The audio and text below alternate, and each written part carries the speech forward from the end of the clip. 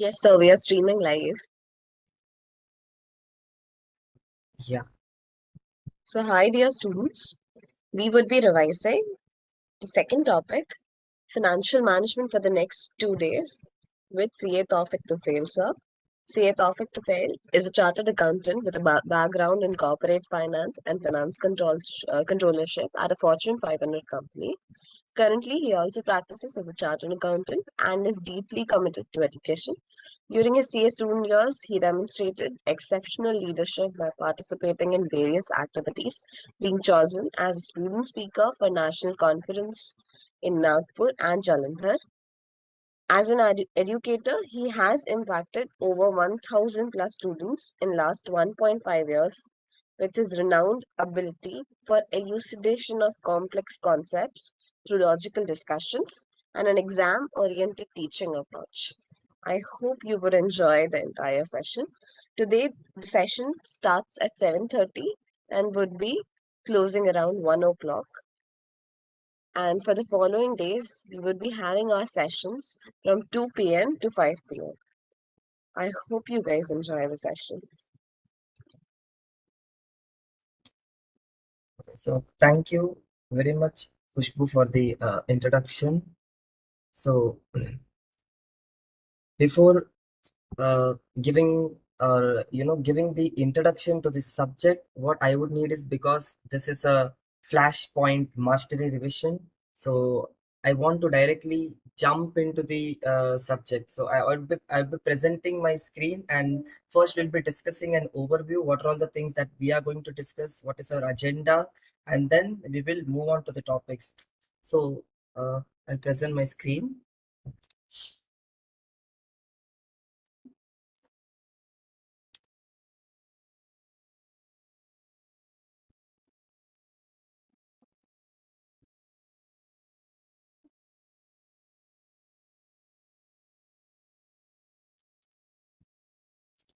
Okay. So I will start with the first thing, saying this: financial management at CA interlevel, it is very easy. So I would like to repeat, financial management is very easy. People may be feeling it difficult that financial management are having a lot of formulas, we are having a lot of problems, but we will discuss in such a manner that you would not be able to, like, you should not mug up even a single formula in financial management. So I'll make sure that you're not mugging up even a single formula, and we will be discussing all the formulas logically. That is the first point that I want to tell you. Second point is that whenever we are studying financial management, we always have to have a two-sided approach. The first thing should be, whenever we are learning something, first we should learn as if we are seeing the concept, and second we should direct our approach to exam oriented approach, and then just we have to see how problems will be there and how problems are coined in the examination and how we have to tackle those problems. So we'll be focusing on both the aspects. I'll also be giving the conceptual clarity regarding different topics, and I'm also be doing a few important problems just to have an idea, or just to have a touch that how examination questions are coined and how we have to solve those problems. And I always say that before solving the problem, the approach of the problem should be very clear in your mind. Once the approach of the problem is clear in your mind, the solving problem part becomes very easy. It is not that you have to learn how to solve the problem. You have to learn how to approach the problem, then solving becomes the byproduct of it. Second thing, financial management, you have a lot of topics in financial management, so you will be having different chapters. So all the chapters are linked to each other. So financial management, because why we say it is a practical subject, because financial management is, this subject is heavily used in practice. This subject is heavily used in practice also, and this subject is heavily used in your personal life also. Now, and yeah, this discussion would be like, we will have a very concise, we will have a very crisp discussion. We'll not be going very in depth into the topics. We will be having a crisp understanding of all the topics, so that you would be having a touch through all the topics, and it will be comfortable for you before the examination of how to handle all the topics in 1.5 days, and also how to solve the problems. Okay, so now when we are talking about financial management as a subject, so financial management is actually an entire course in itself. Like we are having a course of CFA, or that is completely for financial management. So it is a complete course in itself, but in that course, okay, a few topics are actually chosen for CA intermediate. We are having total 9 chapters in financial management new syllabus. Previously we were having 10 chapters, so one chapter is removed. So we are having total 9 chapters in financial management. I will just write down it so you will get to know that the scope of whatever we are going to study. So intro to financial management, it is like a theory part. Second is types of financing. Types of financing, again a theory part. So both are the theory part discussions. Then we will be discussing leverages. Fourth one is ratio analysis. Both these chapters are related to ratio analysis. Both these chapter leverages are also some kind of ratios. Ratio analysis is also ratio analysis of financial statements. So both are related to ratios, and financial management concepts are not heavily used in these both chapters. Then we will be discussing investment decisions, financing decisions. So in financing decisions, we are having capital structure decisions, cost of capital.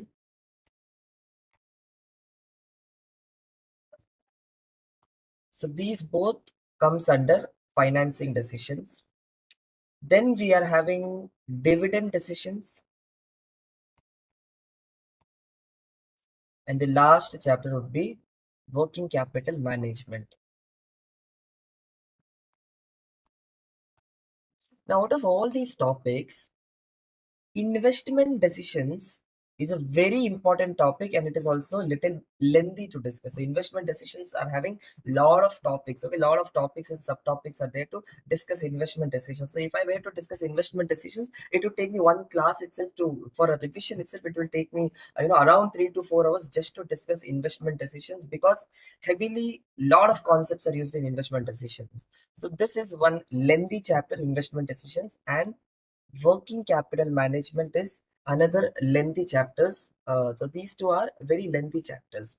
So leverage analysis, ratio analysis, capital structure decision, cost of capital, dividend decisions, all these are very small kuti chapters, completely calculative for exam perspective. So in exam perspective, if you know, okay, if you know, or if you have solved a lot of problems in these chapters, then you can easily able to handle all the chapters, this leverages, ratio analysis, capital structure, cost of capital, and dividend decisions.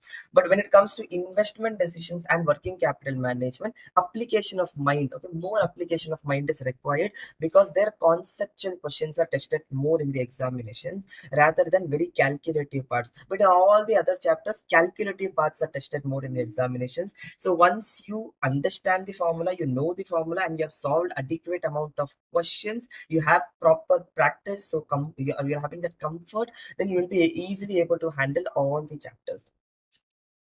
Okay, now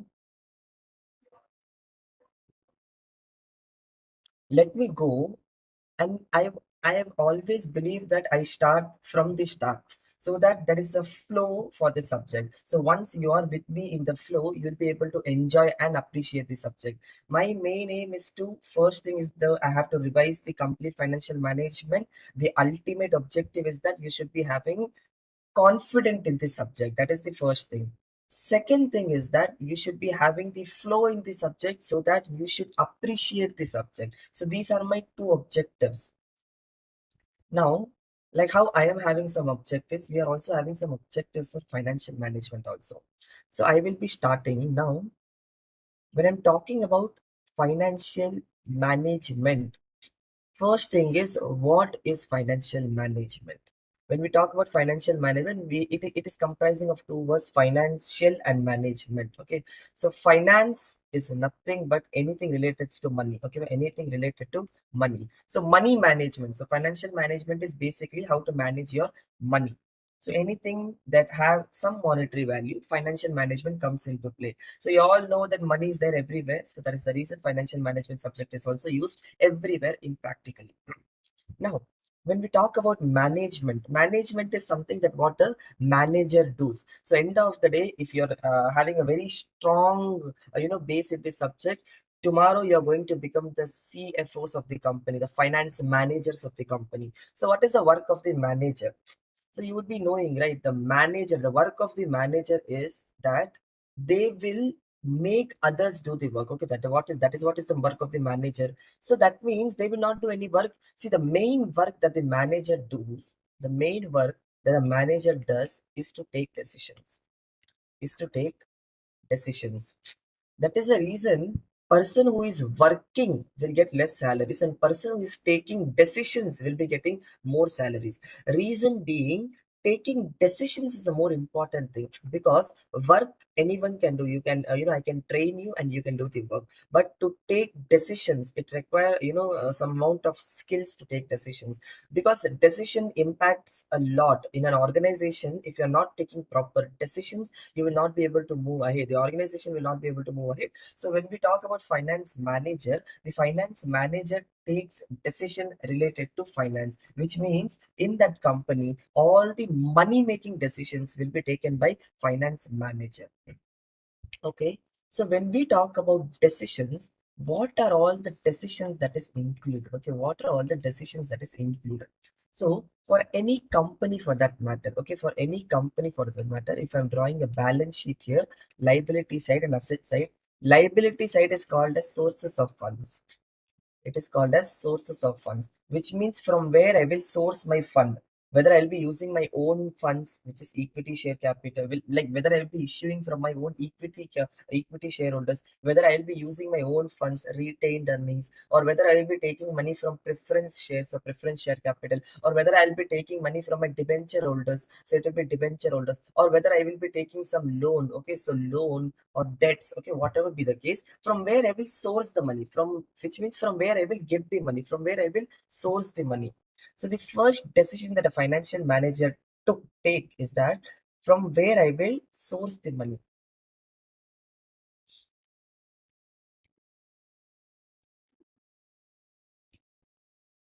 So this decision is called as financing decision.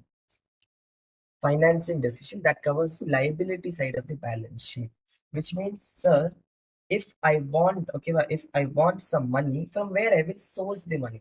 Now, after sourcing the money, you will be investing the money. So another, the asset side is called as application of funds. Okay. Now, when I'm talking about application of funds, for example, you're having a project, okay, you want to invest in some business, and for that, you would need an investment of 100 crore rupees. So, using that 100 crore rupees, you will be purchasing fixed asset, land, building, all this, you will be purchasing for 100 crore rupees. This is investment in the business. So, this investment you will be sourcing from somewhere. So, these 100 crores you will be sourcing from all these different types of sources. You'll be sourcing 100 crore rupees, and this 100 crore rupees you will be investing in the asset, that is application of funds. So the second decision is that the finance manager took is where I should invest the money. Okay, where I will invest the money, like where to put the money. Okay, where to put the money, like from where to get the money, from where to source the money. Second thing, once I source the money, where to put the money, that is called as investment decisions.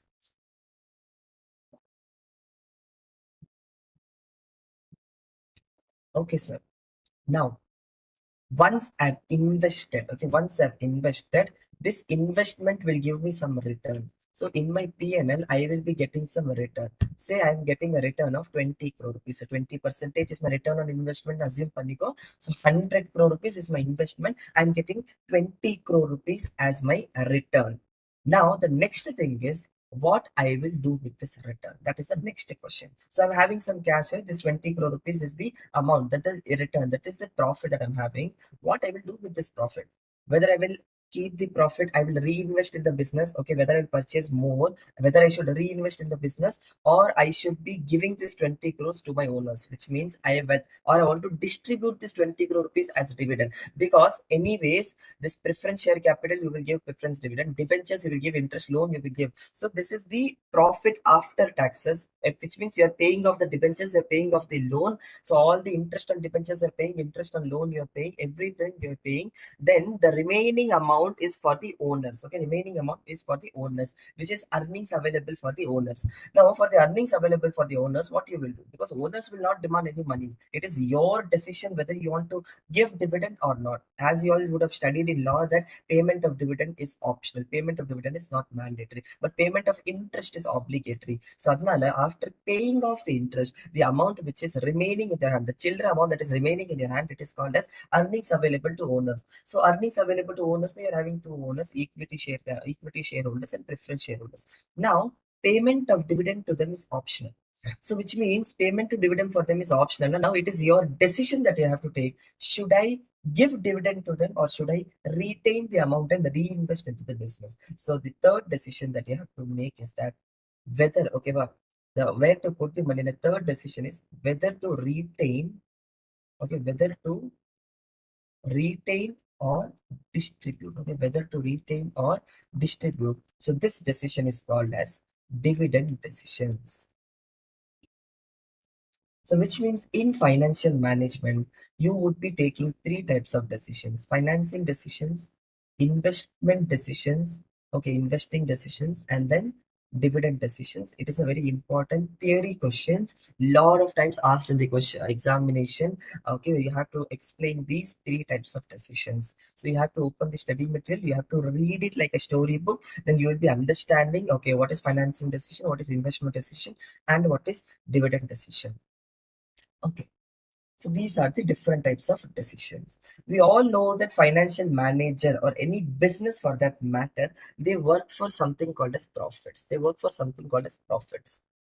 So which means their objectives, okay, the objective for financial management. Okay, so we have one objective, which means they want to earn profit, which means they want to maximize their profit. So these three decisions should be taken in such a manner that your objective is achieved. And what is your objective? You have to maximize your profit. Okay. Now, maximizing your profit is a traditional way of thinking, because previously, if people are only focusing on your profit, now it doesn't mean that profit and shareholders' wealth is having a direct connection. So there are chances also that even if your company is loss making, still you're having value, still you're creating value for the shareholders. You can see the price of Zomato. Zomato is a loss making company, but still shareholders are earning money out of it. Still Dipender Goyal, the founder of Zomato, is still earning a lot of money. So why? So they are not maximizing, they are not focusing on the objective, which is maximizing the profit. In fact, they are focusing on the objective, which is maximizing the wealth.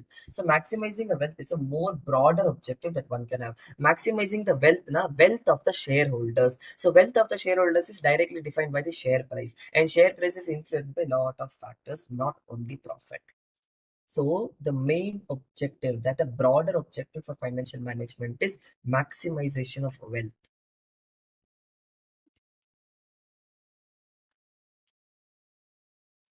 So we have twofold objectives for financial management. First one is maximize your profit, and second one is maximization of wealth. So you have to take the decision in such a way that you are achieving, okay, that you're properly achieving those objectives. So these three decisions you have to take in such a manner that you're maximizing your profit also, and also your wealth is getting maximized. So financing decision, investment decision, and dividend decisions. Okay.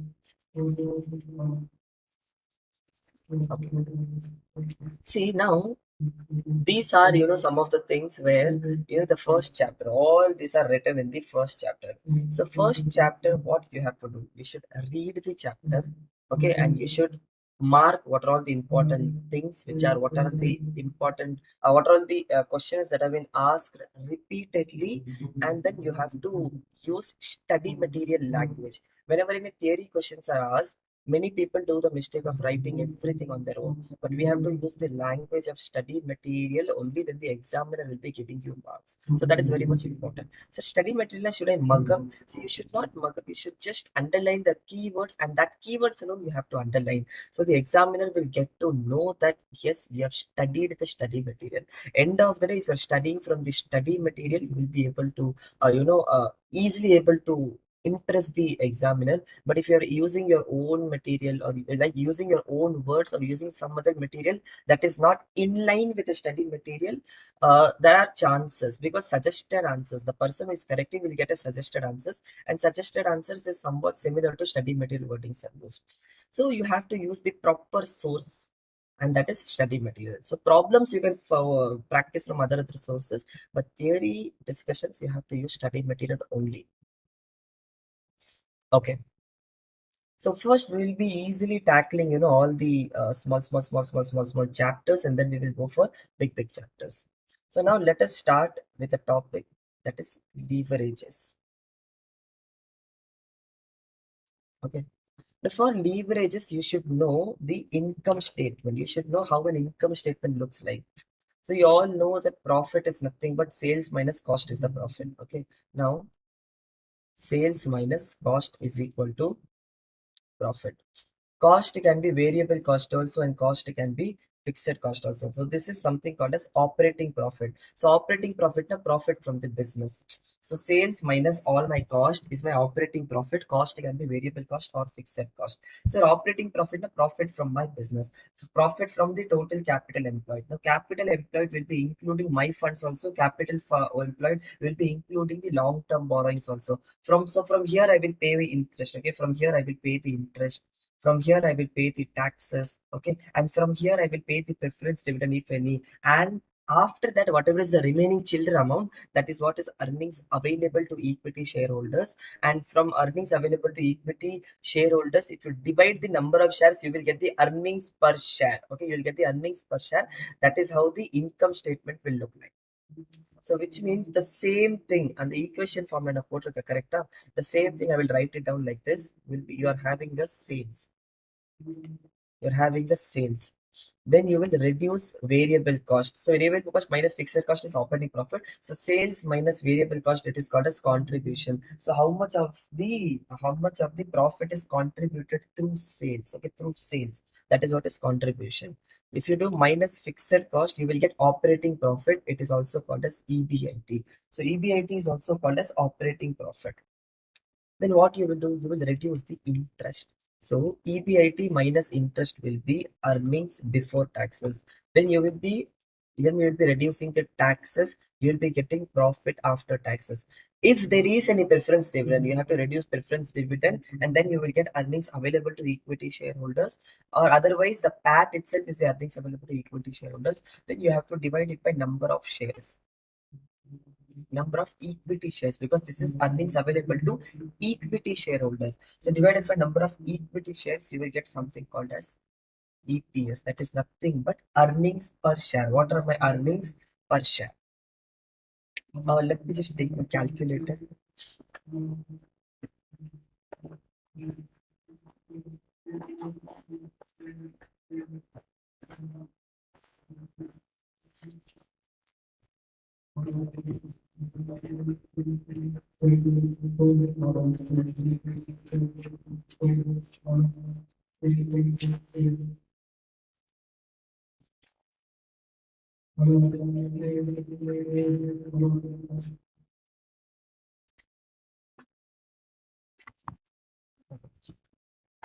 Just one moment, I'll just get my calculator. It's not much.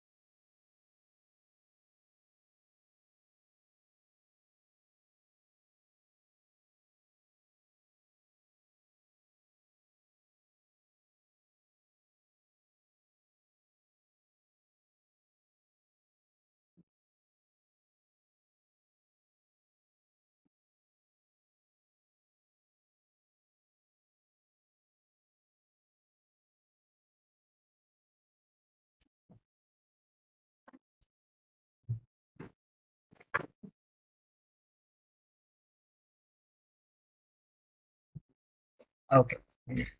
So I didn't find a calculator. Maybe that is kept in office. So anyways, no issues. We have our own calculator, which is Excel. So we can use Excel.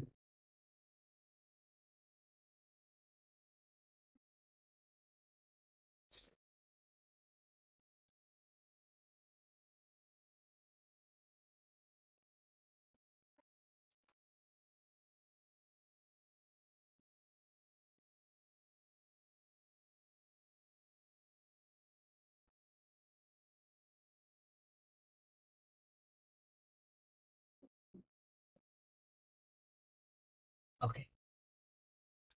So let me take an example. Okay. Let me take an example first for you to explain the income statement.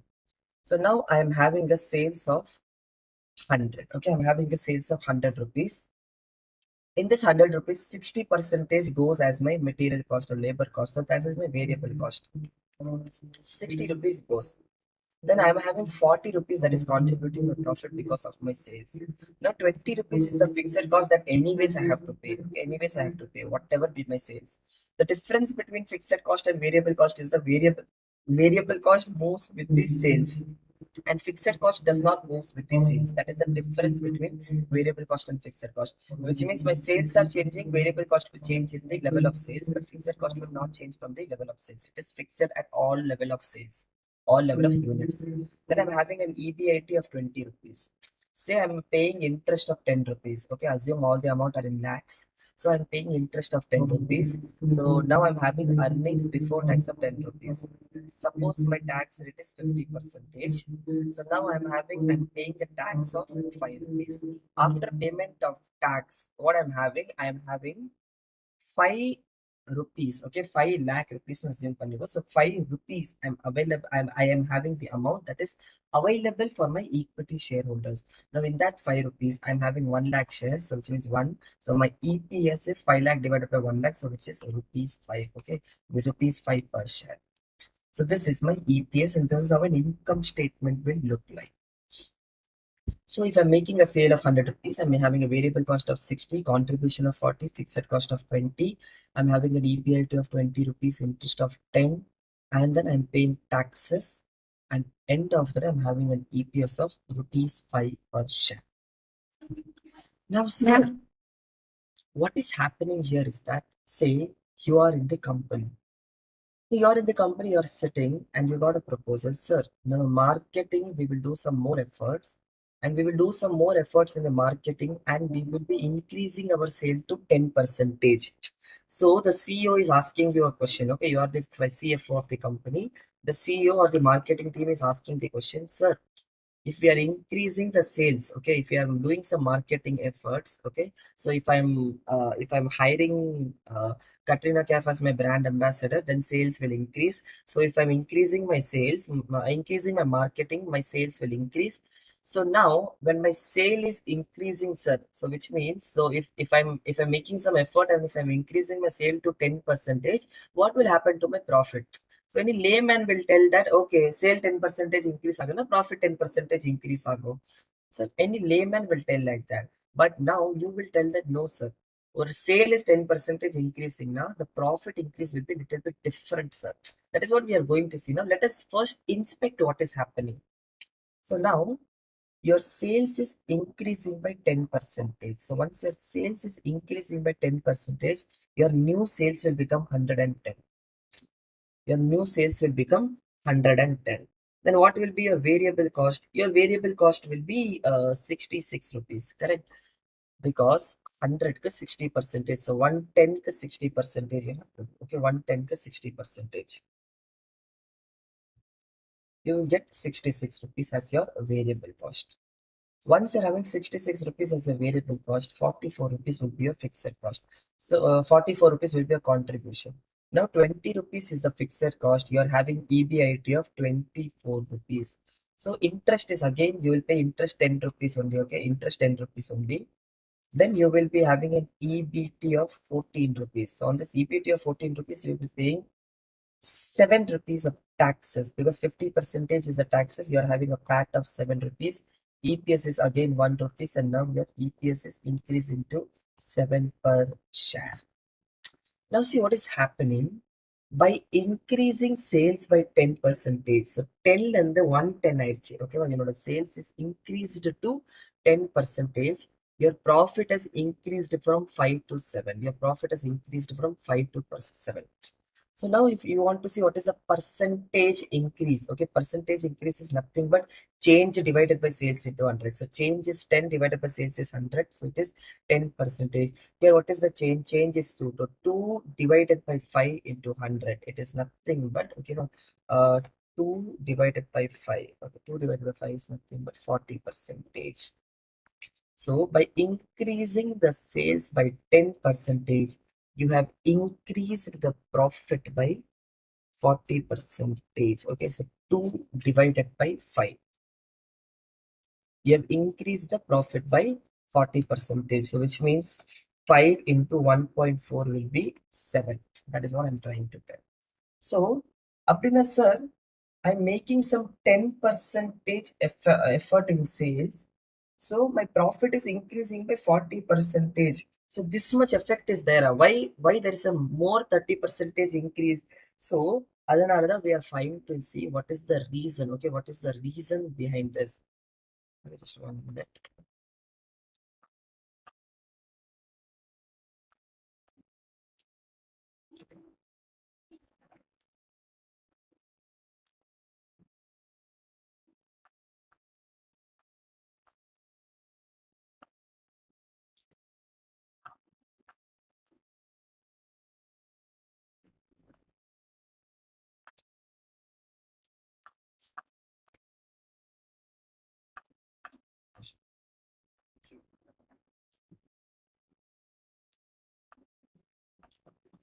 Okay, okay. So now let us analyze what is happening. Okay, let us analyze what is happening. So here if you see, okay, here if you see, you are having a percentage change of 10 percentage. Here if you see 60 to 66 percentage, what is the percentage increase? It is 10 percentage. So 10 percentage has increased. Okay. So here how much it has increased? This has also increased to 10 percentage. So 4 divided by 40 into 100. How much increase in there in fixed cost? Zero increase in 0 percentage increase in fixed cost. So now what is the increase in EBIT? So 4 divided by 20. Just see divided by 4 divided by 20. You are seeing my EBIT is increasing by 20 percentage, which means something is happening, sir. Now sales increase panna, my variable cost also increased, my contribution also increased, fixed cost it is fixed, so that is the reason I have not increased. So EBIT has increased to 20 percentage, so enlargement okay, so now interest is not increased. So when I see my EBT, it is increased by 40 percentage because 4 divided by 10 into 100. My taxes has also increased by 40 percentage. My PAT is also increased by 40 percentage. My EPS has also increased by 40 percentage. So now you have to see where the problems, I mean, like from where it is changing. So if you say 10 is becoming 20, which means something is happening here. So something is happening here because of this something, this 10 is becoming 20. Same way, something is happening here. Something is happening here because of which this 20 is becoming 40. Then this 40 is remaining constant. So now you know that this change is happening because of these two reasons. Because of these two reasons. Now, if you inspect what is happening here is that both of them are fixed cost. Both of them are fixed cost. One is operating fixed cost and one is a financial fixed cost. Okay. So which means now you know that the reason for leverage, okay, the reason for leverage is fixed cost that you have identified.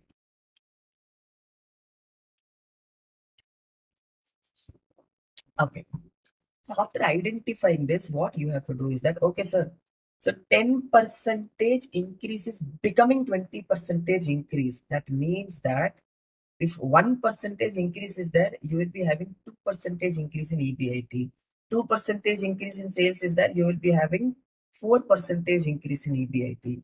That means that one time, okay, like one time increase in sales is having 2 time increase in EBIT. So I can tell that my leverage here is, okay, my leverage here is 2 times. Okay, I can tell that my leverage here is 2 times. I'm having 2 times of leverage here. And this leverage is called as operating leverage because this leverage is happening because of operating fixed cost. So this leverage is called as operating leverage. Okay. Now, sir, this 20 percentage is becoming 40 percentage here. So which means again there is a 2 times of leverage which is happening. Okay. So 1 percentage increase is having 2 percentage increase. 20 percentage increase is having 40 percentage increase. So which means again I'm having a leverage of 2 times, and this leverage is happening because of the financial fixed cost. So this is called as financial leverage. Now, 1 percentage increase in sale is actually having 40 percentage increase in EPS. Now you just have to see both. So once you're connecting the sales and EPS, you're getting 4 times leverage. So 1 percentage increase is happening 40 percentage increase. Adhanala 10 percentage increase is having 40 percentage increase. So here you're having the 4 times leverage. And this 4 times leverage is happening because of a combination of operating fixed cost and financial fixed cost. So this leverage is called as combined leverage. So how you calculated it's 2 times, sir? It is nothing but percentage change in EBIT. Okay, percentage change in EBIT. You have just did the percentage change in EBIT and divided it with percentage change in sales. That is what 20 percentage divided by 10 percentage. You got the leverages 2 times. ஓ அப்படிதான் நீங்க calculate பண்ணிருக்கீங்க. ஆமா sir, percentage change in EBIT divided by percentage change in sales. Sir, we can use variable cost also, contribution also, sir. You can use percentage change in EBIT divided by percentage in variable cost also. You can use percentage change in EBIT divided by percentage change in contribution also. But sales is the first thing that is linked. So அதனால I'm using the formula percentage change in EBIT divided by percentage change in sales. So examல twist பண்ணி கேக்குவாங்க, contribution கொடுத்துருவாங்க, students confuse ஆயிடுவாங்க. Sir, நம்ம ஃபார்முலால contribution percentage change in EBIT divided by percentage change in sales தான் sir படிச்சிருக்கோம். But unless you're conceptually clear, you won't be knowing that percentage change in contribution is also same. So you can also use percentage change in EBIT divided by percentage change in contribution. அப்படி ஒரே ஒரு question மட்டும் உன்னோட ICAI மெட்டீரியல்ல இருக்குது. ஒரே ஒரு question, not even material. Okay, somewhere it is asked a question like that. Many students got confused. Sir, now how you calculated the financial leverage 2 times, sir? So financial leverage 2 times the end. Okay, by end where it is ending, EPS it is ending here, correct? So what you're doing, percentage change in EPS, you're dividing it by percentage change in EBIT. So two numbers are linked, EBIT and EPS. So 40 percentage, you're dividing it by 20 percentage, you're getting 2 times, which is called as financial leverage. So a combined leverage, you're linking EPS and sales. So 40 percentage divided by 10 percentage, you're getting 4 times leverage. That is what is combined leverage 4 times. So that is how this formula is come. Okay, that is how this leverage formula is come. Are you all with me? Okay. So now, அப்படின்னா percentage change in EBIT divided by percentage change in sales is operating leverage. Percentage change in EPS divided by percentage change in EBIT is equal to financial leverage. And percentage change in EPS divided by percentage change in sales is equal to combined leverage. So இங்க EPS க்கு பதிலா நான் PAT use பண்ணலாமா? ஆமா use பண்ணலாம். இங்க EPS க்கு பதிலா நான் EBIT யூஸ் பண்ணலாமா? ஆமா யூஸ் பண்ணலாம். ஓகேவா? But I'm linking the last one. So now you got the first set of formulas: operating leverage, financial leverage, combined leverage. So the first set of formulas that we got is percentage change in EBIT divided by percentage change in sales. First set of formula. Second set of formula, percentage change in EPS divided by percentage change in EBIT. அப்படின்னா sir third formula, percentage change in EPS divided by percentage change in sales. So once you see this clearly, you multiply operating leverage and financial leverage. EBIT will cancel. You will get percentage change in EPS divided by percentage change in sales. That is what is combined leverage. So combined leverage can also be calculated as operating leverage into financial leverage. Okay, sir. So first set of formula is done. So this is the change formula. Okay, this is what is the change formula. But you can also calculate leverage directly from the numbers itself. It is nothing but the numerator divided by numerator minus fixed cost. Okay, so this is the logic, because leverage is happening because of fixed cost. Numerator divided by numerator by fixed cost. I am not showing you the complete derivation of it. So logical it is happening because of leverage, because of fixed cost. So numerator divided by numerator minus fixed cost. So numeratories are the contribution divided by contribution minus fixed cost. So the formula is contribution divided by EBIT. Here the numerator is okay EBIT. Okay, EBIT divided by EBIT minus interest, because interest is the fixed cost. So I can write formula as EBIT divided by EBT. The next formula is operating leverage into financial leverage. After EBIT cancel out, you will get contribution divided by EBT. So now you know six formulas. Okay, now you know six formulas. First is percentage change in EBIT divided by percentage change in sales, percentage change in EPS divided by percentage change in EBIT, percentage change in EPS divided by percentage change in sales. The contribution divided by EBIT, EBIT divided by EBT, and contribution divided by EBT. These are the six formulas of leverages. And six formulas, easily you will be able to handle all the questions. Okay. Just give me 2 minutes break. I'll be back, and then what we'll be doing is we'll be doing some problems for leverages. Okay, I'll be back in 2 minutes.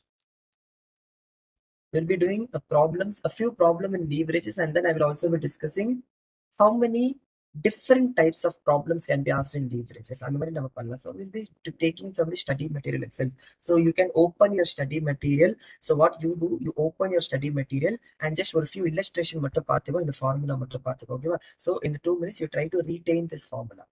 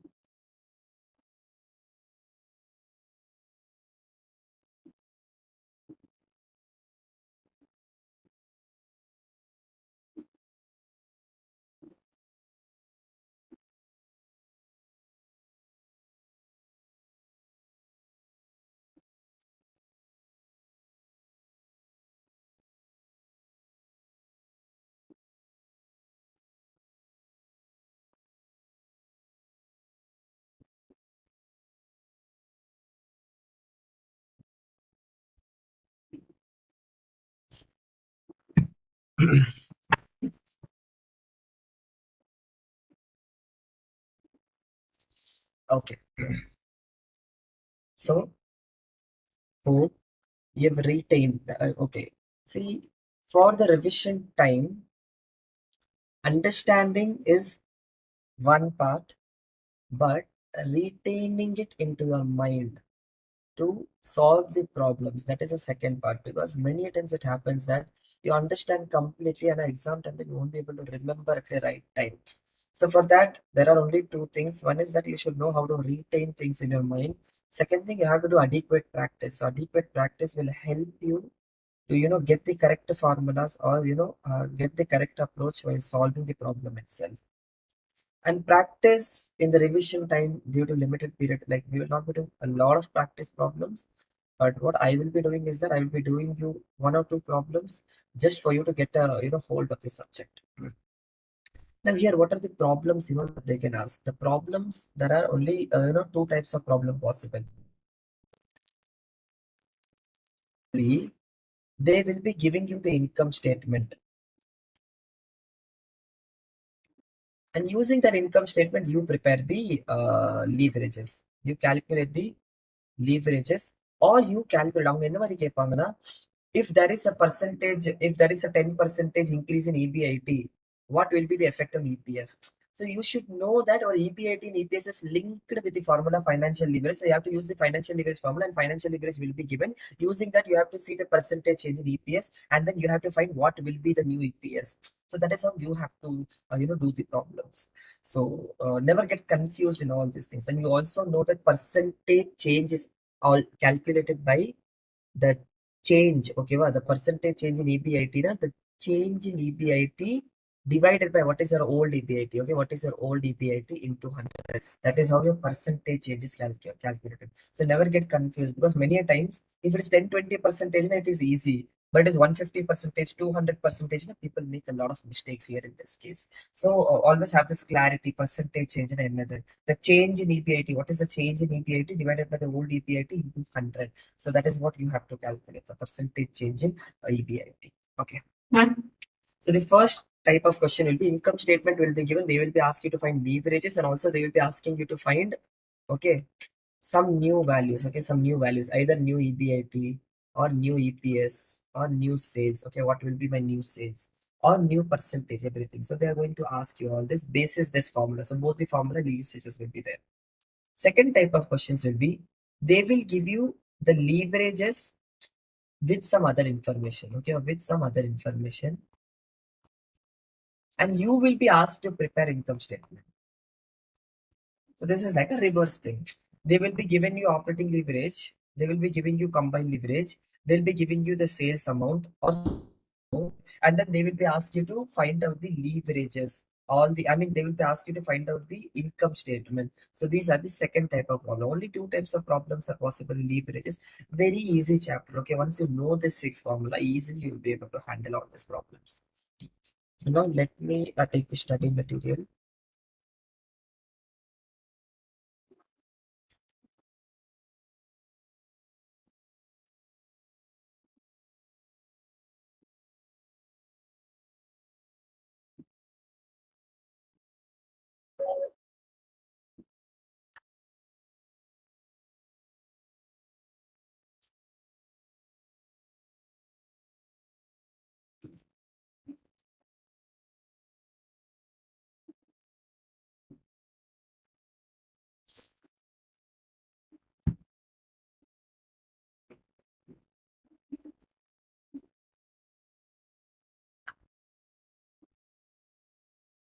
So I'm taking a new updated study material.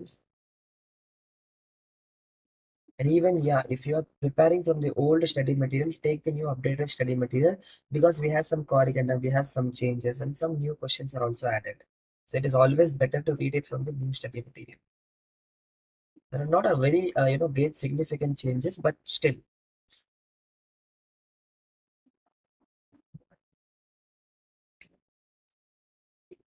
Oh, I'm doing dividend decisions. I'm doing leverages.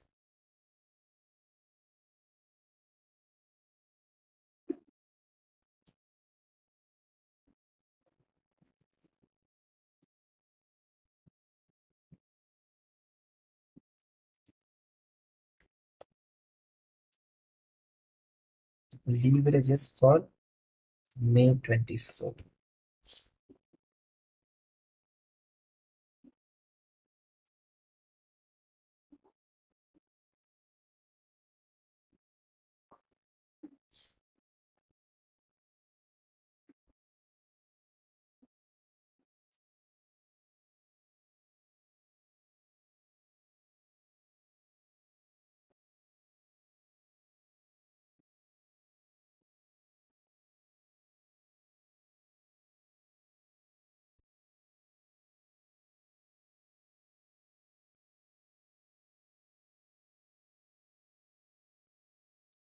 Okay.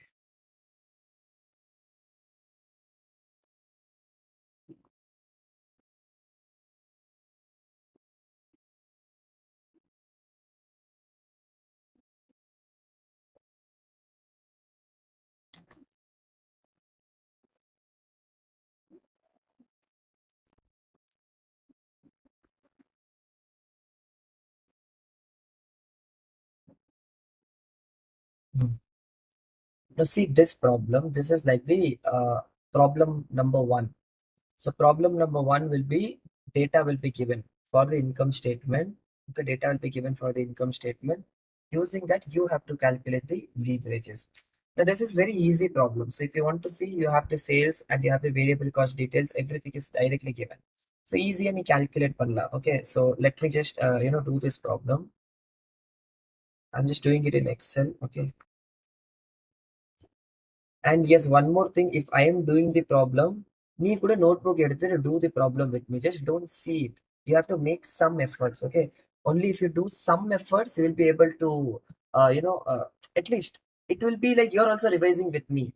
By just seeing it, you're thinking that you're comfortable with the subject, but you are not, okay? Make sure you're not. So listen to me, take out your notebook, have that effort, okay? And do the problem with me.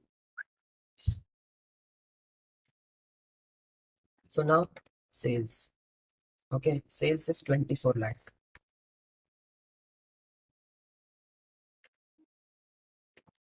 So sales is 24 lakhs minus variable cost. So you know apply minus variable cost. So variable cost is 50 percentage. So 50 percentage of sales. Abhi panam bote it is nothing but point away 0.5. 0.5 of sales. So it is 12 lakh rupees.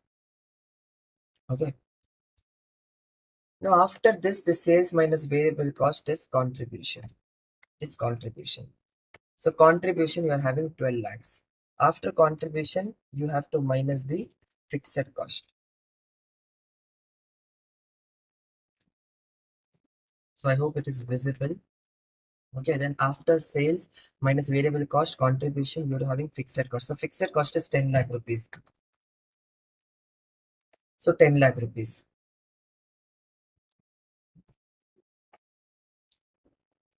Now sales minus variable cost, okay, minus fixed cost. You are having EBIT. So EBIT is here 2 lakh rupees is your EBIT. So after EBIT, I have to pay interest. I have to pay interest. Sir, what is the interest amount? So 10 lakh rupees is borrowed and 10 percentage per annum is the interest. So 10 lakh into 10 percentage is 1 lakh. So 1 lakh rupees is the interest. Okay, sir. So 1 lakh rupees is the interest. So EBIT minus interest is nothing but EBT. So what is my EBT, sir? Your EBT is 2 lakh minus 1 lakh, which is 1 lakh rupees. Now after EBT, what is the next thing? I have to reduce the taxes.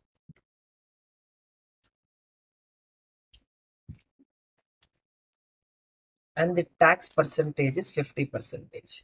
So which means this 1 lakh, okay, into 50 percentage I have to do, right? I have to reduce it. So into 0.5 pona, I am getting 50,000 rupees. So once I'm reducing the taxes of 50 percentage, I'm getting something called as profit after tax, or it is also called as earnings after tax. So it is 50,000. Now what I have to do is I have to see how many number of shares I'm having. I'm having the number of shares is 10 lakh rupees is the share capital and rupees 100 is. So number of shares is 10,000 rupees. So divided by, okay, you have to divide this by number of shares.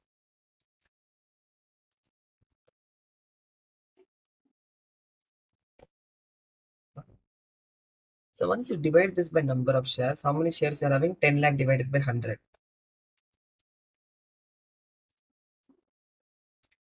So you are having 10,000 shares. And this is what is EPS. EPS is nothing but PAT divided by number of shares. So this is your EPS.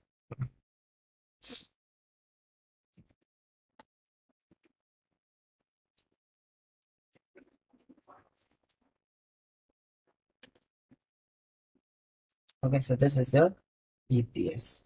So this is what an income statement will look like. Particular amounts, so sales minus variable cost, all the numbers.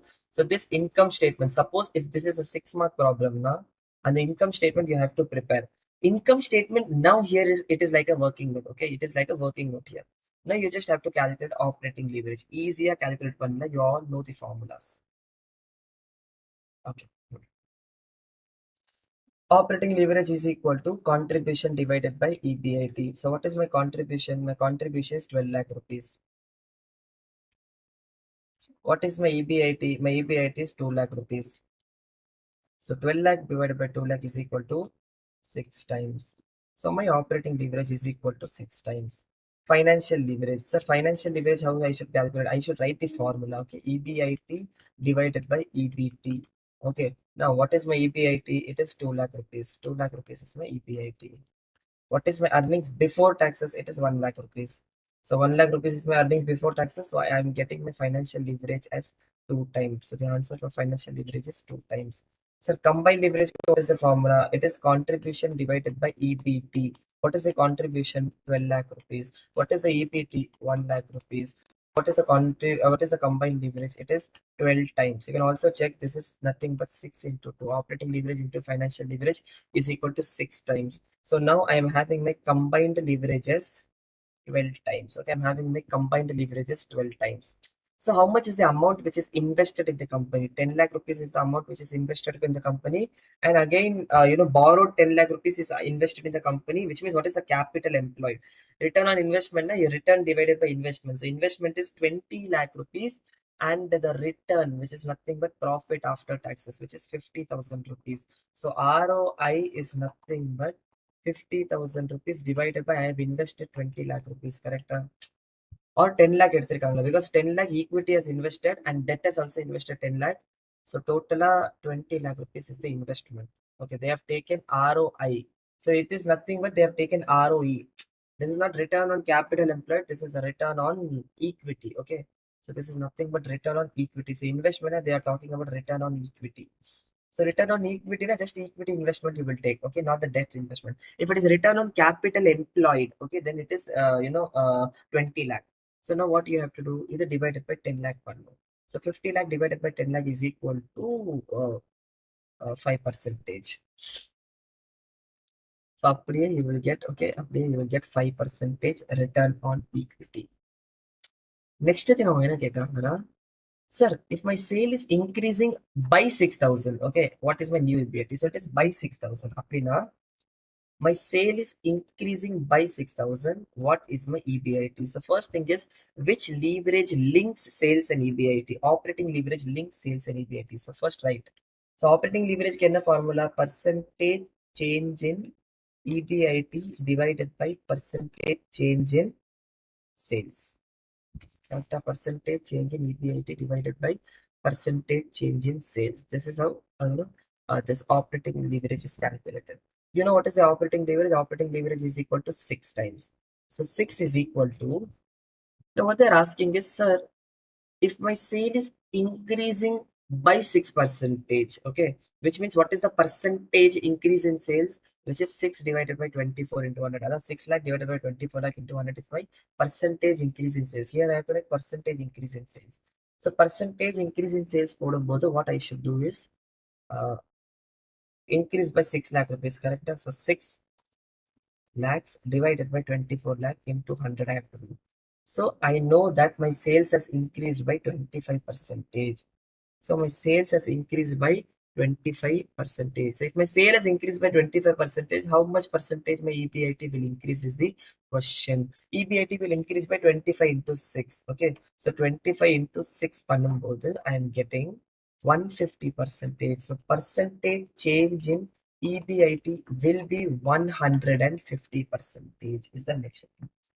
Okay, sir, which means my EBIT should increase by 150%. And what they are asking, they are not asking percentage change in EBIT, they are asking new EBIT. So they are asking the delta EBIT, the change in EBIT. What is my new EBIT they are asking. So for new EBIT, first you should find out the change in EBIT, correct? And then you have to add that.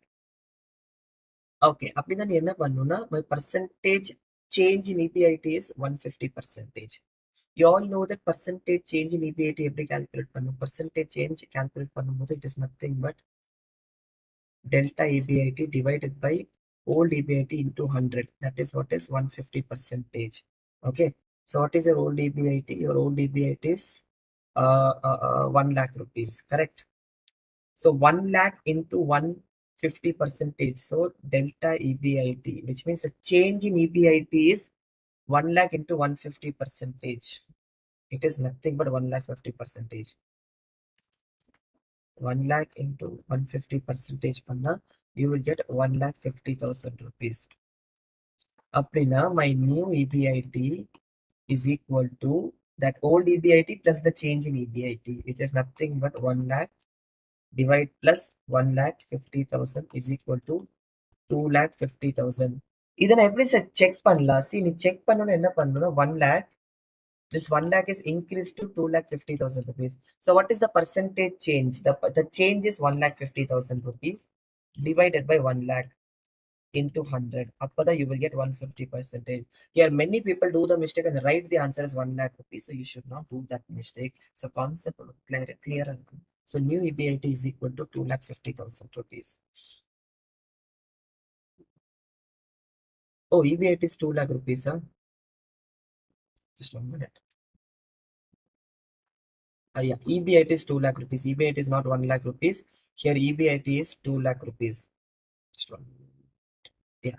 So 2 lakh into 150%. Okay, 2 lakh into 150%. Sorry, I just missed it. So it is 3 lakh rupees. So this is 3 lakh rupees. So 1 lakh plus 3 lakh rupees, you will get 4 lakh rupees.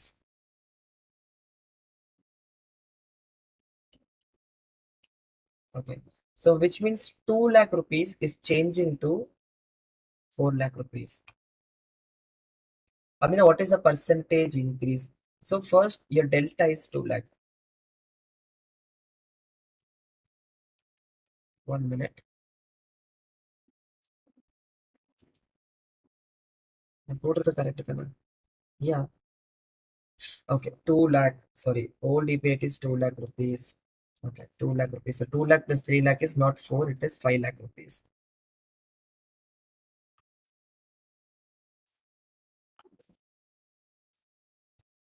It is 5 lakh rupees. So the 2 lakh plus 3 lakh is equal to 5 lakh rupees. 2 lakh is increasing to 5 lakh rupees. So which means 3 lakh divided by 2 lakh into 100, you are going to get 150%. Okay. So I took the EBIT amount as 1 lakh rupees. That is the reason I got the answer. But the EBIT amount is not 1 lakh. It is 2 lakh rupees. Okay. That is what is the thing. Okay, sir. Now this is clear. Okay. Now this is clear.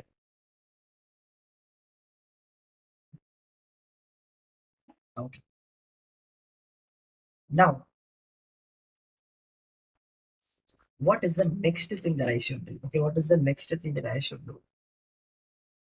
After finding leverages, okay, after finding leverages, but here there are no questions. So if you do any questions like that, all the questions are very easy. Here there is only one point is there. இங்க interest இங்க இருந்து கூட calculate பண்ணலாம், or அவங்க financial leverage கொடுத்திருப்பாங்க. financial leverage வச்சுட்டு கூட நீ interest calculate பண்ணலாம். But you have to first calculate the interest from financial leverage. The balancing figure is other interest. Okay, and what you have to do, don't calculate interest from here. Whenever financial leverage is given, first preference should only be given to the financial leverage. So financial leverage வச்சுட்டு find out the interest, and you will get that the interest from financial leverage is this much, which is 4,44 plus 88,160. That is what will be the interest. And then you will get this 88,160 as other interest, okay, as other fixed interest.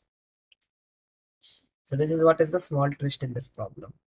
So all the other problems, next one, as I said, leverages will be given, and then they will be asking you to find out the income statement. So income statement, in an income statement amount kepanga. That is what you have to do. Now sir, leverages வச்சுட்டு நான் எப்படி sir interpret பண்ணலாம்? See, now the last thing, interpretation of leverages.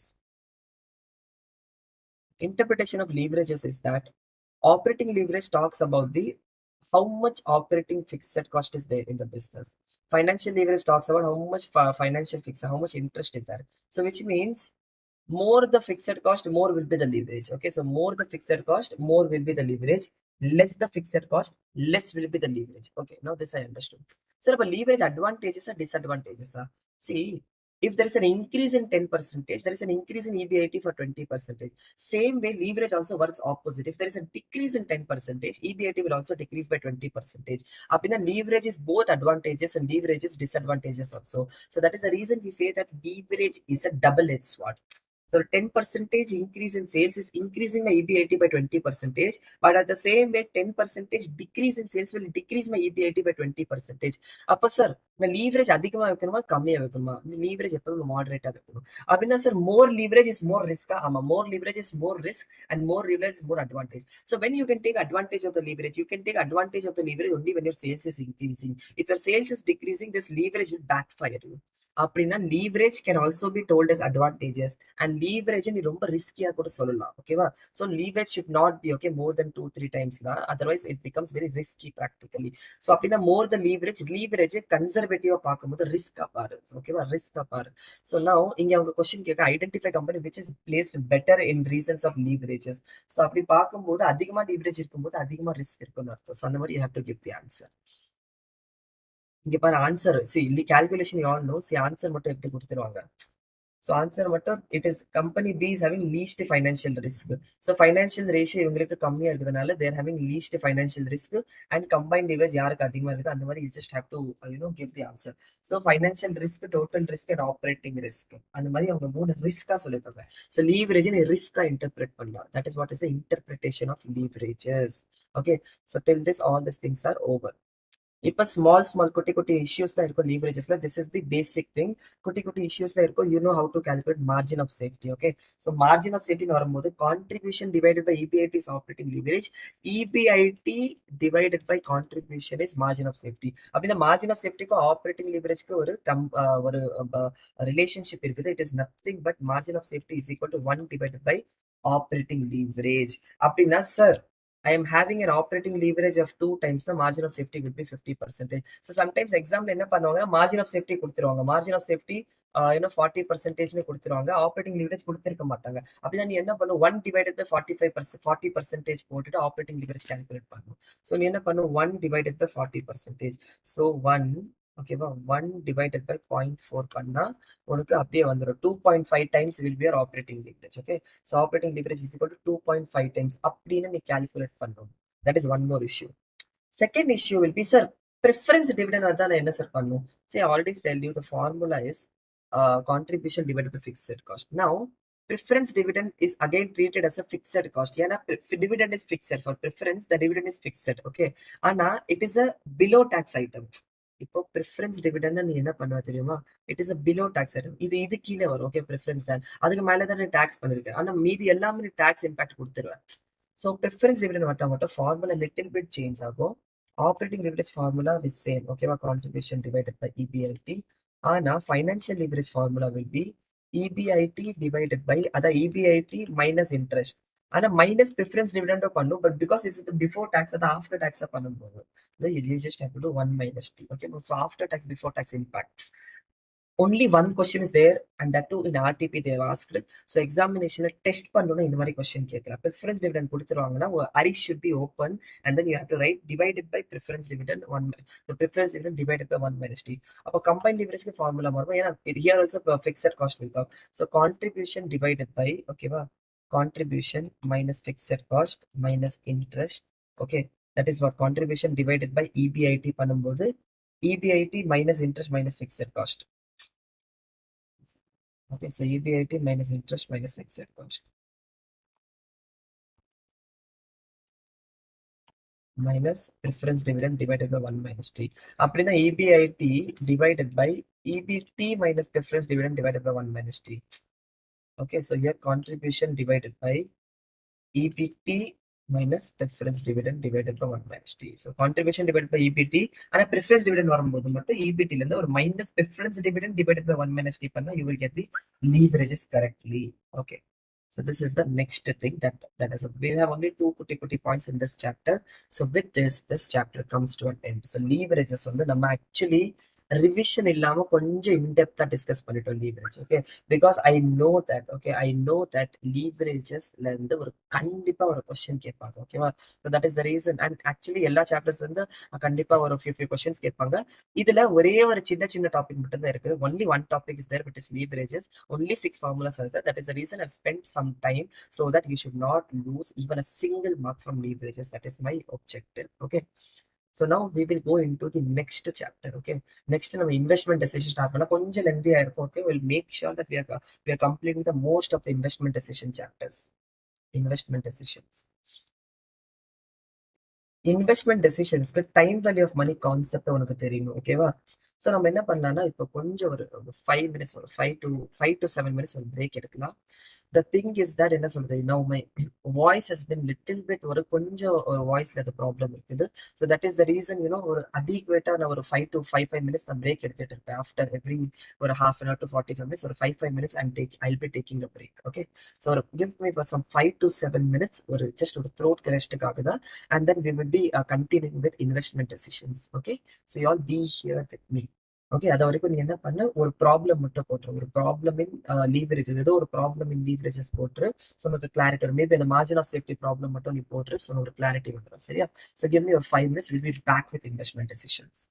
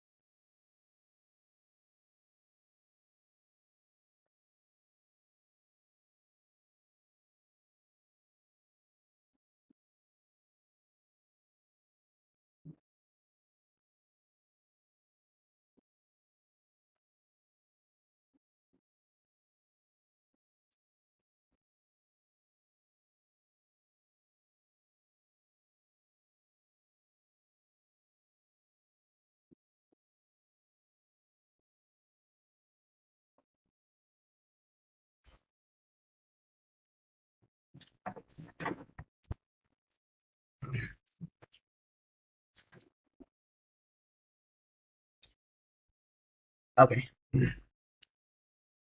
so welcome back, and now we will be discussing investment decisions. Now, investment decisions is a chapter where definitely, 100 percentage a question will come, but we're having a lot of concepts in investment decisions. So it is really difficult to pick what type of questions can come, but usually NPV question comes. Now we're having a lot of techniques, okay, for investment decisions. நம்ம one by one எல்லாமே discuss பண்ண போறோம். Now, before going into investment decisions, what I want is that you should know the concept of time value of money. Time value of money, like you should know how to discount cash flows. Okay, you should know நம்ம ஒரு cash flows எப்படி discount பண்றது. So அதுக்கு you should be knowing how many different types of cash flows are there. You have single cash flow, you have annuity cash flows, you have multiple uneven cash flows, you have multiple uneven cash flows, then you have perpetual cash flows, and then you have growth perpetual. Okay, but growth perpetual. Sir, இது என்ன sir நீங்க cash flow பத்தி ஏதோ discuss பண்ணிட்டு இருக்கீங்க, இந்த text புக்ல இல்ல sir. See, this is not in the textbook. This is something that you have studied in the foundation. நான் அதை கொஞ்சம் டிஃப்ரெண்டா உங்களுக்கு சொல்லி தரேன். So you have studied already, these things in the foundation, but ஒரு clarity இருக்கணும். Okay, you should be having that clarity. அப்பதான் you'll be able to understand the concepts of investment decisions. Every time in financial management, okay, you will not be using profits. Instead, you will be using cash flows, because cash flows are more superior than profits. Profits cannot be compounded or discounted. Cash flows can be compounded or discounted. Adhanala we are using cash flows. We will be writing, you know, it like this: year and cash flows. For example, year 2, I'm receiving an amount of 10,000 rupees. So if I'm writing like this now, at the end of year 2, I will be receiving an amount which is called as 10,000 rupees. Abhi I'll be writing. So if there is a single cash flow that I'll be receiving now, I'll be writing like this. This is what is single cash flow. Sir, ஒரு cash flow நம்ம discount பண்ணணும்னா, you should know that the formula. The formula is that the cash flow divided by 1 plus I to the power n. Okay, wow? The future value. Okay, the present value is nothing but the future value divided by 1 plus I to the power n. இப்போ here the I in a discounting rate. Okay, wow? So here let us assume the discounting rate is 10%. Assume பண்ணுவோம். So which means how you have to calculate 10,000 divided by 1 plus I, which is 1 plus 0.1 to the power 2. இது நம்ம எப்பவுமே calculateல எப்படி calculate பண்ணா 1 divided by 1.1 equal to பண்ணா that will be the first discounted, and equal to பண்ணா that will be the second discounting factor. Then you have to do into 10,000. So அப்படின்னா என்ன பண்ணணும்னா, you always have to write like this: cash flows present value factor at the rate 10%, and then discounted cash flows. Okay, and then that's it. This will be the year. So year 2, you're having a cash flow of how much? 10,000 rupees.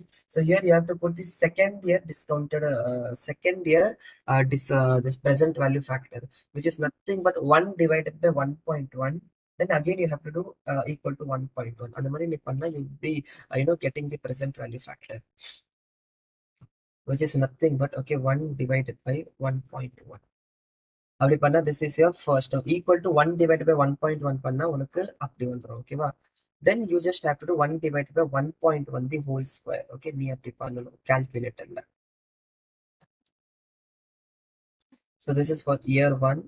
For year 2, it is nothing. Okay, 1 divided by 1.1.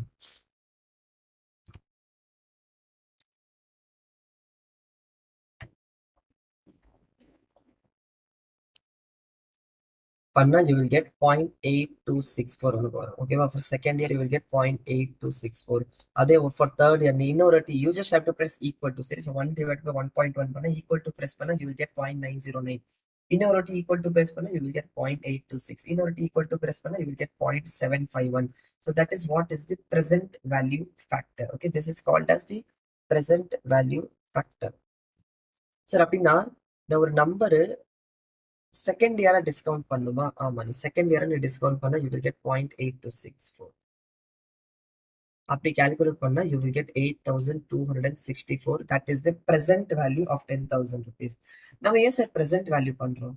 ஏன்னா today's amount is not equal to tomorrow's amount. So tomorrow's அமௌண்ட்க்கு today's amount நீ add பண்ண முடியாது. அதனால தான் நம்ம tomorrow's amount today's amount compare பண்றோம். So tomorrow amount which is future value is converted into present value. This conversion is called as discounting. Sir அப்படின்னா ஒரு கேஷ்ல ஒரு சிங்கிளா இருந்தா நான் அப்படி பண்ணும் சார். சார் ஆன்யூட்டியா இருக்குது sir, which means year cash flow 1 to 10 years I'm receiving 10,000 rupees. So அப்படின்னா நீ 1 2 3 4 5 6 7 8 9 10 அந்த மாதிரி போடுவேன். கரெக்டா? நீ என்ன பண்ணுவேன்னா அதே மாதிரி 1 2 3 4 5 6 7 8 9 10 அந்த மாதிரி நீ போட்டுட்டு இருப்ப. அண்ட் தென் எல்லாத்தையும் அப்படி பண்ணிட்டு லாஸ்டா நீ என்ன சொல்றது, லாஸ்டா நீ என்ன பண்ணுவ, எல்லா இடத்துலயும் 10,000 உனக்கு ரிசீவ் ஆகுது. கரெக்டா? I'm just giving you one way. எல்லா இடத்துல உனக்கு 10,000 ரிசீவ் ஆகுது. So cash flow into the present value factor is called as discounted cash flow. So நீ எல்லா இடத்துல அப்படி மல்டிப்ளை பண்ணிட்டு இருப்ப. So once you multiply this, அப்பதான் you will get an answer which is 61,445. So since I'm doing in Excel, உனக்கு ஈஸியா தெரியுது. ஆனா கால்குலேட்டர்ல பண்ணும்போது it will take you 5 minutes time. ஏன்னா first you have to write the present value factors for all the 10 years. Then you have to multiply it with the cash flows and then you have to add the cash flows. Sir, this is one way of doing. Another way of doing is that 1 to 10 years இருந்தா நீ டைரக்டா கால்குலேட்டர்ல இருந்து calculate பண்ணலாம். அப்படின்னா நீ எப்படி தெரியுமா calculate பண்ணும்? Year cash flow, annuity cash flow இருந்தா that will become present value annuity factor at the rate 10%. ஓகேவா? ஏன்னா single same cash flow you're receiving for the next 10 years.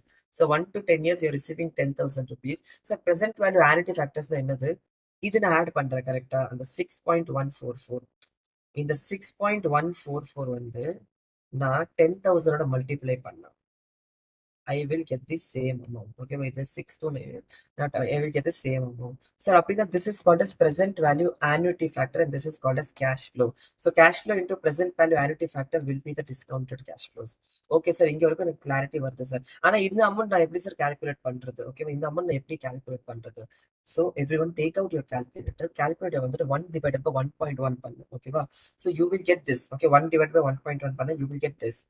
அப்புறமா நீ என்ன பண்ண, ஈக்குவல் டு 10 டைம்ஸ் பிரஸ் பண்ணு. ஓகேவா? டில் இந்த 0.385. So 10 times. So which means ஒரு first second third fourth fifth six seven eight nine tenth உனக்கு வந்துடும். லாஸ்டா நீ GT grand total button press பண்ணா உனக்கு இந்த அமௌண்ட் வந்துடும் 6.144. உனக்கு அப்படியே இந்த அமௌண்ட் வந்துடும். So this is one way of calculating.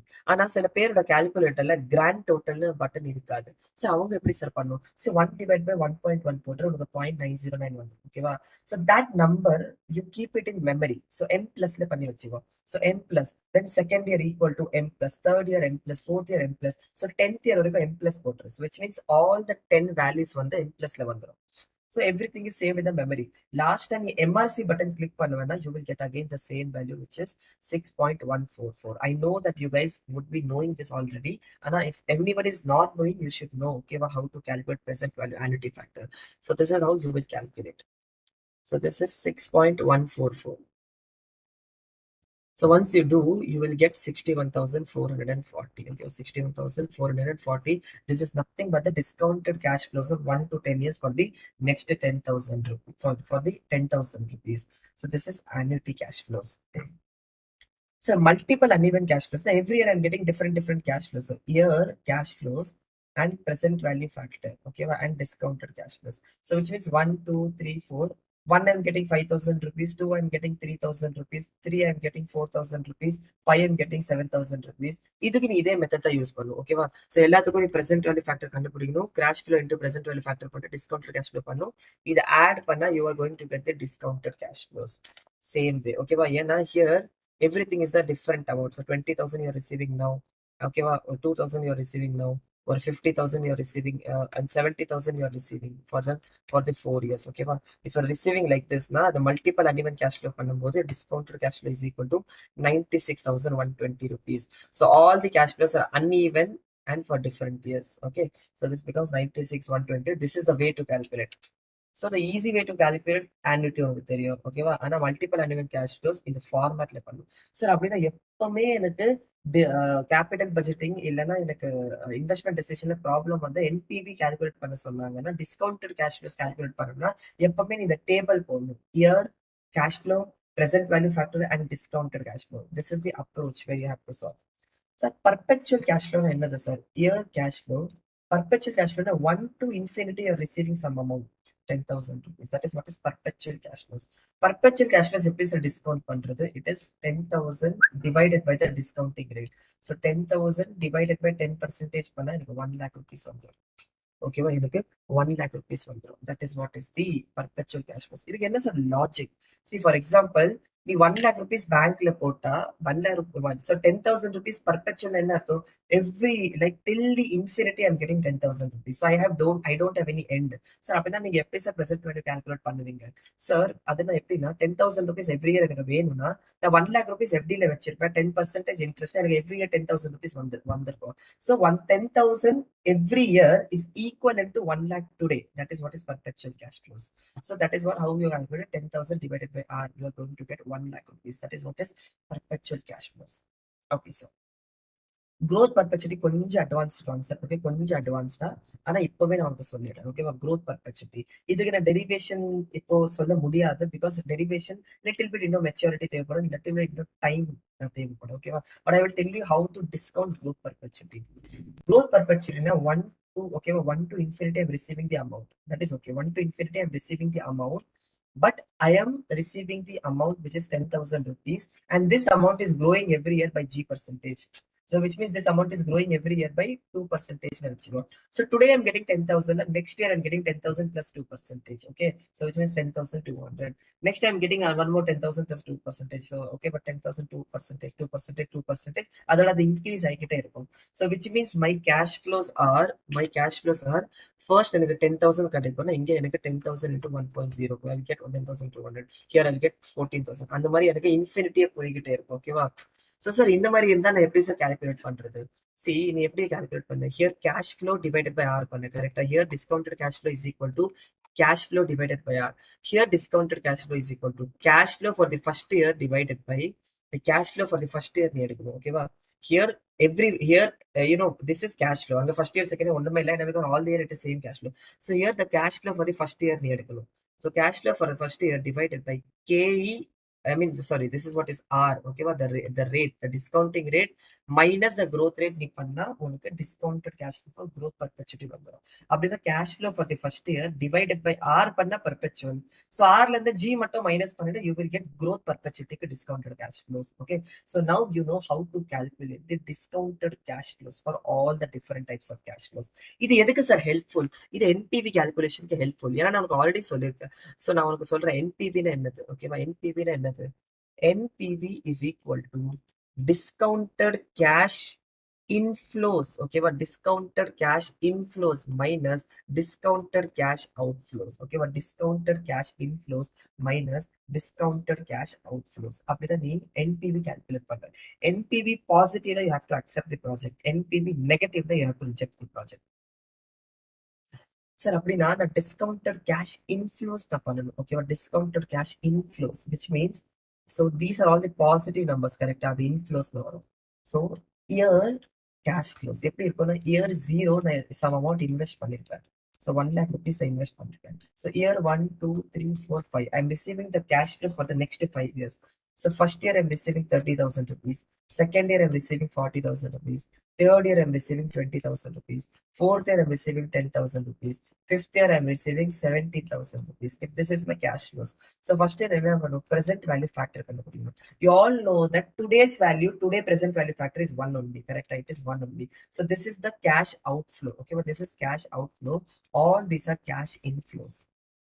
So discounted cash inflows minus discounted cash outflows is equal to net present value. So discounted cash flows. This is the discounted cash outflow, which is 1 lakh. Sir அப்படின்னா 10% தான் இது 0.909 அப்படியே நீ calculate பண்ணணும் சரியா?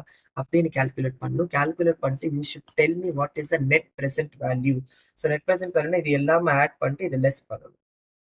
So அப்படியே I will just show you for the next 5 years you're getting the amount, கரெக்டா? So your cash flows is first 30,000.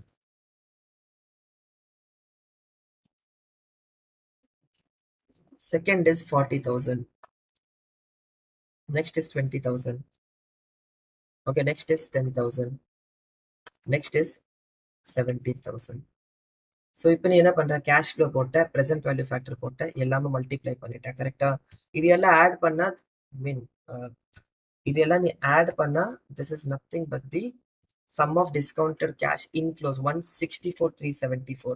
So this is 164,374. இது எல்லாம் நீ பண்ணா you will get 164 and minus 1 lakh rupees you are going to get 64,374. This is the NPV. ஒரு NPV வந்து decision எடுக்கும்போது பாசிட்டிவா இருந்தா அக்செப்ட் பண்ணும், நெகட்டிவா இருந்தா நீ ரிஜெக்ட் பண்ணும். ஸோ அந்த டைம் வேல்யூ ஆஃப் மணி என்பிவிக்காக தான் உனக்கு மெயினா சொல்லி கொடுத்துருக்கேன் ஓகேவா? ஸோ இப்போ என்பிவிக்குள்ள நம்ம திருப்பி வரும் ஓகேவா? Again we will be coming back to the topic of NPV.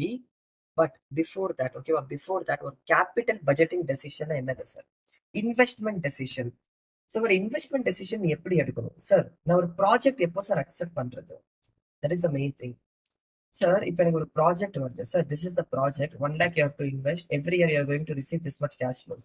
Sir should I accept the project or should I reject the project? நீ எப்படி டெசிஷன் எடுப்பேன்? டாஸ் போடுவியா சார்? ஹெட்ஸ் தான் அக்செப்ட், டெயில்ஸ் தான் ரிஜெக்ட், அந்த மாதிரி போடுவியா? See Rajinikanth can do that thing. அப்படின்னா நீ என்ன பண்ணுவ sir? You have to take calculative decisions which means we have some techniques of capital budgeting. Okay, we have some techniques of capital budgeting. And the techniques use பண்ணிட்டு you have to take a decision whether you have to accept the project or you have to reject the project. So we have techniques of capital budgeting.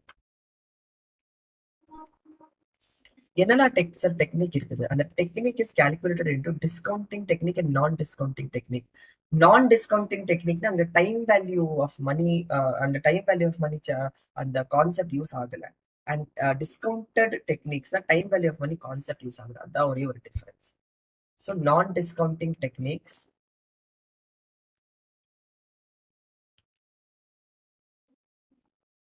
and discounting techniques.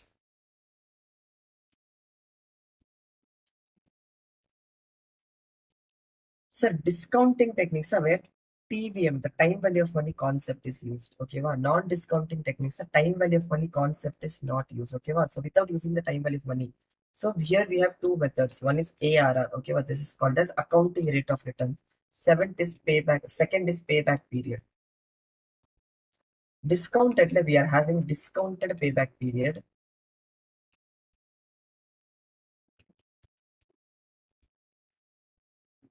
You're having NPV. You're having profitability index. And then you're having IRR. Okay, so you're having total 6 techniques. Okay, இப்போ நம்ம one by one எல்லா techniques பார்க்க போறோம். Okay, so first let me start with non-discounting technique. This is nothing but accounting rate of return. The profit divided by your investment, correct? Or accounting rate of return, so return divided by investment. So profit divided by investment, average profit divided by average investment. ஒன்னும் சொல்ல தேவையில்லை. Okay, so it is nothing but profit divided by investment. ஏன்னா accounting rate of return is nothing but ஒரு accounting concept. சும்மா இங்க கொண்டு வந்துட்டாங்க. So profit divided by investment. Because profit is earned over the period of year, investment is also earned over the period of year. So average profit divided by average investment பண்ணா you will get the amount. So ARR. இந்த problem பார்த்தா உங்களுக்கு ஈஸியா புரிஞ்சிடும். Next is payback period. So payback period வச்சுட்டு நம்ம decision எடுக்கலாமா? ஆமா, payback period வச்சுட்டு நம்ம டெசிஷன் எடுக்கலாம். எப்படி சார்? Now payback period அப்படின்னா என்ன சார்?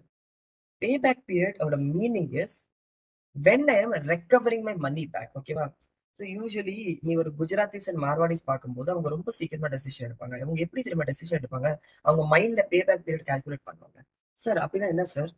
நீ அப்ப அவங்க கிட்ட ஏதோ ஒரு காசு வாங்குவேன். ஓகேவா? நீ அவங்க கிட்ட சொல்லுவ லைக் நீ எனக்கு 1 lakh rupees தான், நான் உனக்கு எவ்ரி இயர் ஒரு 20,000 30,000 இல்லைன்னா ஃபர்ஸ்ட் 20 செகண்ட் 30 தேர்ட் 40 அந்த மாதிரி நான் உனக்கு கொடுத்துட்றேன். ஸோ அவங்க ஃபர்ஸ்ட் என்ன தெரியுமா கால்குலேட் பண்ணுவாங்க? when will I receive my money back, which means they will tell pizza cup வாபஸ் ஆயிடும் அந்த மாதிரி they will tell. அப்படின்னா if I'm investing somewhere na when I will get my investment back, அதுக்கு மேல தான் எனக்கு ப்ராஃபிட் வரும். கரெக்டா? ஃபார் எக்ஸாம்பிள் நான் 1 lakh rupees இன்வெஸ்ட் பண்றேன். For the next 7 years I'm getting 20,000 rupees. ஓகேவா? நான் என்ன பண்றேன், 1 lakh rupees இன்வெஸ்ட் பண்றேன். ஓகேவா? நான் 0th yearல 1 lakh rupees இன்வெஸ்ட் பண்றேன். And 1 to 7 years I'm receiving 20,000 rupees. Now this is what is the investment proposal is looking like. Sir, நீங்க first year மட்டும் 0th yearல ஒரு 1 lakh rupees மட்டும் இன்வெஸ்ட் பண்ணுங்க sir. நீங்க 1 lakh rupees இன்வெஸ்ட் பண்ணீங்கன்னா 1 to 7 years நான் உங்களுக்கு 20,000 rupees தரேன் sir. Now this is the investment proposal. Sir அப்படின்னா அவன் என்ன தெரியுமா பார்க்குவோம், அந்த 1 lakh rupees இன்வெஸ்ட் பண்ணிருக்கல, அது எந்த இயர்ல எனக்கு திருப்பி வரும் அப்படின்னு ஃபர்ஸ்ட் கால்குலேட் பண்ணுவான். அது எந்த இயர்ல திருப்பி வரும், that is what is called as payback. ஓகேவா?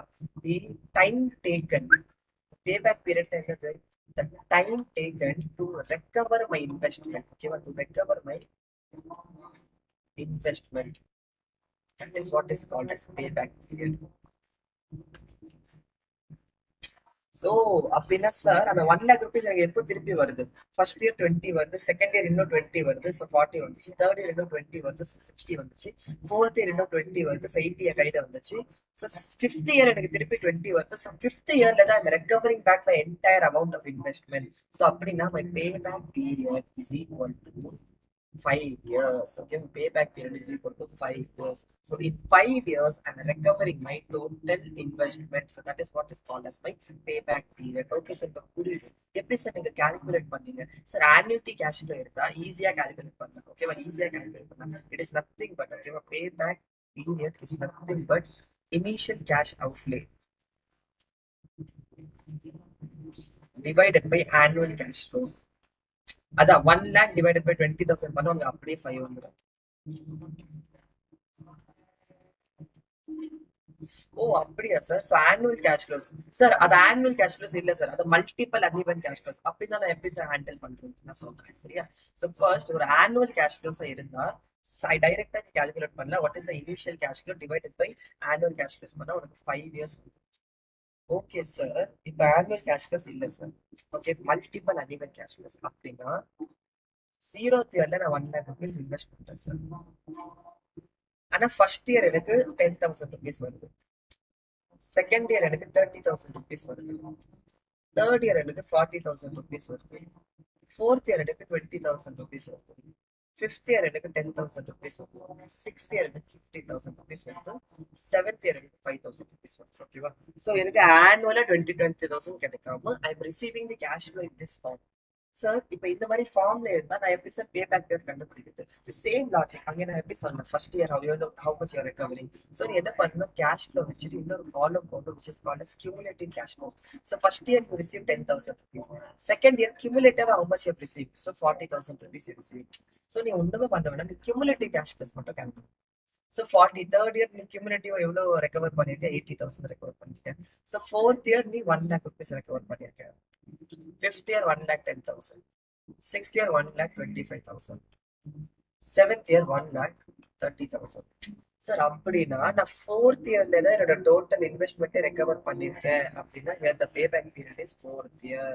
சார் அப்படி நான் கால்குலேட் பண்ணேன் சார், cumulative cash flows வச்சுட்டு. ஓகே சார், இது ஃபோர்த் இயர்ல டைரக்டா 1 lakh டச் ஆயிடுச்சு சார், அதனால நீங்க அப்படி சொல்றீங்க சார். ஃபோர்த் இயர்ல டச் ஆகல, ஓகேவா? ஃபார் எக்ஸாம்பிள் எனக்கு என்ன ஆகுதுன்னா, இங்க 20,000 இல்லாம எனக்கு 15,000 வருது, ஓகேவா? அண்ட் இங்க எனக்கு ஒரு 15,000 வருது, ஓகேவா? இங்க ஒரு 15,000 வருது, இங்க ஒரு 15,000 வருது. அப்படின்னா 80ல இருந்து this will become ஒரு 1,05,000 rupees. ஓகேவா? 80னா this will become 1,05,000 rupees. So 1,05,000 plus 15,000 is equal to 1,20,000 rupees. Okay, 1,20,000. So this becomes 1,35,000. This becomes 1,40,000. So அப்படி வருது sir. Which means now you got to know that, okay, this is 15,000. So which means now you got to know that your payback period is falling between third and fourth year. ஏன்னா third இயர்ல நீ 80,000 recover பண்ணிட்ட, fourth இயர்ல நீ 1,05,000 recover பண்ணிட்ட. ஆனா உனக்கு 1 lakh தான் ரெக்கவரி பண்ணணும். So which means it is happening before fourth year but after third year. அப்படின்னா சார் அதுக்கு நடுவில் இருந்தா நான் எப்படி சார் கால்குலேட் பண்றது? சார் எப்படி கால்குலேட் பண்றதுன்னா நீ பாரு. ஃபார் எக்ஸாம்பிள், ஓகேவா, ஃபார் எக்ஸாம்பிள் 80,000 வரைக்கும் நீ ரெக்கவர் பண்ணிட்ட, ஓகேவா? 80,000 வரைக்கும் நீ ரெக்கவர் பண்ணிட்ட. இப்போ ஆஃப்டர் 80,000 rupees, ஓகேவா, ஆஃப்டர் 80,000 rupees, இது ஒரே நிமிஷம். 80 plus 15 is equal to, sorry, not 1,05,000. I'm doing just a lot of calculating mistakes nowadays. Okay. 80 plus 15 is equal to 95,000 rupees. Then 95 plus 15 is equal to 1 lakh 5, 1 lakh 10,000 rupees. Then this becomes 1 lakh 25,000 rupees. Then this becomes 1 lakh 30,000 rupees. Okay, sir. So now we got to know is that your payback period is falling between fourth year and fifth year. Okay, wow. So your payback period is falling between fourth year and fifth year. Sir அப்படின்னா fourth இயர்ல நீங்க 95,000 rupees recover பண்ணிருக்கீங்க. Fifth இயர்ல நீங்க 1,10,000 rupees recover பண்ணிருக்கீங்க sir. அப்படின்னா your பேபேக் period is somewhere falling between fourth and fifth year sir. இப்போ நீங்க எப்படி கால்குலேட் பண்ணுவீங்க சார்? ஓகே, இப்போ பாருங்க.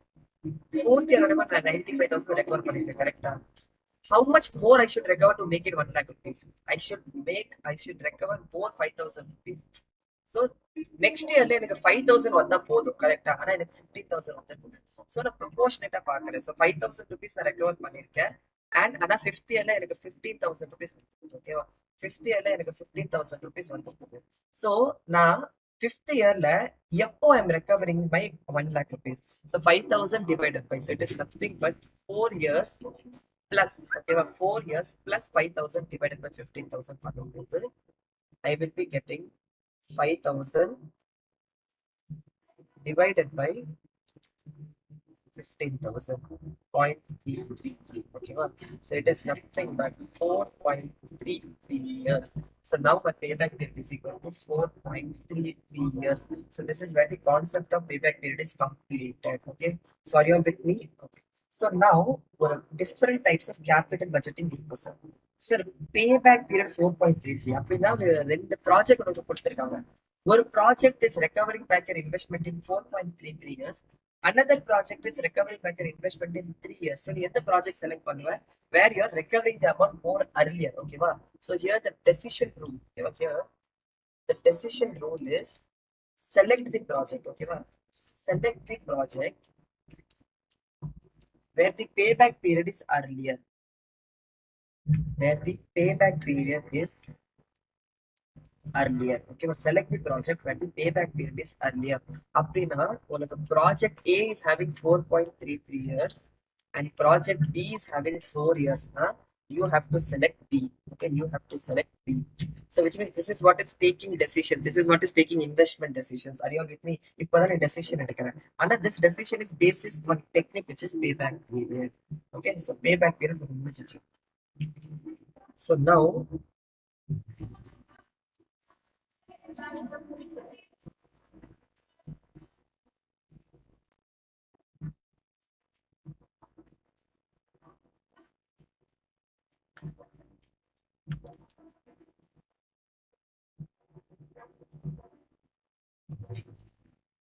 so actually there is some disturbance in my neighborhood. So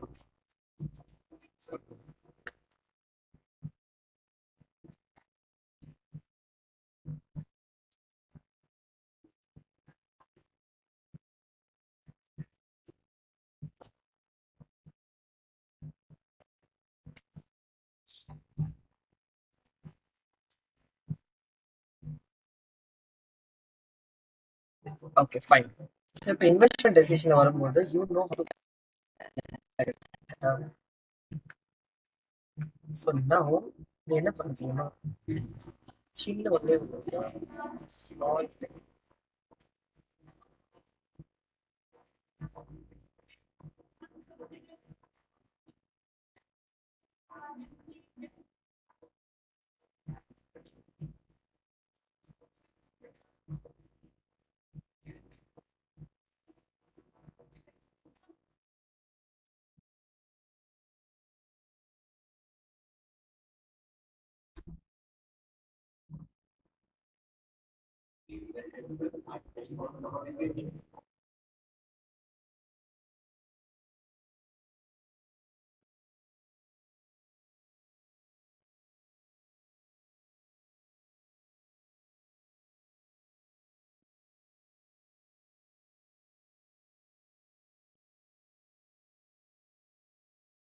சரி, இப்போ நீ என்ன பண்ணுன்னா, I'm just giving you a small task. Okay, ஏன்னா ஒரு ஸ்மால் டாஸ்க் மட்டும் தரேன். ப்ராஜெக்ட் ஏக்கோ ப்ராஜெக்ட் பிக்கோ பேபேக் பீரியட் கால்குலேட் பண்ணுங்க. பாரு, ஜீரோ தெரியல, 5000 negative. So 1 to 10 years. So இது ஆனுவல் கேஷ் ஃப்ளோஸ் பாரு. ஓகேவா? அண்ட் இது அன்இவன் கேஷ் ஃப்ளோஸ் பாரு. So this is annual cash flows and this is uneven cash flows. So annual cash flows க்கு formula is initial. ஓகேவா? Initial cash outlay divided by annual cash flows. Multiple uneven cash flows cumulative cash flows போட்டுட்டு calculated. ஓகேவா? So இது ரெண்டுமே calculate பண்ணிட்டு எனக்கு comment செக்ஷன்ல answer போடு, பேபேக். ஓகேவா? I want you all to do this thing. Okay, justify seek this will not be able comment section of it. Okay, one 2 minutes, not 2 minutes, but 3 to 4 minutes are giving you time. Because only if you do it, you're going to get that feel. So 5 minutes, okay, so 5 minutes. So now 5 minutes break it together. Me 5 minutes on the problem to payback period calculate for project A and for project B. Okay, for 5 minutes. There are two minutes ரெண்டுமே ஒரு calculation எடுக்கும். I mean first is only 1 minute. இப்பவே நீ இப்போ சொல்லிட்ட 5000 divided by 900. Second வர ஒரு 3 minutes எடுக்கும் and then you calculate 10 minutes.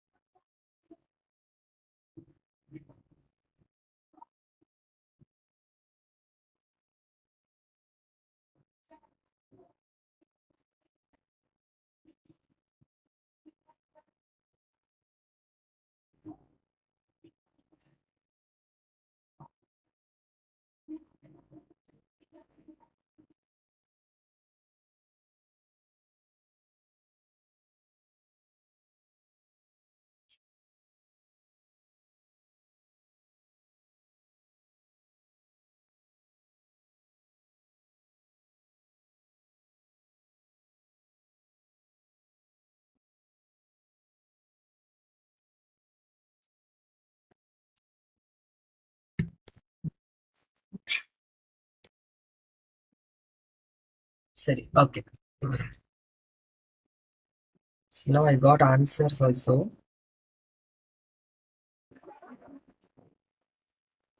Okay, so project A 5.56 and project B 5.42. I got answer from Hemalata. Very good. Okay. So very good. Okay. So now you've understood, correct? So our annual cash flows தான் எப்படி payback period calculate பண்றது, இதே ஒரு multiple uneven cash flows தான் எப்படி sir payback period calculate பண்றதுன்னு உங்களுக்கு இப்போ 100% clarity வந்துருச்சு. And always follow this approach. சரியா? இவங்க ஈஸியா பண்ணிருப்பாங்க, ஆனா you follow approach. இது மட்டும் நீ பண்ணலாம், A வந்து நீ ஈஸியா பண்ணலாம், ஓகேவா? which is 5000 divided by 900 பண்ணிட்டு நீ பண்ணலாம். ஆனா B வந்து நான் சொல்ற மெத்தட்ல நீ பண்ணலாம். ஆனா ஒரு if you're having a single approach or single method, na exam உங்களுக்கு எப்பவுமே confusion இருக்காது. That is why I always say that approach is more important. Okay. Now, sir, payback period na calculate பண்ணிட்டேன் sir. Okay. So payback period I know how to calculate. Next thing, sir. Okay, but next thing.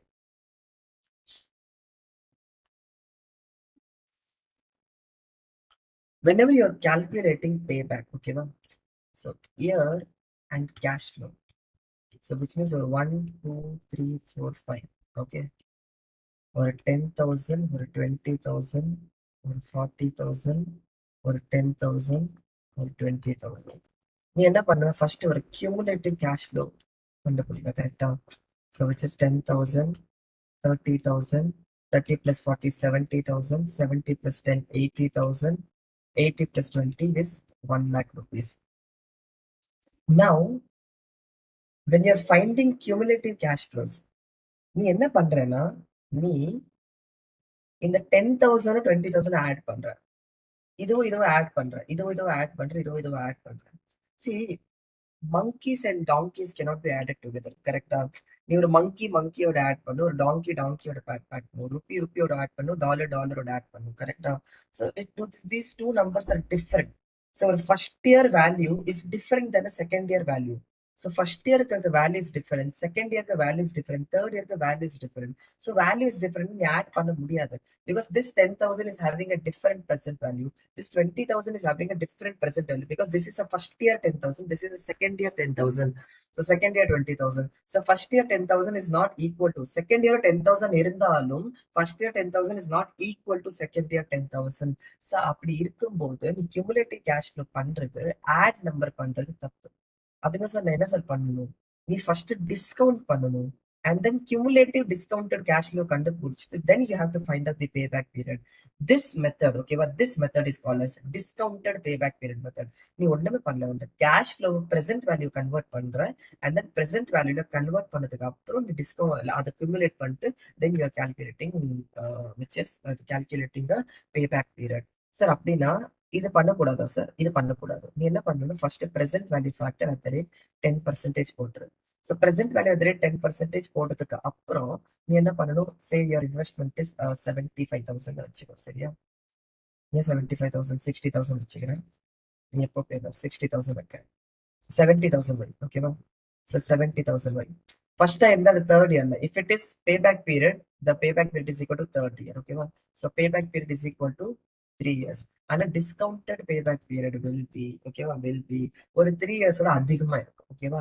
ஏன்னா இந்த 70,000 வந்து நீ எல்லாம் அப்படியே add பண்ணு. So now what you have to do, you have to find out the discounted cash flow first. Discounted cash flow, cash flow into present value factor. So discounted cash flow கண்டுபிடிக்கிறேன் at the rate 10%. So 10, 20, 40, ஒரு நிமிஷம் sir. அப்படின்னா ஒரு 10,000, 20,000, 40,000, 10,000, and then 20,000. See, நான் எக்ஸல்ல போடுறேன், நீ calculator போடு, ஓகேவா? ஸோ கேஷ் ஃப்ளோ அப்படியே பண்ணிடு, ப்ரெசென்ட் வேல்யூ ஃபேக்டர் அப்படியே கால்குலேட் பண்ணிடு. இன்னும் cash flow into present value factor பண்ணா you will get the discounted cash flows, okay? This is nothing but 1,25,000, 1,25,005.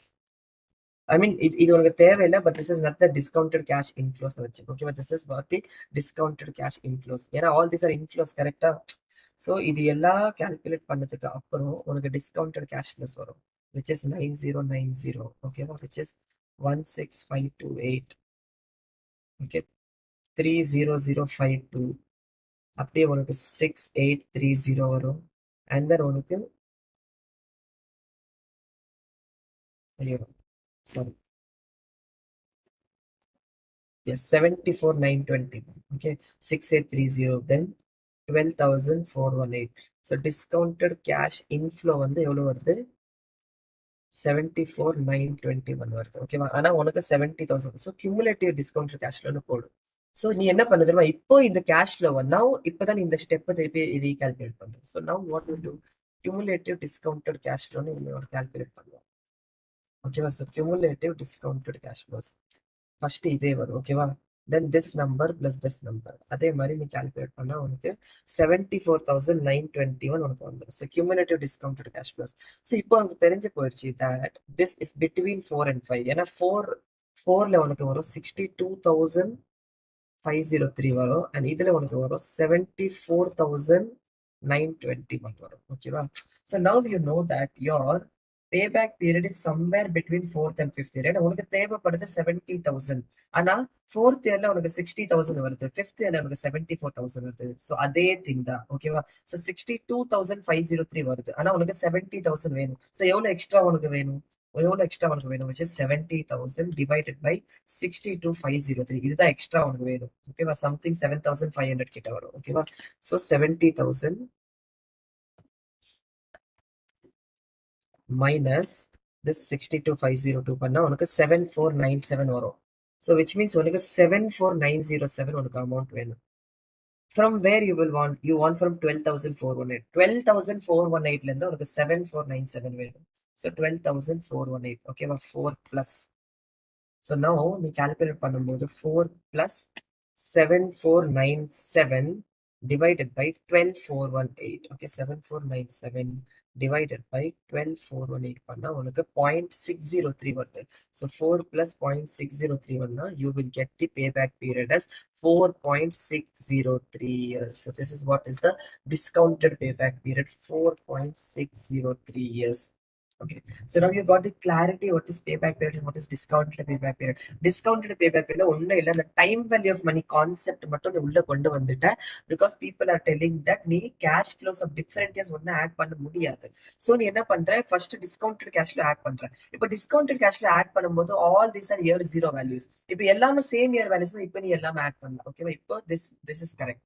So இப்போ நீ எல்லாமே ஆட் பண்ணலாம். அண்ட் எல்லாமே ஆட் பண்ணதுக்கு அப்புறம் your getting this value and then you are calculating payback period, and then you're getting the payback period as 4.603 years.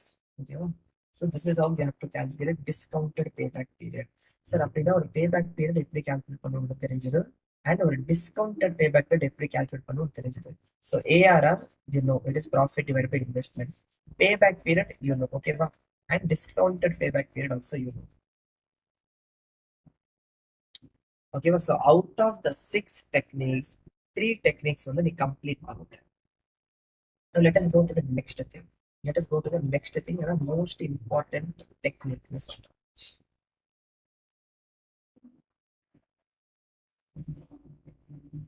Okay. Discounted payback period நீ calculate பண்ணும்போது உனக்கு ஒரு ப்ராப்ளம் வருது. payback periodல அந்த ப்ராப்ளம் இருக்கு. நான் அந்த ப்ராப்ளம் சொல்றேன். Now here the discounted payback is 4.603 years. இப்போ என்ன ஆகுதுன்னா 6th இயர்ல எனக்கு திடீர்னு ஒரு 1 lakh rupees எனக்கு ரிசீவ் ஆகுது. 6th இயர்ல எனக்கு ஒரு 1 lakh rupees ரிசீவ் ஆகுது.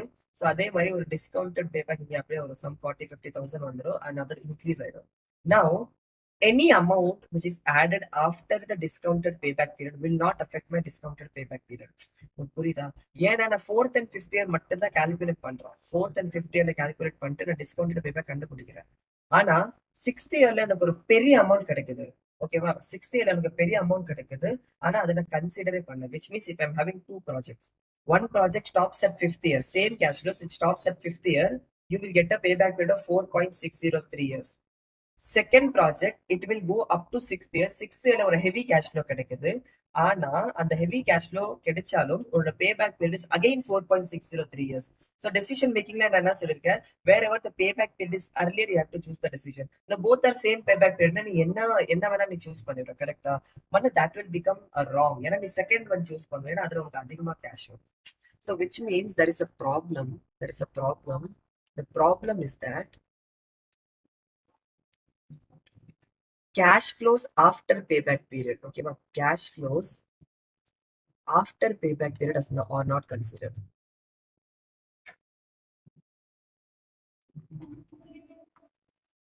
Are not considered. சார் அப்படின்னா நீங்க என்ன சார் பண்ண சொல்றீங்க? ஸோ அவன் என்ன பண்ண சொல்றான்னா, நீ எல்லா கேஷ் ஃப்ளோஸும் ஆட் பண்ணிடு. அவன் என்ன பண்ண சொல்றான்னா, நீ இயர் அண்ட் கேஷ் ஃப்ளோ எடுக்கிற கரெக்டா? 1, 2, 3, 4, 5 பண்ற. You are getting having some cash flows. Okay.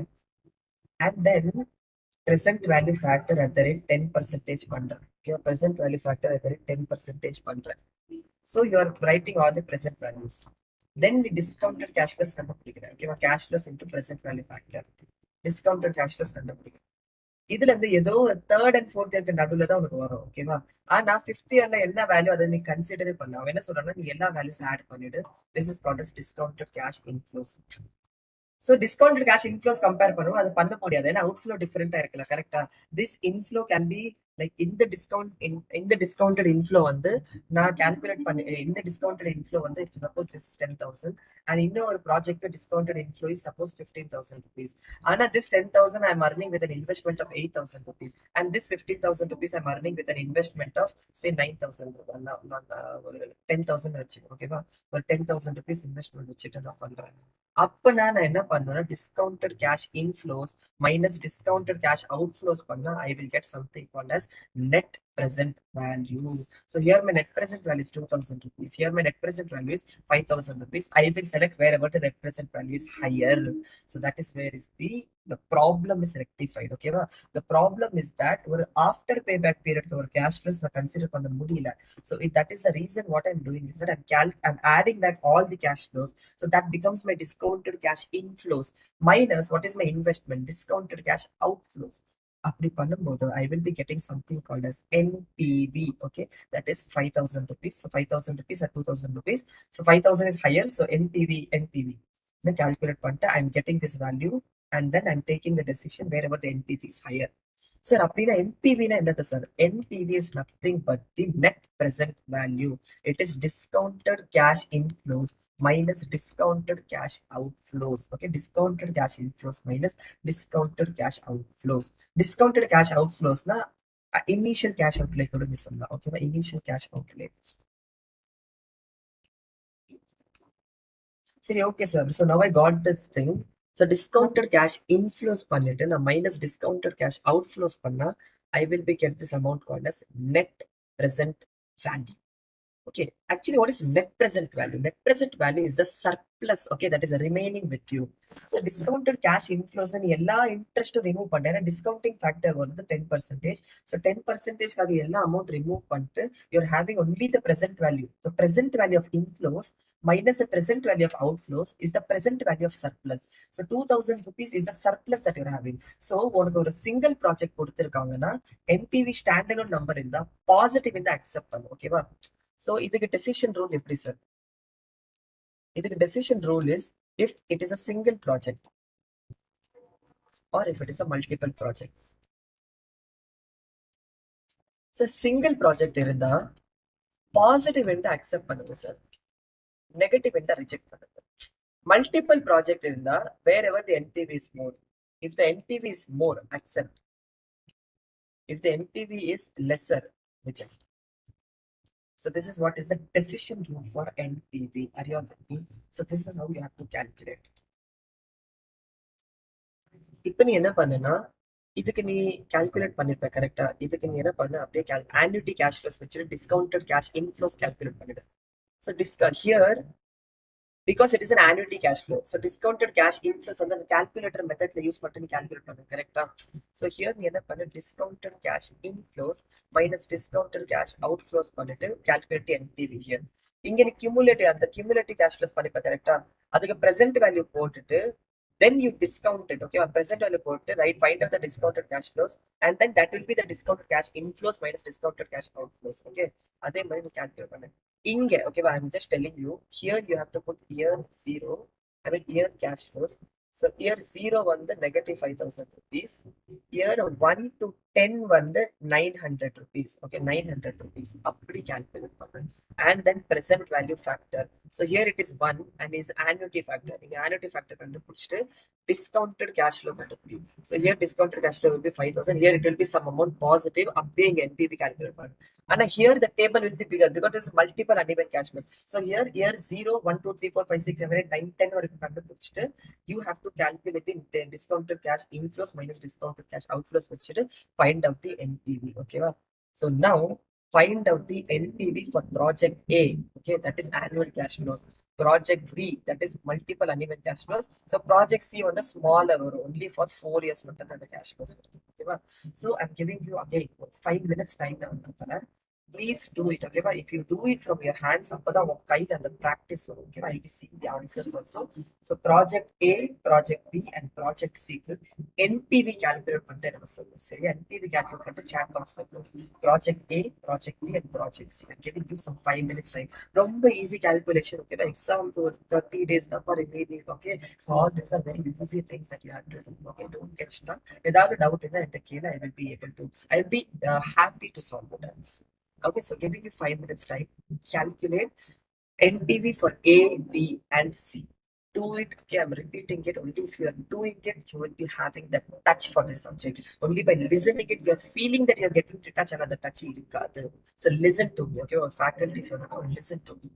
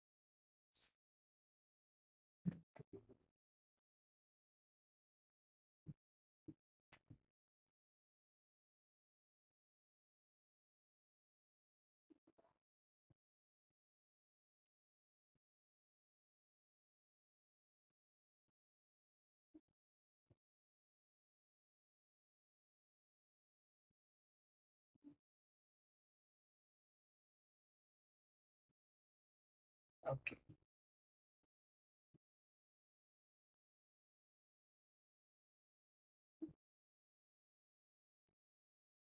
Okay. So I hope you would have did this. Just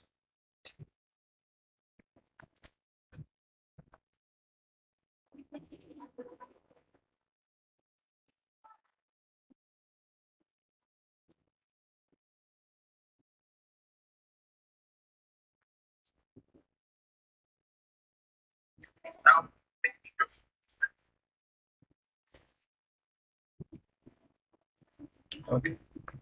Now, so now our NPV எப்படி calculate பண்ணிட்டோமோ you have an idea. Now, sir, ஒரு NPV number எப்படி sir interpret பண்றது? NPV number is nothing but the present value of all the inflows minus the present value of all the outflows. அப்படின்னா what is the surplus amount that you're having? அப்படின்னா sir NPV calculate பண்ணும்போது நீ amount discount பண்ற அப்படின்னா அந்த 900 rupees cash flow நீ கம்மி பண்ணிட்டு இருக்க கரெக்டா? டிஸ்கவுண்டிங் அந்த அமௌண்ட் கம்மி ஆகுது. என்ன அமௌண்ட் கம்மி ஆகுது? You are removing the interest amount actually. ஒரு 10% டிஸ்கவுண்டிங் ரேட்னா அது இன்ட்ரெஸ்ட் மாதிரி வச்சுக்கோங்க. ஸோ நீ என்ன பண்றேன்னா அந்த 10% எல்லா அமௌண்ட்டு இன்ட்ரெஸ்ட் ரிமூவ் பண்ணதுக்கு அப்புறம் அந்த பிரின்சிபல் அமௌண்ட் மட்டும் உங்க கையில வைக்கிற. ஓகேவா? So that is what is how you have to interpret NPV. So NPV is called as the surplus amount that is remaining in your hand after paying off all the interest, after paying off the cost of capital ன்னு நான் சொல்றேன். Okay. Now project A, if you want to calculate NPV as the 6.145 is the present value annuity factor. Into 900 panna, you will get the 5530. So 5530 discounted cash inflow, 5000 discounted cash outflow. So NPV is equal to 530. Second case, you have to create a table like this, and then you have to calculate the present value, which is 1591. Third case, small table. Fourth year, it is 655. So now you are calculating three NPVs. 530 is the NPV for first, 1591 is the NPV for second project, and 655 is the NPV for third project. I hope you would have calculated that. Okay. Or if you're seeing the recording now, pause பண்ணிட்டு calculate பண்ணிட்டு, because you have to calculate from your hands. அப்பதான் என்ன சொல்றது, உனக்கு ஒரு clarity கிடைக்கும். Have this practice. ஏன்னா NPV and income statement, these are the two places that are multiple times உனக்கு even in the exam also multiple times அந்த NPV.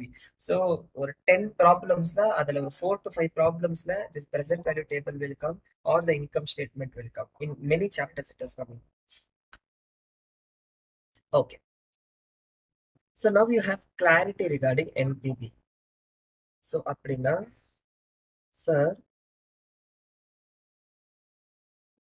discounted cash inflows minus discounted cash outflows போட்டா I will be getting NPV. Okay, I will be getting NPV. Now ஒரு example சொல்றேன். Okay, just take this example நீங்க பாரு. 1 lakh rupees. Okay, 1 lakh rupees is my discounted cash inflows, and 90,000 rupees is my discounted cash outflows. அப்படி பண்ணும்போது I'm getting the NPV of 10,000 rupees. நல்லா பாரு, I'm getting the NPV of 10,000 rupees. Same place, my discounted cash inflow is 50,000 rupees ன்னு வச்சுக்கோ. And my discounted cash outflow is, நான் ஏன் அப்படி பண்றேன், discounted cash inflow 20,000 வச்சுக்கோ. ஓகேவா? My discounted cash inflows is 20,000. Possible? And the 20,000 discounted cash inflows, I have to invest 10,000 rupees. அப்படின்னா I'm again getting the NPV at 10,000 rupees. Sir, இப்போ இந்த மாதிரி கேஸ், ஓகேவா? This is project A ன்னு வச்சுக்கோ. This is project B ன்னு வச்சுக்கோ. Sir, project A also you're getting NPV of 10,000 rupees, sir. Project B also you're getting the NPV of 10,000 rupees, sir. அப்ப நான் என்ன ப்ராஜெக்ட்ஸை செலக்ட் பண்ணணும்னு எனக்கு ஒரு கொஸ்டின் வரும். கரெக்டா? என்ன question? Sir, project A I'm having a surplus of 10,000 rupees. Project B I'm having a surplus of 10,000 rupees. அப்ப which project I should select, sir? அப்படின்னு ஒரு கொஸ்டின். இப்போ நீ என்ன சொல்லுவ? Sir 10,000 indifferent sir, any project you select. நான் என்ன சொல்றேன்னா, ஃபர்ஸ்ட் ப்ராஜெக்ட்ல நீ 10,000 சர்ப்ளஸ் உனக்கு கிடைக்குது ஆஃப்டர் இன்வெஸ்டிங் 90,000 rupees. ப்ராஜெக்ட் பிக்கு you are getting the surplus of 10,000 rupees after investing 10,000 rupees. அப்ப 10,000 போட்டுட்டு 10,000 வாங்குறது நல்லதா, இல்ல 90,000 போட்டுட்டு 10,000 வாங்குறது நல்லதா? You are earning the same profit with a lower investment, that is a better option. Correct? அப்பனா project B தான better. ஆனா NPV showing project A and B are indifferent. அப்பனா NPV ல ஒரு ப்ராப்ளம் இருக்குது. என்ன ப்ராப்ளம்னா, NPV talks about the absolute values. NPV talks about the absolute values. அப்பனா நான் ஏதாவது ஒரு கண்டுபிடிக்கணும் சார். நான் என்ன சார் கண்டுபிடிக்கணும்? For 1 rupee of investment, what is the return that I'm generating? அது நான் கண்டுபிடிக்கணும் சார். For example, ஒரு 1 rupee நான் இன்வெஸ்ட்மெண்ட் பண்ணா நான் எவ்வளவு சார் ரிட்டர்ன் ஜென்ரேட் பண்ண முடியுது? ஓகேவா? நான் எவ்வளவு சார் ரிட்டர்ன் ஜென்ரேட் பண்ண முடியுது இஸ் த நெக்ஸ்ட் கொஸ்டின். அதை நீ எப்படி கால்குலேட் பண்ணணும்? That is what is called as profitability index. அதை நீ எப்படி கால்குலேட் பண்றேன்னா, discounted cash inflows divided by discounted cash outflows. அப்படின்னா இந்த 1 lakh rupees divided by நீ 90,000 rupees பண்ற. ஓகேவா? Here 20,000 rupees divided by 10,000 rupees பண்றேன். So 10,000 divided by 90 பண்ணும்போது உங்களுக்கு எவ்வளவு தெரியுமா வரும்?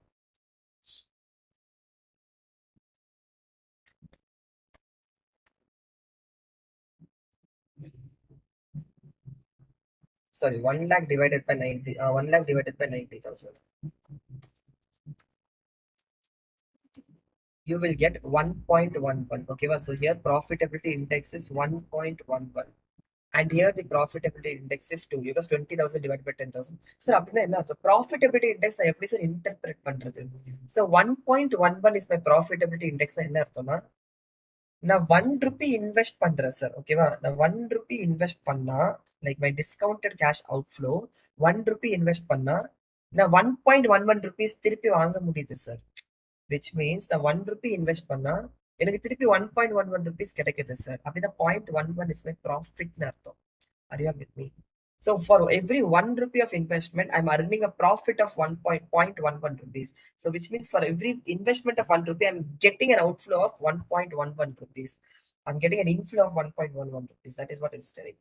சார் ப்ராஜெக்ட் பில நான் 1 rupee போட்டா எனக்கு 2 ரூபாய் வருது சார். சார் டபுளா வருது சார். அப்படி கரெக்டா? அதான் 10,000 போட்டா 20,000 வருது சார். ஆனா அங்க 90,000 போட்டா 1 lakh தான் சார் வருது. ஏன்னா நான் 1.1% 1 rupee போட்டா 1.11 rupees வரும். So 90,000 into 1.11 rupees is equal to 1 lakh rupees. Sir அப்படின்னா ப்ராஃபிட்டபிலிட்டி இண்டெக்ஸ்னா it tells you the index number. It tells you that what is the discounted cash inflow for every 1 rupee invested. இப்போ பார்க்கும்போது உனக்கு project B அட்ராக்டிவா தெரியும். கரெக்டா? So NPV என்ன problem இருந்துச்சுன்னா NPV talked about the absolute value and this talked about the index value. So அதனாலதான் this is called as profitability index and this is called as net present value. Clarity வருதா? ஓகேவா? C I just want clarity to be given. உனக்கு clarity வந்தா நீ formula மாதிரி ஞாபகம் வச்சுக்க கூடாது. இந்த ஃபார்முலா ஏன் வருது உனக்கு தெரியணும். ஓகேவா? So NPV is an absolute value. So profitability index பண்ணும்போது இப்போ profitability index is more in project B. So that is the reason I will select project B. So now, okay, so now you got an idea. Okay, sir, அப்படின்னா ஒரு 2 project comparison பண்ணும்போது நான் profitable ஒரு project தான் நீ NPP வச்சுட்டு போயிடும். ஏன்னா ஒரு ப்ராஜெக்டா கம்பேரிசனே இல்லை. ஓகேவா? ஸோ என்பிபி வச்சுட்டு போயிடலாம். மல்டிபிள் ப்ராஜெக்ட் இருக்குதுன்னா நீ ப்ராஃபிட்டபிலிட்டி இண்டெக்ஸ் கண்டுபிடி. ஒரு லோவர் இன்வெஸ்ட்மெண்ட்டுக்கு அதிகமா உனக்கு வருது. ஓகேவா? அப்படின்னா நீ அந்த ப்ராஜெக்ட் தான் செலக்ட் பண்ணணும். ஏன்னா அப்போ உனக்கு சீக்கிரமா உனக்கு காசு வந்துடும். ஸோ 1 rupee போட்டு சீக்கிரமா 20,000 rupees வந்துடும். ஓகேவா? ஸோ லைக் 10,000 போட்டு சீக்கிரமா 20,000 rupees வந்துடும். This is what is called as profitability index. Sir இதே சில மாடிஃபிகேஷன் சில வாட்டி நெட் ப்ராஃபிட்டபிலிட்டி இண்டெக்ஸ்னு கேட்பாங்க. ஓகேவா? நெட் ப்ராஃபிட்டபிலிட்டி இண்டெக்ஸ் நெட் பிஐன்னு கேட்கும் போது it is nothing but NPV divided by discounted cash outflow. சரியா? there it was cash inflow divided by cash outflow. This is NPV divided by discounted. அப்படின்னா it is nothing but 10,000 divided by 90,000. Okay, but 10,000 divided by 90,000 அதான் 0.11. ஓகேவா? 10,000 divided by 90,000 அதாவது 0.1. நான் சொன்னல அந்த profit amount அப்படியே வந்துடும். இங்க அந்த 1 rupee வரும். சரியா? 10,000 divided by 10,000 இங்க அப்படியே 1 rupee வரும். So this is what you call net profitability index. இது நீ எப்படி இன்டர்பிரேட் பண்றது? சார் நான் 1 rupee இன்வெஸ்ட் பண்ணா நான் 0.11 நெட் ப்ராஃபிட்டா வாங்குறேன் சார். ஓகேவா? ஐ மீன் என்பிவே வாங்குறேன்.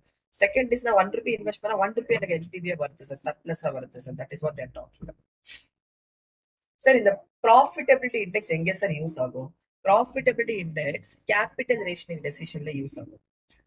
Sir now what is capital rationing decision sir? capital rationing decision na you are having limited amount of capital and the limited amount of capital உனக்கு அதிகமா profit வேணும். that is what is called as capital rationing decisions. Sir அப்படின்னா என்ன அர்த்தம்னா உன் கையில 10 lakh rupees இருக்குது. ஓகேவா? ஆனா உன் கையில 5 ப்ராஜெக்ட் இருக்குது. அந்த 5 ப்ராஜெக்ட்ல இருந்து நீ 2-3 ப்ராஜெக்ட் தான் வாங்கலாம். ஓகேவா? 2-3 ப்ராஜெக்ட் தான் நீ இன்வெஸ்ட் பண்ணலாம். ஏன்னா உன் கையில எல்லா ப்ராஜெக்டும் இன்வெஸ்ட் பண்றதுக்கு காசு இல்லை. Because money is becoming a bottleneck for you. Money is a constraint for you. Sir அப்படி இருக்கும்போது நீ எப்படி பண்ணும்? என்பிவி பேசிஸ்ல நீ ரேங்க் பண்ணக்கூடாது.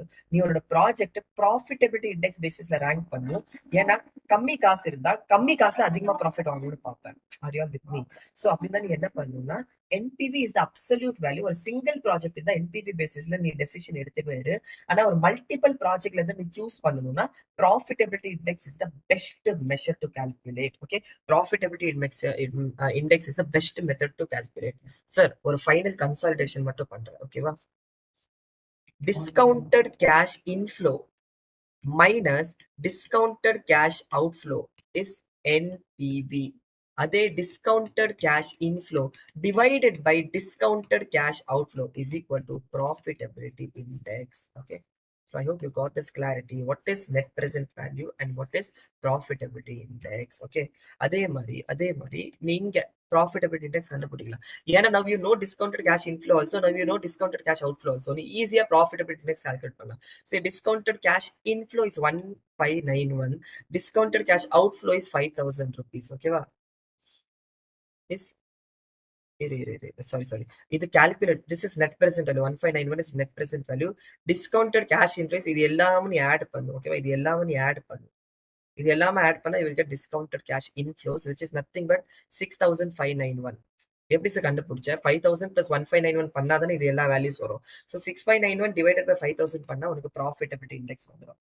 ஸோ அப்படிதான் நீ கால்குலேட் பண்ற profitability index. Okay, are you all with me? சரி. ஸோ ப்ராஃபிட்டபிலிட்டி இண்டெக்ஸ் நீ அப்படிதான் கால்குலேட் பண்ற.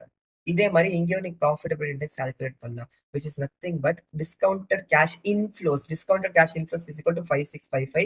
Discounted cash inflows is outflows is equal to 5000 rupees. அப்படி கால்குலேட் பண்ணா உங்களுக்கு ப்ராஃபிட்டபிலிட்டி இண்டெக்ஸ் வந்துடும். So profitability index and NPV யூஸ்வலாக ஒரே லைன்ல போகும். Okay, so now you got. Okay, so now you got it. Sir நான் எப்படி சார் கால்குலேட் பண்றது?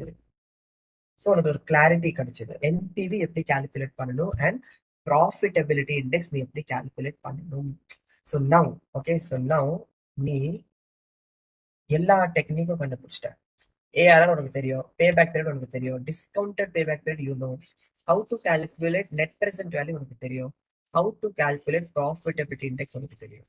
And I am again repeating it, not even a single thing you have marked up, everything logically discuss பண்ணிருக்கேன். Okay, now the last and important thing, many students feel this very difficult. Okay, that next one is IRR. The next one is IRR. So நம்ம என்ன பண்ணலாம்னா, ஒரு because we have started very early, correct? So we can have a small breakfast break. Okay, so let me take ஒரு 15-20 minutes break எடுத்துலாம். ஒரு 15-20 minutes breakfast பண்ணிட்டு நீ திருப்பி வந்துரு, and then we will be continuing. Okay, ஒரு 15-20 minutes. So people are seeing us live, right? So 15-20 minutes you take. So 10:05 னா ஒரு 10:20 to 25 நடுவுல நம்ம ஸ்டார்ட் பண்ணிடலாம். ஓகேவா? So take a break, breakfast break off ஒரு 15 to 20 minutes.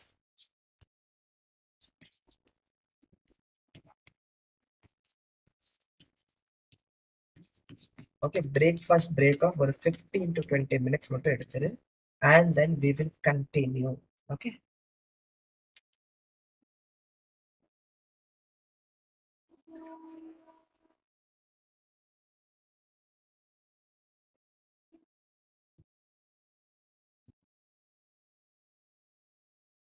இல்ல I will be presenting my screen. Just 1 minute, I'm presenting the screen because people should know that there is a break.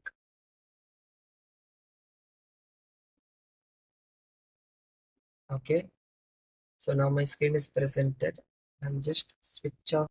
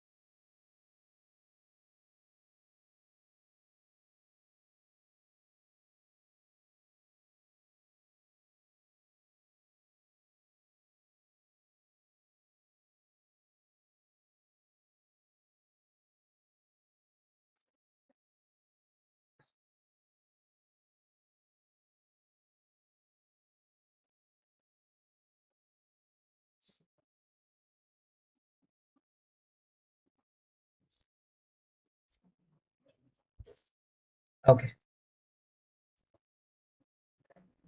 So now we shall continue with the next topics. They all are very easy topics. The only thing, where you have to focus more is that you have to solve different types of problems. So you should gain comfort. Financial management is all about gaining comfort in the subject.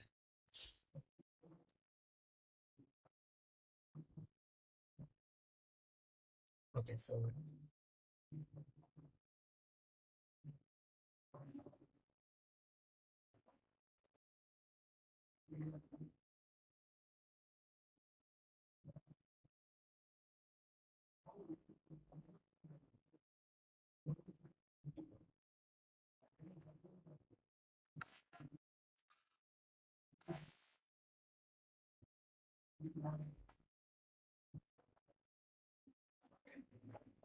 I just check the YouTube live. Just type yes if you're still if you're there in YouTube. So I'll get to know that. Just type a yes. So I just check the YouTube live. Just type yes if you're still if you're there. So I'll get to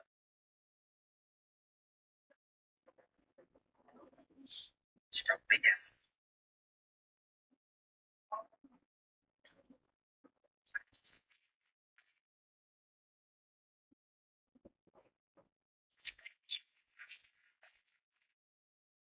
Okay, let's continue. Okay, I got some replies, so let's continue. Very good. So hope everyone had your breakfast, or if it is a recording, then you guys would be having your lunch, dinner, or evening snacks, or whatever be the case. So hope everyone are refreshed. So whenever we are starting a new session, be very much refreshed that yes, we are going to learn something new. அந்த மாதிரி ஒரு attitude எடுத்துட்டு வாங்க. Things will be very easy. Okay. So now the next discussion that we are going to make is IRR. Okay, IRR is one more technique, sir. Now, see, Alaga Gavani, okay, I want 100% clarity here also. Alaga Gavani, what I'm trying to tell here. IRR is internal rate of return. Okay, IRR is internal rate of return. Okay. நான் உனக்கு எப்படி காட்டுறேன்னா ஒரு XL உனக்கு காட்டுறேன். Just see. Okay, just see. Sure.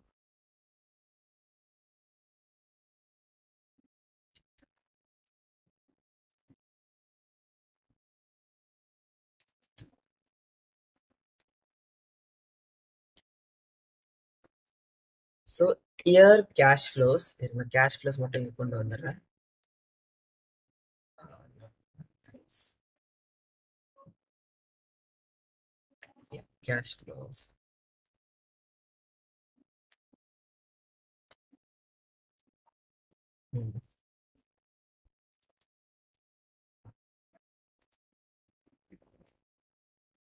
Okay, so cash flows இங்க வந்துச்சு. Then present value factor and then discounted cash flows. சரியா? Now என்ன ஆகும்னா இயர் ஜீரோல நீ ஒரு இன்வெஸ்ட்மெண்ட் பண்ற, அதான் அவசியம் கரெக்டா. இயர் ஜீரோல ஒரு -70,000 இருக்குன்னு வச்சுக்கோ. ஸோ -70,000னா அதுக்கு present value factor will be 1 and discounted cash flow will be this into this. அதே ப்ராப்ளம் தான். and இன்னைக்கு ஒரு டோட்டல் போடும் which will start from here. So now you are having a net present value. Okay, but this is what is the NPV. இங்க வரைக்கும் உனக்கு தெரியும். Till this you know.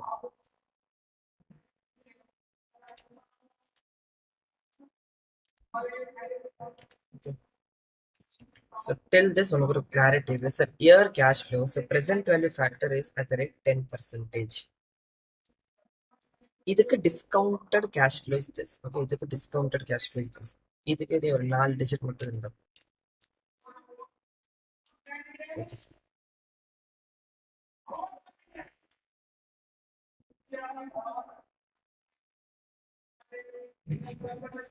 Okay. Now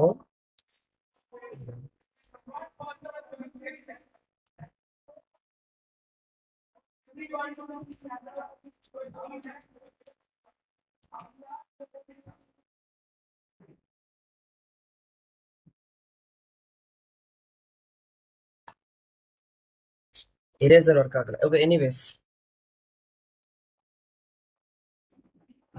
Okay. So now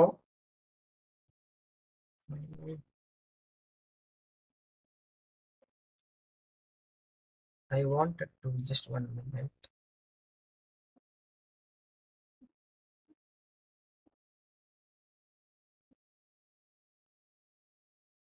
Wrap பண்ண முடியல.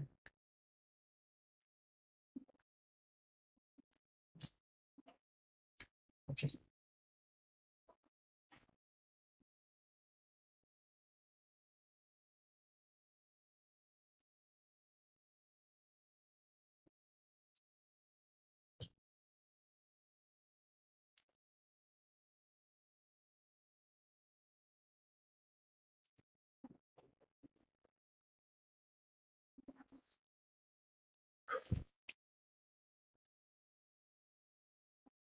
Sorry, okay. Now, anyways, இருக்கட்டும்.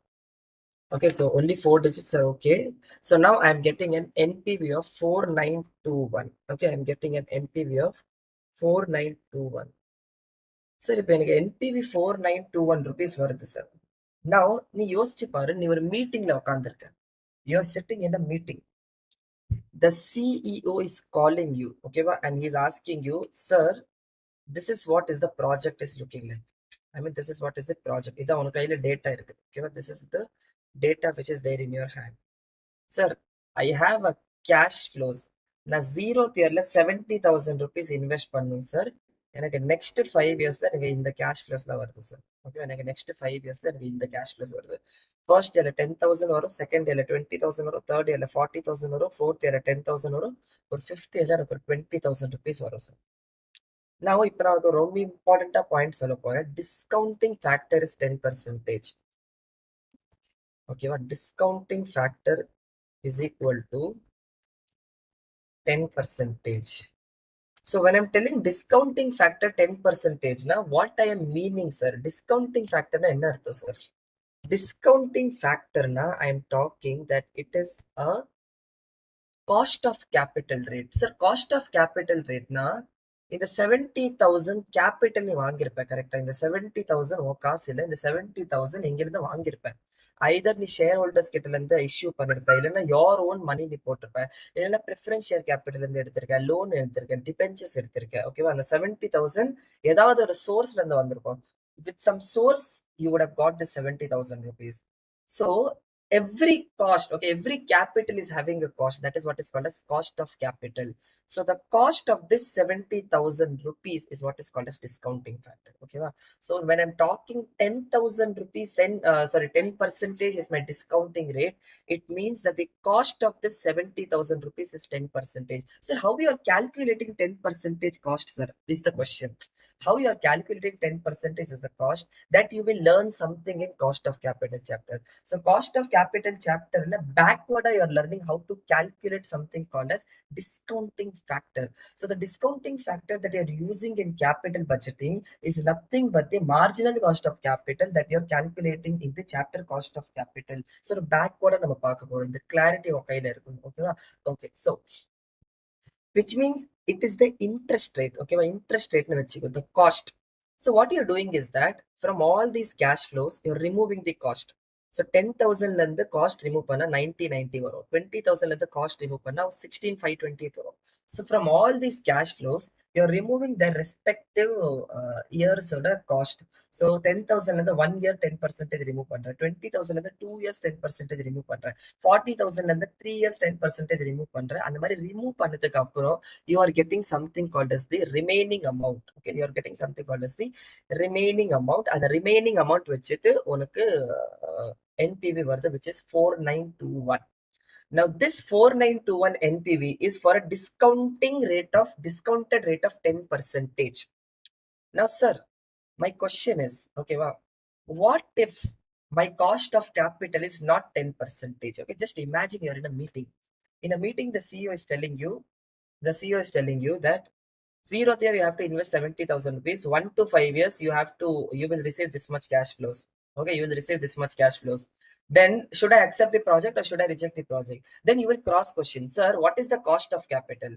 Then he will tell, okay, cost of capital, let me make a phone call. He will make a phone call to his banker. The banker will tell, sir, now 10% okay, then what you will tell? Okay, you will tell, okay, give me 5 minutes. And the 5 minutes in the 10% calculate okay, for this 10%. Just 1 minute. What I'm doing here is this. Instead of 1.1, I'm writing it as 10% here. Okay, 10% here. So instead of 1.1, now 1 plus 10%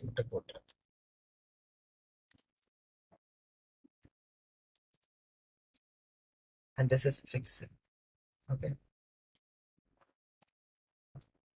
Now just imagine, okay, just imagine what is happening here is that 10% is the discounting rate. So நீ என்ன சொல்ற, sir give me 2 minutes, அந்த 2 minutesல நீ இது calculate பண்ணிட்ட, present value factor calculate பண்ணிட்ட, discounted cash flow calculate பண்ணிட்ட, NPV 4910 வருது, because NPV is positive. Okay, because NPV is positive, NPV is positive, you are telling that I will accept the project. I will accept the project. Now you are going. Okay, you are giving a decision, sir, please accept the project. Aprama, what is happening? Oh, accept Pannuma. Again, he is receiving a phone call. And the banker is telling, no, no, no, no. We will not give you 10%. We will give you 11%. Now he is telling Thofik, now it is 11%. Niena Panva, sir, give me 2 minutes time. Again, Nithirpi Pova. Niena Panva, Thirpi NPV, you will calculate for 11%. Nithirpi calculate Panva. Okay, so which means either 10%. So 11% can calculate Panva. So 11% very nimission.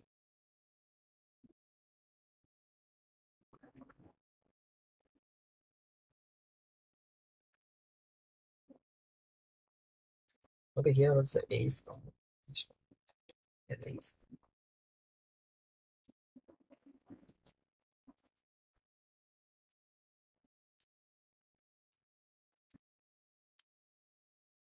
Okay. So you're calculating for 11%. Now you're getting it for 11%. No.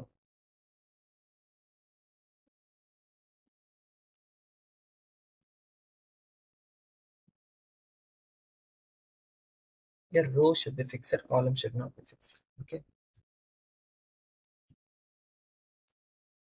Okay. Now this is my present value factor for 11%. Appana எனக்கு 11% present value factor வருது. So this is 10,000, this is 9090, and the money I'm getting the values. I'm not able to realize this. Okay, anyways. Okay.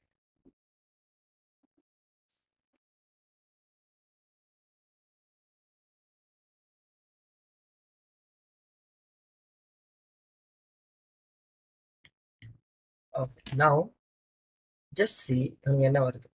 So for 11%, it is first 90909. I mean 90909. Then it will be 98116,732. அப்படியே நீ calculate பண்ணும்போது what you will get, this amount. Okay, this amount. So this amount.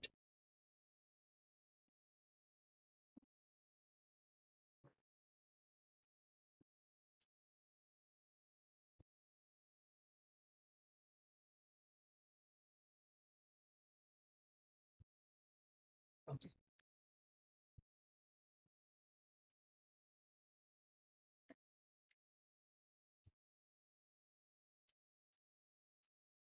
So 4921.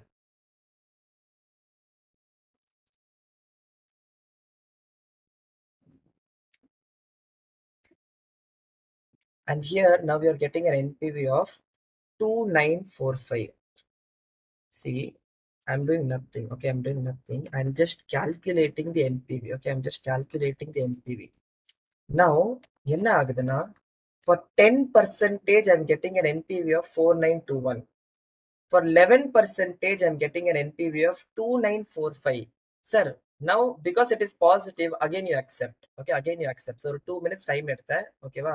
நீ மேனுவலா calculate பண்ணு. ஓகேவா? Exam ஹால்ல நீ calculate பண்ண முடியாது. ஸோ நீ மேனுவலா கால்குலேட் பண்ணு.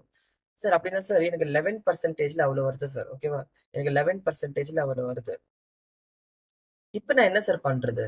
ஸோ அவன் என்ன சொல்றான்? சரி ஓகே சார் அக்செப்ட் பண்ணிருங்க. Then again he is getting a call. Sir 11% இல்ல நான் உங்களுக்கு லோன் கொடுக்க முடியாது சார். அவன் வேணா சொல்லிட்டான் சார். நான் உங்களுக்கு 12%ல தான் சார் லோன் தர முடியும். அப்படின்னா நீ என்ன பண்ணுவ? திருப்பி சொல்லுவ, சார் சார் எனக்கு ஒரு 2 மினிட்ஸ் தாங்க சார், நான் போயிட்டு வரேன். ஸோ நீ திருப்பி ஒரு 12%க்கு நீ திருப்பி என்பிவி கால்குலேட் பண்ணுவ, கரெக்டா? ஸோ வாட் வில் ஹேப்பன், ஒரு 12%க்கு நீ ஒரு என்பிவி கால்குலேட் பண்ற. திருப்பி திருப்பி அப்படியே நீ போற, இங்க 12% சேஞ்ச் பண்ற. 12% சேஞ்ச் பண்ண உடனே உன்னோட வேல்யூ சேஞ்ச் ஆயிடும். இப்போ உனக்கு என்பிவி 1047 வருது. அகைன் பாசிட்டிவ், அகைன் நீ பாசிட்டிவ் வருது. 1047 அக்செப்ட் பண்ணிடுறேன். ஓகேவா? So again you will coming back and you're telling sir my NPV is 1047, please accept sir அப்படின்னு சொல்றேன். நவ் திருப்பி அவனுக்கு கால் வருது, சார் 12% நம்ம கொடுக்க முடியாது சார், 15% தான் சார் சொல்றாங்க. ஏன்னா உங்க ப்ராஜெக்ட் ரொம்ப ரிஸ்கி சார். நான் உங்களுக்கு லோன் 12%ல கொடுக்க முடியாது சார். நான் உங்களுக்கு 15%ல லோன் தரேன் சார். ஸோ நீ என்ன போடுற? திருப்பி சார் சார் எனக்கு ப்ளீஸ் ஒரு இன்னொரு 2 மினிட்ஸ் தாங்க. ஓகேவா? ஸோ நீ திருப்பி வாஷ்ரூம் போற. ஆனால் உங்களுக்கு 2 மினிட்ஸ் போயிட்டு நீ என்ன திருப்பி அந்த கால்குலேஷன் போட்டு அந்த 12% அப்படியே 15% மாற உன் கால்குலேஷன்ல டிஸ்கவுண்டிங் ரேட் 15% சேஞ்ச் பண்ற. So now you are getting a negative NPV of 422. So now it is negative. நெகட்டிவ்னு வரும்போது நீ என்ன பண்ற? ரிஜெக்ட் பண்ற. ஓகேவா? நெகட்டிவ்னு வரும்போது நீ என்ன பண்ற? ரிஜெக்ட் பண்ற. அப்ப 15%ல வரும்போது அப்படியே நீ திருப்பி வர. ஐசியோ சொல்றேன், என்ன அக்செப்ட் தானே? ஏன்னா லாஸ்ட் 3 டைம்ஸ் அக்செப்ட் தான் சொன்னா. சொன்னா இல்ல சார் இந்த வாட்டி நீங்க ரிஜெக்ட் பண்ணிடுங்க சார் ப்ராஜெக்ட். ஏன்னா நம்ம லோன் இஸ் ரொம்ப அதிகம் சார். லோன் 15% சார் நமக்கு செட் ஆகாது. Okay, now your CO is telling, why are you going back again and again? You just give me a benchmark rate. இது கீழே காஸ்ட் ஆஃப் கேபிட்டல் இருந்தா நான் அக்செப்ட் பண்ணிடுவேன். இதுக்கு மேல காஸ்ட் ஆஃப் கேபிட்டல் இருந்தா நான் ரிஜெக்ட் பண்ணிடுவேன். எனக்கு அந்த மாதிரி மட்டும் எனக்கு அந்த ரேட் மட்டும் சொல்லிடுங்க சார். அந்த மாதிரி மட்டும் எனக்கு சொல்லிடுங்க சார் ரேட் அப்படின்னு ஒன்று கேட்கறான். ஓகேவா? So that benchmark rate, okay, that benchmark rate, that is what is called as IRR. Are you are with me? Okay sir. அப்படின்னா நீங்க என்ன சொல்ல வரனா, IRR is the benchmark rate. ஓகேவா? IRR is the benchmark rate. ஓகேவா? below which the cost of capital should not be go. ஓகேவா? below which cost of capital வந்து KO னு சொல்லுவோம். ஓகேவா? below which KO should not go. ஓகேவா? below which the KO should not go. sorry, above which the KO should not go. So இதுக்கு மேல உன்னோட cost of capital இருந்தா நீ அக்செப்ட் பண்ணி ரிஜெக்ட் பண்ணணும். ஓகேவா? இதுக்கு மேல இருந்தா நீ ரிஜெக்ட் பண்ணணும்.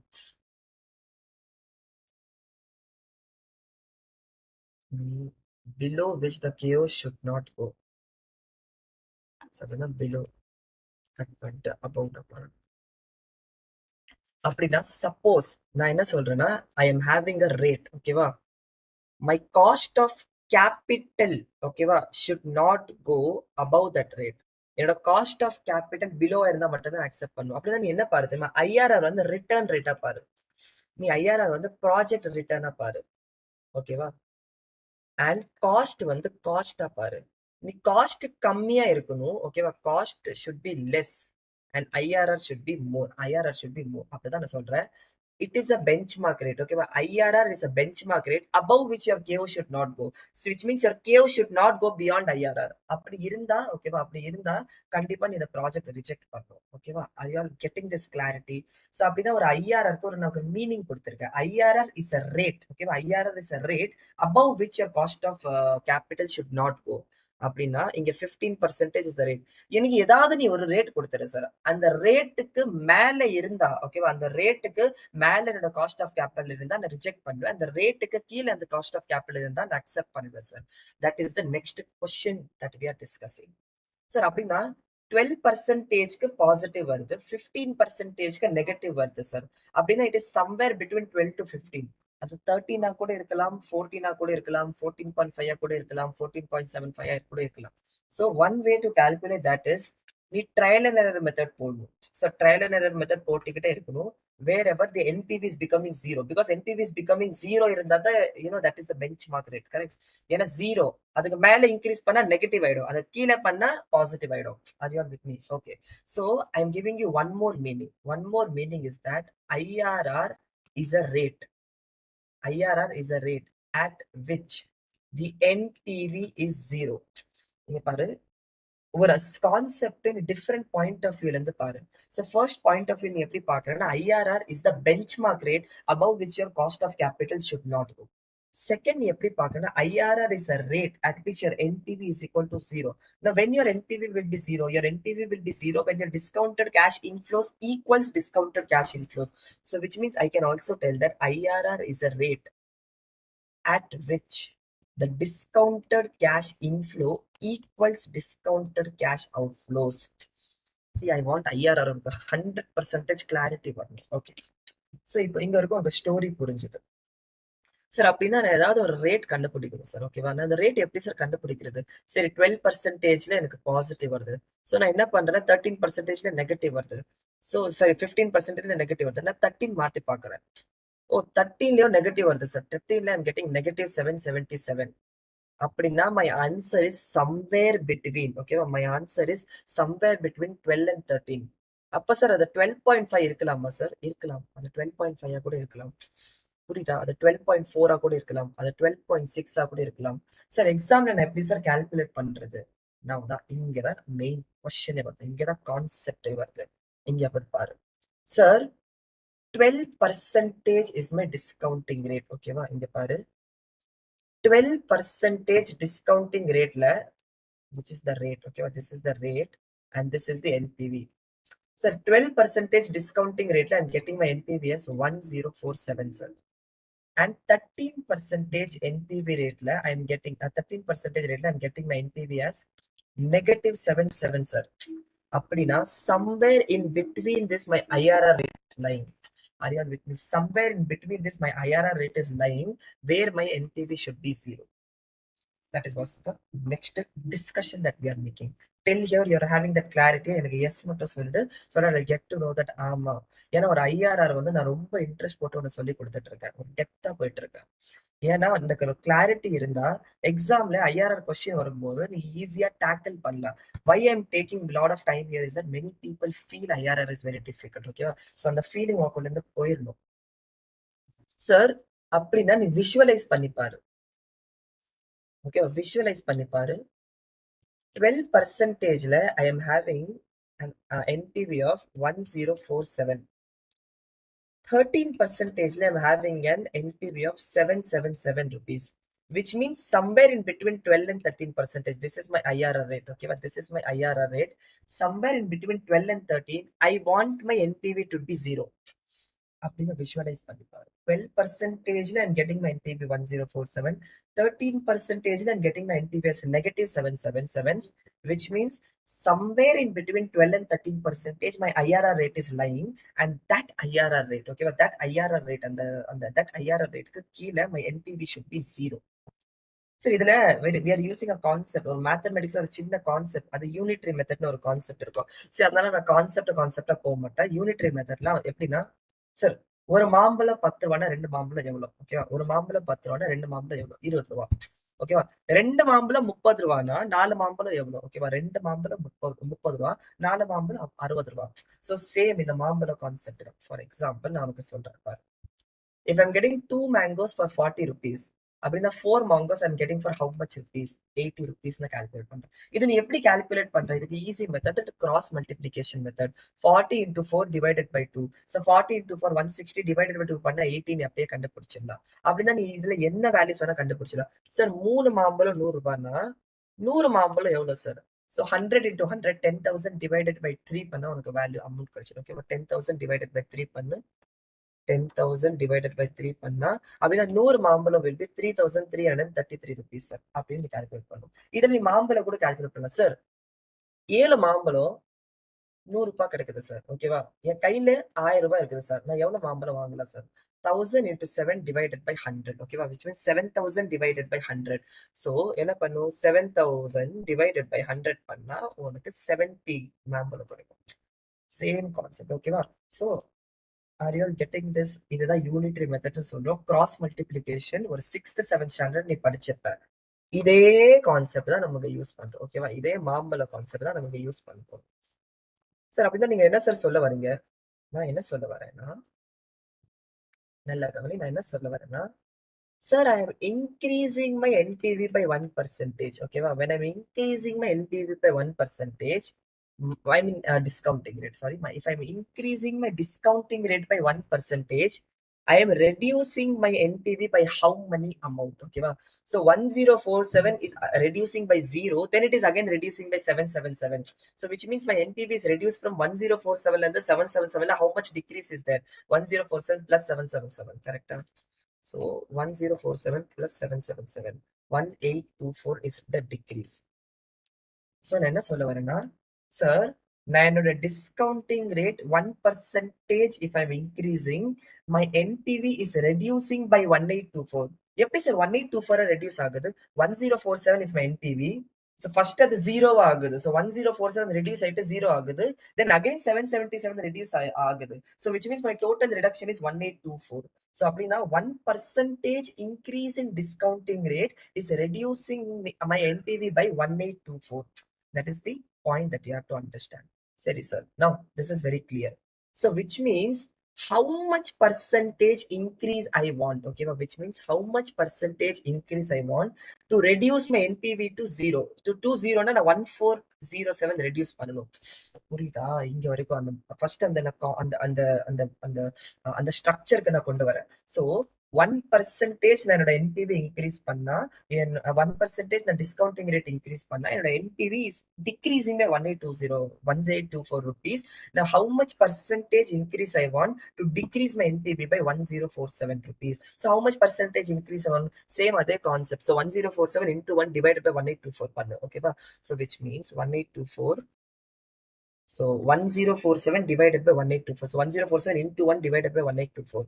So 1047 divided by 1824. 1824. உனக்கு என்ன வருது? 0.57% increase தான் வருது. ஓகேவா? So which means it should be increased by 0.57%. Sir அப்படின்னா நீங்க என்ன சொல்ல வரீங்கன்னா, 1% இன்க்ரீஸ் பண்றதுக்கு அவ்வளோ ஆகுதுன்னா 0.57% இன்க்ரீஸ் பண்ண உன்னோட என்பிவி 0 ஆயிடும். which means your IRR is equal to 12% இருந்து 1% இன்க்ரீஸ் பண்ண வேணாம், 0.57% இன்க்ரீஸ் பண்ணு. ஸோ அப்படின்னா your IRR is 12.57%. கிளாரிட்டி வருதா?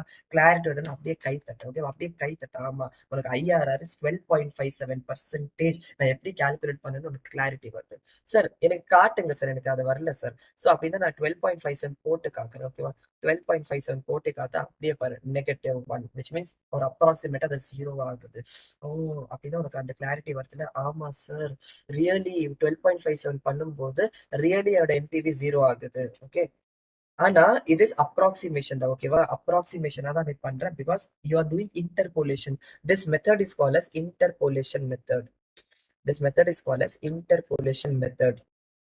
அது டிஃபரெண்ட் NPV கால்குலேட் பண்றல, that is called as trial and error method. So interpolate பண்றாங்க. என்ன பண்ணனா, so 1% increase is reducing my NPV by 1824 na, how much percentage increase should reduce my NPV to 1047? 0.57% increase. So 12% plus 0.57%, 12.57 அப்படின்னா உன்னோட discounting rate 12.57க்கு கீழே இருந்தா NPV பாசிட்டிவா வரும். உன்னோட டிஸ்கவுண்டிங் ரேட் 12.57க்கு மேல இருந்தா என்பிவி நெகட்டிவா வரும். அந்த கிளாரிட்டி உனக்கு வருதா? ஆமா சார். அப்படின்னா ஒரு IRR is the benchmark rate. So 12.57 is my benchmark rate. If you are getting a loan beyond, okay, below 12.57 னா தாராளமா போய் ப்ராஜெக்ட் அக்செப்ட் பண்ணு. If you are getting a loan above 12.57 னா அப்படியே ரிஜெக்ட் பண்ணு. இப்போ நீ என்ன பண்றனா, இதுக்கு உனக்கு என்ன எவ்வளவு டேட்டா தேவை? அவ்வளவுதான் டேட்டா தேவை. கரெக்டா? Year and cash flow data இருந்தா மட்டும் நீ ஐஆர்ஆர் கால்குலேட் பண்ணலாம். சார் ஐஆர்ஆர் கால்குலேட் பண்றதுக்கு உங்களுக்கு 2 ரேட் வேணும். ஓகேவா? கெஸ் ரேட் வேணும். ஒரு கெஸ் ரேட்ல பாசிட்டிவா இருக்கணும், இன்னொரு கெஸ் ரேட்ல நெகட்டிவா இருக்கணும். அது 2 இருந்தா நீ ஈஸியா கால்குலேட் பண்ணலாம். ஓகேவா? சார் 10% கெஸ் பண்ணு, 12% கெஸ் பண்ணு. அது ரெண்டுமே கெஸ் பண்ணிட்டு உனக்கு ஒரு பாசிட்டிவ் ஒன்று வரணும், இன்னொரு நெகட்டிவ் வரணும். ஒரு பாசிட்டிவ் ஒரு நெகட்டிவ் நம்பர் கையில வந்து இன்டர்போலேட் பண்ணிட்டு ஐஆர்ஆர் கண்டுபிடிச்சிடும். சோ இப்போ ஒரு சிஎஃப்ஓட நீ சிஓட மீட்டிங் போறேன்னா, இப்ப CO is just giving you this data year and cash flows. நீ என்ன பண்ணிட்டேன்னா வீட்டுக்கு போயிட்டு 2 மினிட்ஸ் வாங்கிட்டு ஐஆர்ஆர் கால்குலேட் பண்ணி வச்சுட்டேன். Now he is telling sir 10% accept, 11% accept, 12% accept, 12.2% accept, 12.5% accept, 13% reject பண்ணுங்க சார், 12.6% ரிஜெக்ட் பண்ணுங்க சார், 12.55 அக்செப்ட் பண்ணுங்க சார். புரியுதா? சோ அப்படின்னு நீ ஆன்சர் தர, அப்படின்னு ஆன்சர் தரும்போது சிஓ இம்ப்ரெஸ் ஆயிட்டா. எப்படி நீ அவ்வளோ சீக்கிரமா எம்பிவி கால்குலேட் பண்ற? இங்க அவ்வளோ பிகாம் பசங்க உட்காந்துருக்காங்க, அவங்க ஒண்ணுமே பண்ண முடியல. ஏன்னா நான் ஐஆர்ஆர் ரேட் வந்து நீ அப்படியே உன் மைண்டுக்குள்ள வச்சிருக்க. அந்த ஐஆர்ஆர் ரேட் கம்பேர் பண்ற நீ டிஸ்கவுண்டிங் ரேட் விட just giving an answer. So இங்க தான் IRR is helpful for you. So IRR வந்து ப்ராஜெக்ட் ரிட்டர்ன் மாதிரி பாரு. Are you all with me? Are you all with me? ஓகேவா? அப்படியே ஒரு கமெண்ட்ல ஒரு எஸ் போடு. ஸோ எனக்கு புரியணும் that S okay, I should get to know that you guys are understanding this. ஏன்னா அப்பதான் எனக்கு ஒரு சாட்டிஸ்ஃபேக்ஷன் வரும். ஆமா நீ படிச்சுட்டு இருக்க.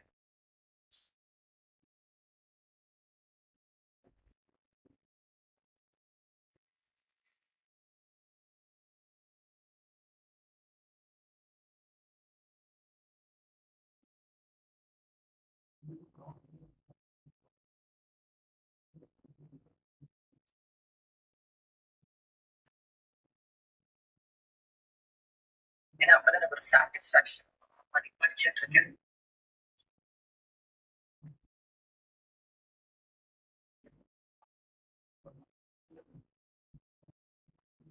Okay. So now you got a clarity how to calculate IRR. Okay sir, இது conceptual way of calculating IRR. ஓகேவா? இதுக்கு ஒரு ஃபார்முலாவே இருக்குது. ஓகேவா? இதுக்கு ஒரு ஃபார்முலாவே இருக்கு. நான் ஃபார்முலா ஃபர்ஸ்ட் சொல்லிடுறேன். What is the formula? அதுக்கப்புறம் நான் எக்ஸ்பிளைன் பண்றேன். ஓகேவா?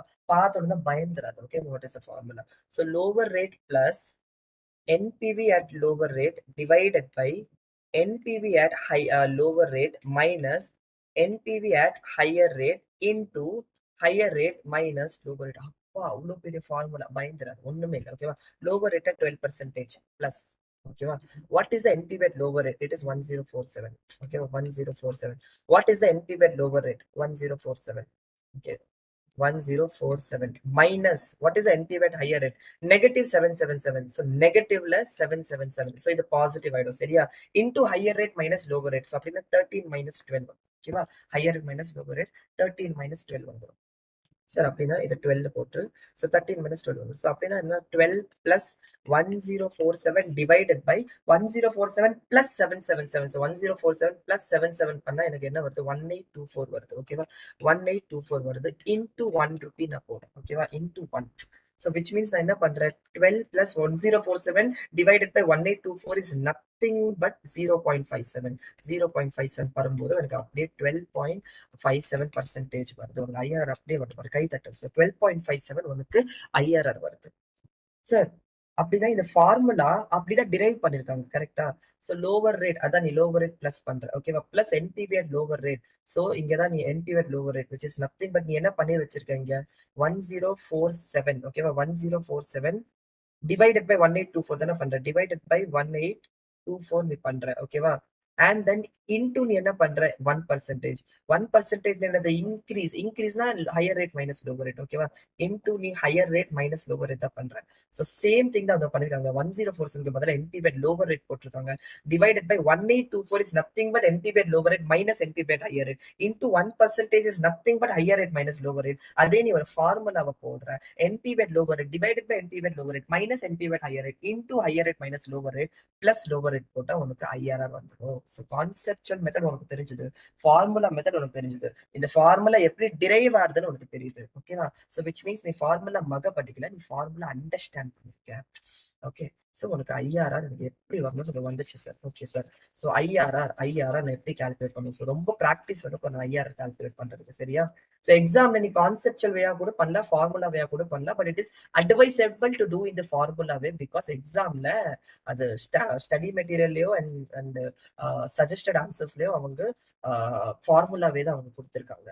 ஆனா கான்செப்ட்ல ரஃபா போடலாம், அண்டர்ஸ்டாண்டிங்காக நீ போடலாம். சரியா? ஏன்னா சில வாட்டி நீ ஃபார்முலா மறந்து வேணா நீ கான்செப்ட்ல போட்டுரு.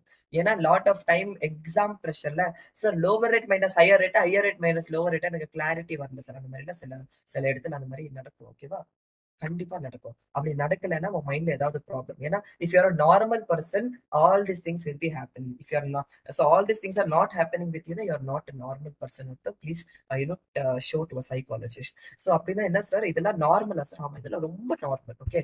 இதெல்லாம் உனக்கு நான் எக்ஸாம் டைம்ல மறந்துடுறேன், பிளாங்க் ஆயிடுறேன், ஃபார்முலா மறந்துடுறேன். ஓகேவா? All this are very normal things. So இதெல்லாம் நீ ஓவர் கம் பண்ணு with practice. Okay sir. So இப்போ ஐஆர்ஆர் எப்படி கால்குலேட் பண்ணணும்னு எனக்கு கிளாரிட்டி வருது சார். ஸோ நவ் நீ என்ன பண்ண தெரியுமா? Okay.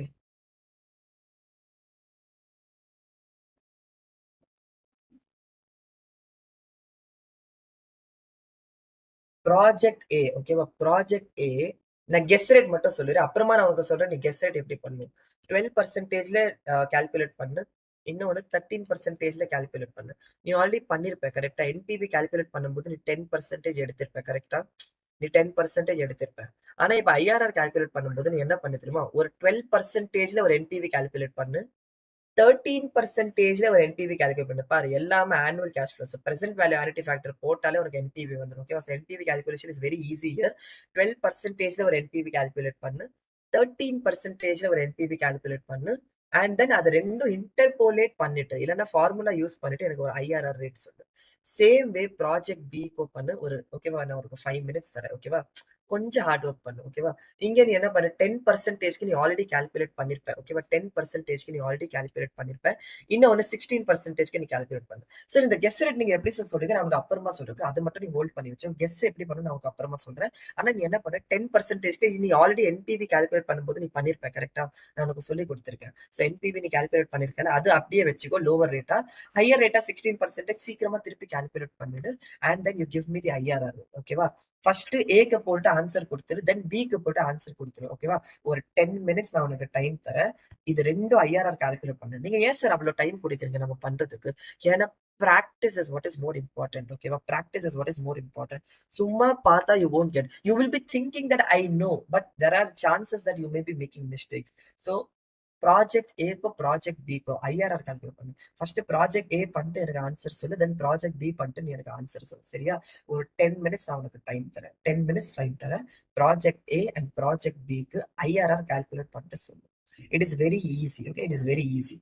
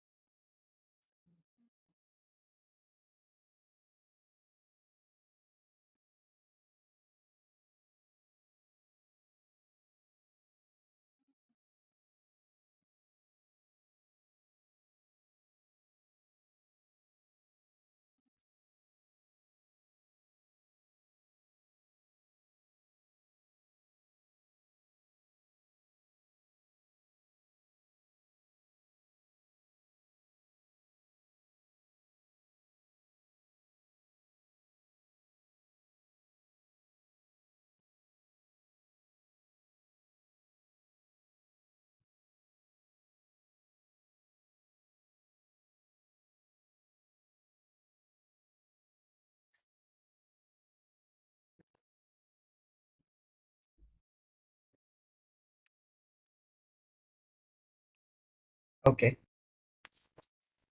so we are back and our IRR calculation பண்ணிருப்பீங்க. பண்ணலைன்னா கூட just type a yes so that I'll be going to know that yes, you guys are listening to me. ஒரு நிமிஷம். I'll open it. IRR calculation பண்ணிருப்பீங்க. பண்ணலைன்னா கூட just type a yes so that I'll be going to know that yes, you guys are listening to me. சரி, okay, very good. I got an answer from Hemalata. 12.48 and 15.95. 12.48 and 15.95.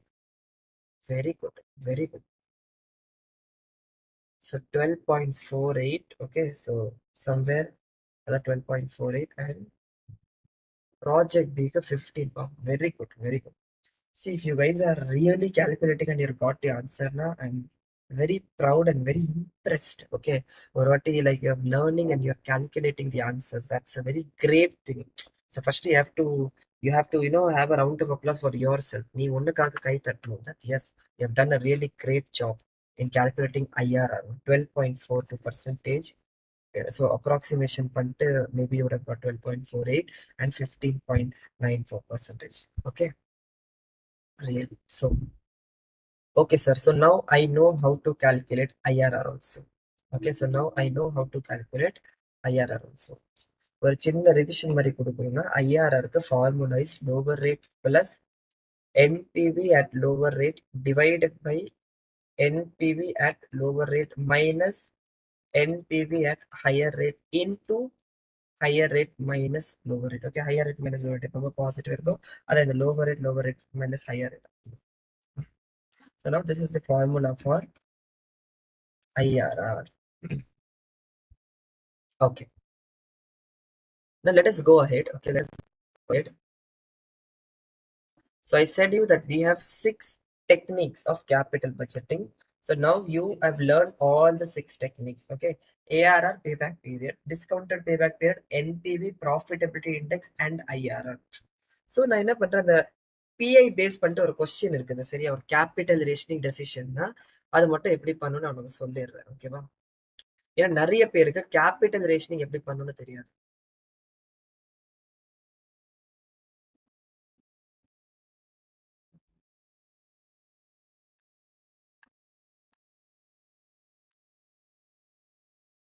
ஒரு நிமிஷம்.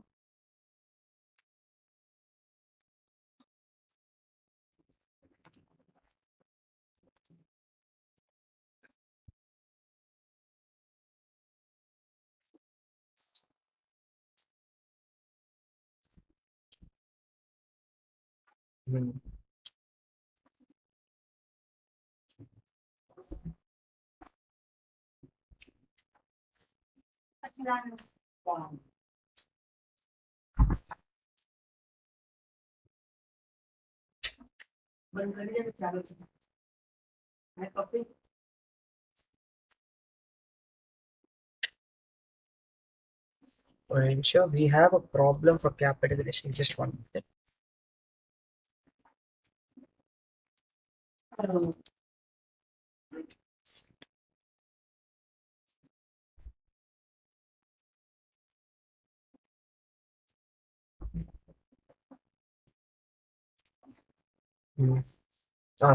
illustration number 30 இதுதான்.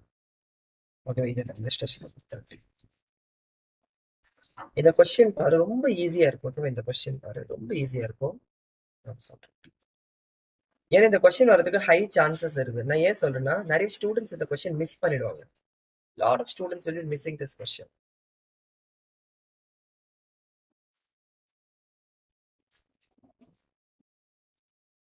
Okay,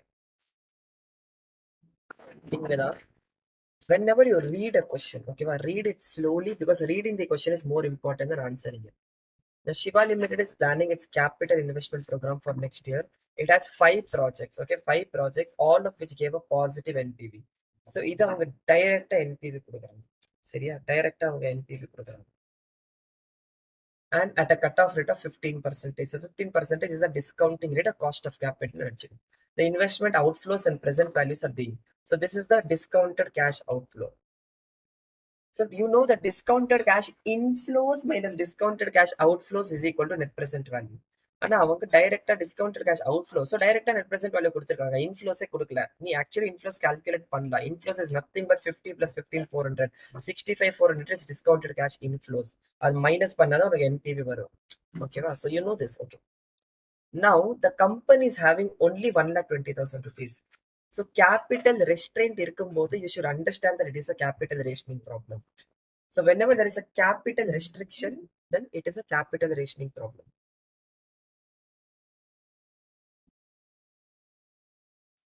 Capital rationing problem na என்னது?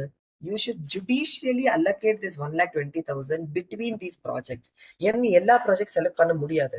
For this unit 50, that this unit is 90, so 25 na 90 plus 25 1,15, so plus 30 பண்ணா 1,45 ஆயிடும். ஆனா உங்க கையில 1,20 தான் இருக்குது. Then 1,45 plus 35 is equal to 1,80. ஆனா உன் கையில 1,80 இல்ல, உன் கையில 1,20,000 தான் இருக்குது. So the 1,20,000 பேஸ் பண்ணிட்டு நீ என்னென்ன ப்ராஜெக்ட் செலக்ட் பண்ணலாம், that is what is called as capital rationing decisions. So whenever you are having capital constraint, what you have to do, you have to allocate. Okay, you have to rank. First in the project select பண்ணு. So first நீ என்ன யோசிப்ப, I will rank basis NPV. Wherever NPV is more, அந்த project நான் select பண்ணுவேன். So here NPV is more sir, 19,300 sir, first இங்க invest பண்ணுவேன் sir. Here NPV is second sir, second அங்க invest பண்ணுவேன் சார். ஆனா நீ அப்படி பார்க்க கூடாது. ஏன்னா இங்க 50,000 இன்வெஸ்ட்மெண்ட்ல 15,400 வருது, இங்க 35,000 இன்வெஸ்ட்மெண்ட்ல 19,300 வருது. சோ நீ என்ன பண்ணணும்னா, you should see on the basis of present okay profitability index or net profitability index. ரெண்டுமே சேமா தான் போகும். ஓகேவா? Profitability index talks about for 1 rupee of output what is the inflow, for 1 rupee of outflow what is the outflow, that inflow that you're getting, and net present value tell that for 1 rupee of outflow what is the net present value that you're getting. நீ profitability index கூட calculate பண்ணலாம், இல்லைன்னா net profitability index கூட calculate பண்ணலாம். ஏன்னா NPV கொடுத்துருக்காங்க, நான் டைரக்டா நெட் ப்ராஃபிட்டபிலிட்டி இண்டெக்ஸ் கால்குலேட் பண்ணிருந்தேன். ஓகேவா? நெட் ப்ராஃபிட்டபிலிட்டி இண்டெக்ஸ் இல்ல சார், நான் ப்ராஃபிட்டபிலிட்டி இண்டெக்ஸ் தான் கால்குலேட் பண்ணுவேன், நீ அப்படி பண்ணு. ஃபர்ஸ்ட் டிஸ்கவுண்டட் கேஷ் இன்ஃப்ளோ கண்டுபிடி, which is nothing but investment plus NPV. அதுக்கப்புறம் ப்ராஃபிட்டபிலிட்டி இண்டெக்ஸ் கண்டுபிடி, which is nothing but discounted cash inflow divided by discounted cash outflows. You will get profitability index. இல்லைன்னா டைரக்டா net profitability index கண்டுபிடி. ஓகேவா? NPV கொடுக்கலன்னா நீ profitability index கண்டுபிடிச்சு cancel. So net profitability index is nothing but, net profitability index தான் நீ என்ன பண்ணுவ, discounted cash inflows divided by discounted cash outflows க்கு பதிலா net present value divided by discounted cash outflows. So 15,400 divided by 50,000, 18,700 divided by 40,000, அந்த மாதிரி நீ பண்ற. ஓகேவா? ஸோ நீ என்ன பண்ண, net present value index. So இவங்க NPV per 1 rupee invested சொல்லிருக்காங்க, which means for every 1 rupee of outflow what is the NPV that you're getting, அதுதான் அவங்க calculate பண்ணிருக்காங்க. 15.4 divided by 50, அதான் 15.4 divided by 50, அந்த மாதிரி அவங்க பண்ணிட்டு they have calculated this is nothing but net profitability index. ஓகேவா? So net profitability index, wherever the NPV, the net profitability index is higher, அதுக்கு basis first ranking பண்ணிடு. So now you saw that okay, now your ranking is 1 2 3 4 5, அந்த மாதிரி ஒரு ranking வருது. ஆனா இதே நீ என்பிவி பேசிஸ்ல பண்ணா ஃபர்ஸ்ட் இங்க 1 வரும், தென் 2 வரும், தேர்ட் இங்க வரும், ஃபோர்த் இங்க வரும், ஃபிஃப்த் இங்க வரும். ஓகேவா? ஸோ 3 2 5 4 1. ஆனா இங்க 5 2 3 4 1 இந்த ரேங்கிங் சேஞ்ச் ஆகுதுல, this is because of net profitability index. So ஏதோ ஒரு இடத்துல வந்து the profitability index is more, ஆனா நெட் பிரசன்ட் வேல்யூ கொஞ்சம் ப்ராப்பரா சிமிலர் ஆயிரும். Okay, so now you got it the ranking. அப்படின்னா என்னன்னா, first I will put in project E. ஓகேவா? So first I will put in project E. So நான் project இல 35,000 போட்டேன் sir. Second I will put in project B. So okay sir, so second 40 போட்டேன் sir. So 40 போட்டேன் sir, 75 போட்டுட்டேன் sir. Third I will put in project C. So நான் இன்னும் 25 போட்டேன் sir. So நான் இன்னும் 25 போட்டதுக்கு அப்புறம் நான் 30 + 50 60, ஸோ 1 lakh rupees போட்டேன் சார். ஆனா I am having only 1,20,000 rupees. My next is D. 30,000 போடணும் சார். ஆனா என் கையில 20,000 rupees தான் சார் இருக்குது. நான் 30,000 போடணும், ஆனா 20,000 rupees தான் சார் இருக்குது. ஸோ ஃபர்ஸ்ட் நீ என்ன பார்க்கணும், அந்த ப்ராஜெக்ட் உடைச்சிட்டு போடலாமான்னு பார்க்கணும். ஓகேவா? Which means if the project is divisible or not. அவங்க சொல்லியிருக்காங்க ப்ராஜெக்ட் இண்டிபெண்டா இல்ல டிவிசிபிளா, அந்த மாதிரி சொல்லியிருக்காங்க. ஓகேவா? ஸோ அவங்க என்ன சொல்லிருக்காங்க, த ப்ராஜெக்ட் ஆர் டிவிசிபிள். டிவிசிபிள்னா நீ டிவைட் பண்ணிட்டு கூட ப்ராஜெக்ட்ல போடலாம். So which means D, which means D க்கு 30,000 போடாம நீ 20,000 போடுற. So அதுக்கு ப்ரொபோர்ஷனேட்டா தான் நீ NPV கால்குலேட் பண்ணுவ. So இதுக்கு NPV is 19.3, இதுக்கு NPV is 18.7, இதுக்கு NPV is 10.1, இதுக்கு NPV is 7.5. இது எப்படி வருதுன்னா, ஓகேவா, இது எப்படி வருதுன்னா 30க்கு if the NPV is 111.2 னா 20க்கு what is the NPV?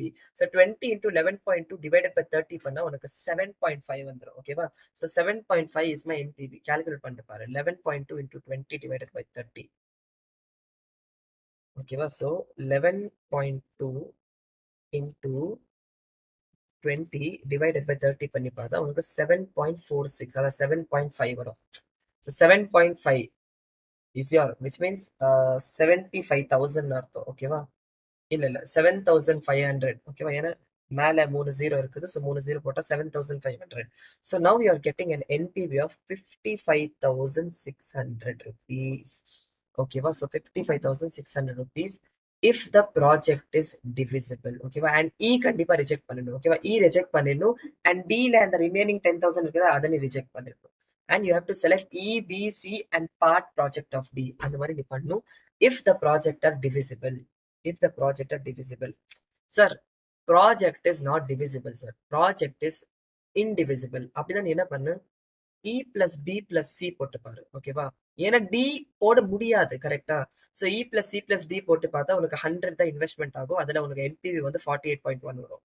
Sir C இல்லாம டி போடுறேன் sir. So E plus D plus D okay போட்டு பார்க்குறேன். ஸோ 20 போட்டால் 105 இன்வெஸ்ட்மெண்ட்ல உனக்கு 49.2 வரும். அப்படின்னா நீ E plus B plus D போடுவோம். ஓகேவா, ஈவன் தோ, ஓகேவா, even though D is 4th rank, C is 3rd rank, ஆனா இந்த ப்ராஜெக்ட் டிவிசிபிள் இல்லைனால சிக்கு வரலன்னா சி ரிமூவ் பண்ணிட்டு டி போட்டு பாரு வருதா இல்லை, ஏன்னா டீல அதிகமா இன்வெஸ்ட்மெண்ட் பண்ற. கரெக்டா, so now you will get 49.2 and then you will select E plus B plus D. So non-divisible na full projects I have to invest. Divisible na part project also I can invest. So this is what is a typical capital rationing problem looks like. Okay, so now I hope that you got clarity on how to solve capital rationing problems also. Either you have to rank it on the basis of profitability index, or you have to rank it on the basis of net profitability index. ரெண்டுமே same ranking தான் கொடுக்கும். Okay, sir. So now I got, okay, so inga part project is possible na, the answer is this one. Okay, the answer is this one. ஆனா if it is not divisible னா எப்படி இருக்கும்னா அந்த second case அவங்க கொடுத்திருக்காங்க. ஓகேவா, எக்ஸாம்ல அந்த மாதிரி கொஸ்டின் கேட்டா நீ அப்படி கூட ஹேண்டில் பண்ணு. Okay sir, so now I know how to do capital rationing problems also.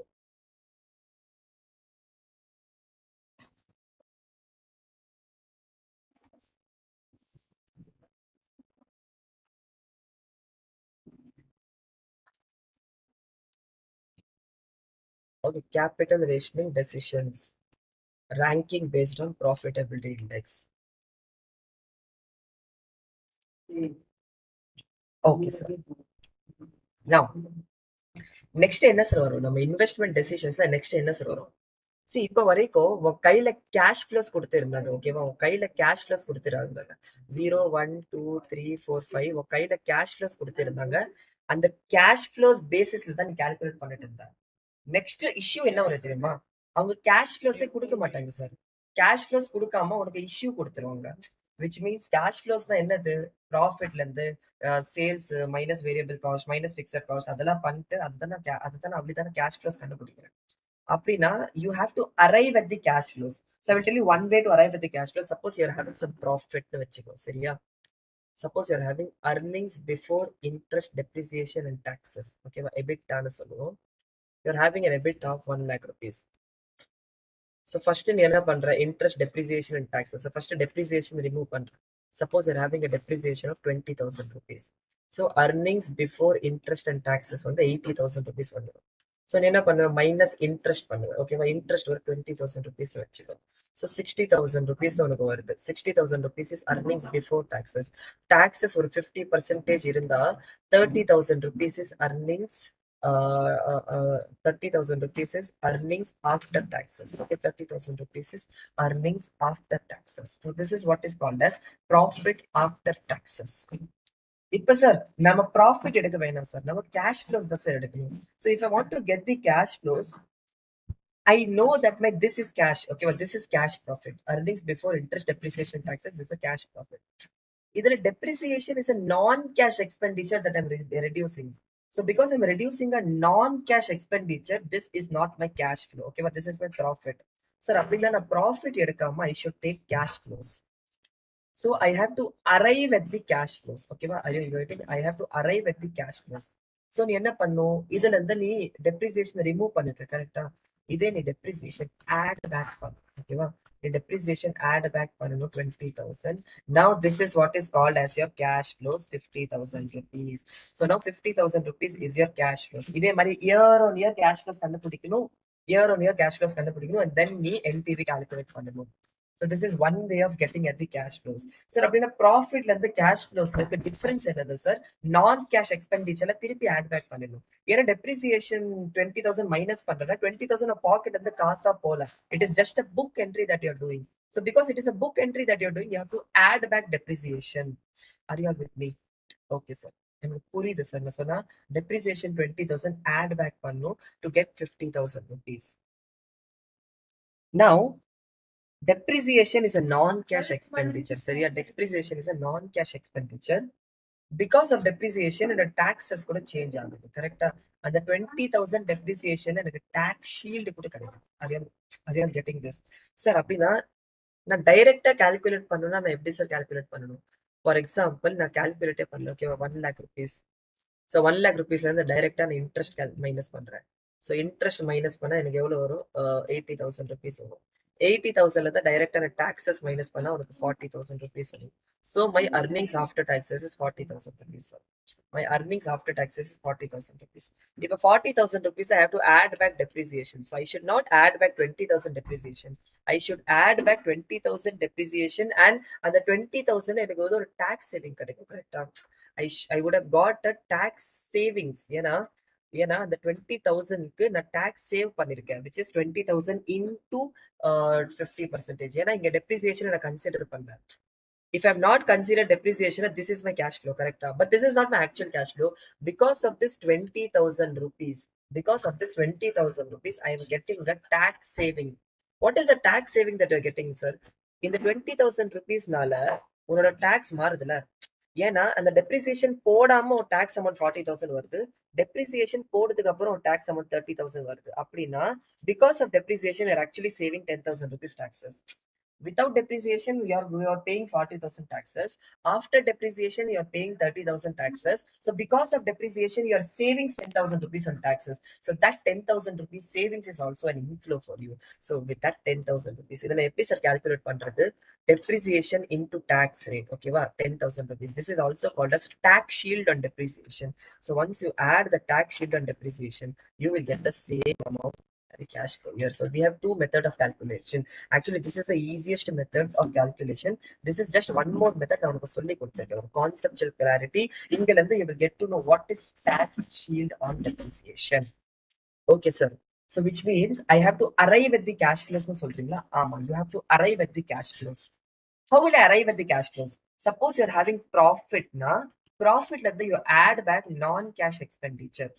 You add back non-cash expenditure, you will get at the cash flows.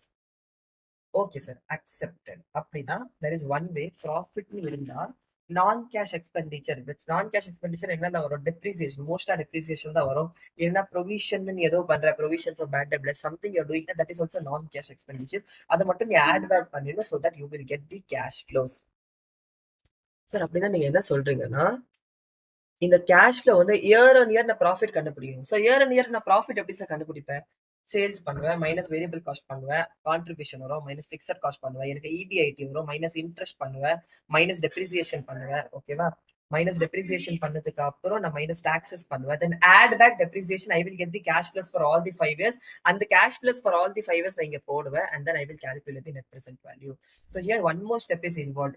This step is called as estimation of cash flows. This step is called as estimation of cash flows. Okay.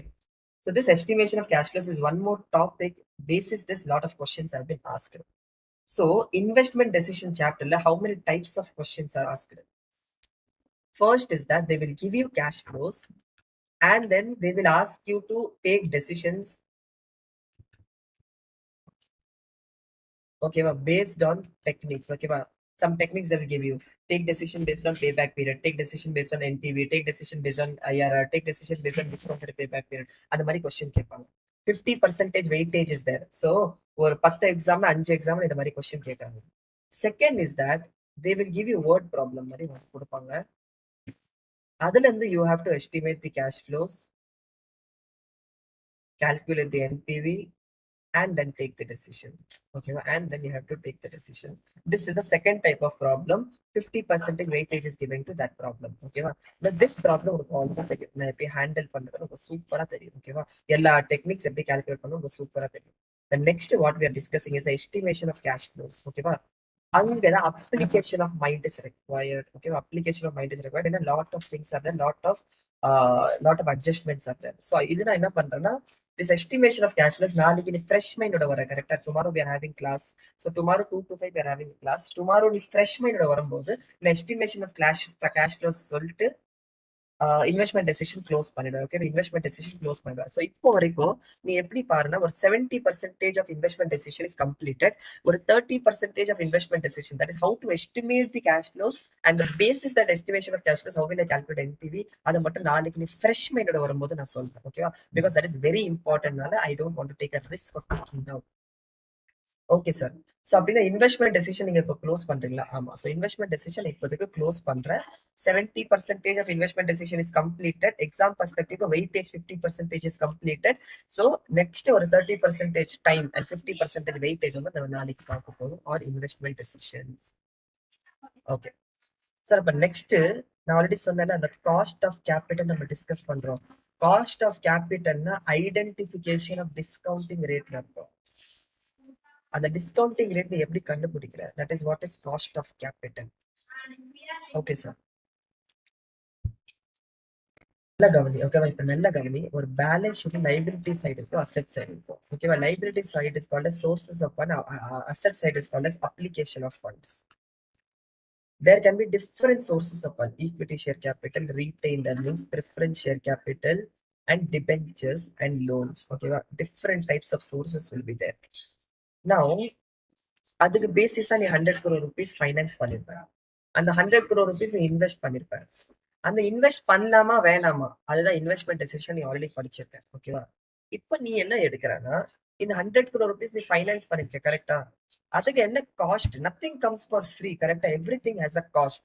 So நீ ஈக்விட்டியா 10 crore வாங்கியிருக்க, retain earnings 20 crore போட்டிருக்க, ப்ரிஃபரன்ஸா 20 crore வாங்கியிருக்க, டிபென்ச்சரா 40 crore வாங்கியிருக்க, 40, 60, 80, 90, 10 crore லோனா வாங்கியிருக்க. அந்த பேசிஸ்ல நீ 100 crore rupees வாங்கியிருக்க. அப்படின்னா லோனுக்கு என்ன சார் ரேட்டு, காஸ்ட்? டிபென்ச்சருக்கு என்ன சார் காஸ்ட்? ப்ரிஃபரன்ஸ் ஷேர் கேபிட்டலுக்கு என்ன சார் காஸ்ட்? ரீட்டைன் earningsக்கு என்ன சார் காஸ்ட்? ஈக்விட்டிக்கு என்ன சார் காஸ்ட்? இந்த காஸ்ட் கண்டுபிடிச்சிட்டு அதை ஆவரேஜ் பண்ணா அதுதான் weighted average cost of capital. That is a next discussion that we are going to make is how to calculate the cost of capital. So first you are having specific cost of capital. So first I will teach you how to calculate the cost of specific cost of capital.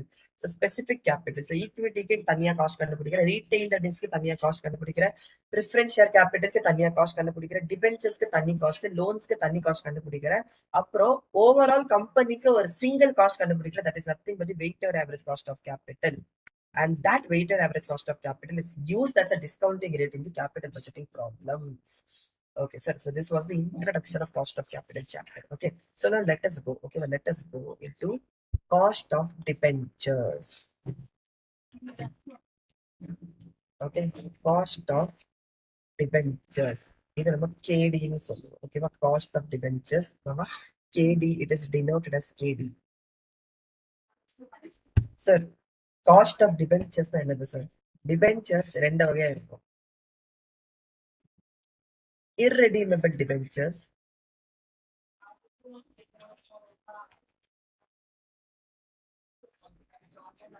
and redeemable debentures.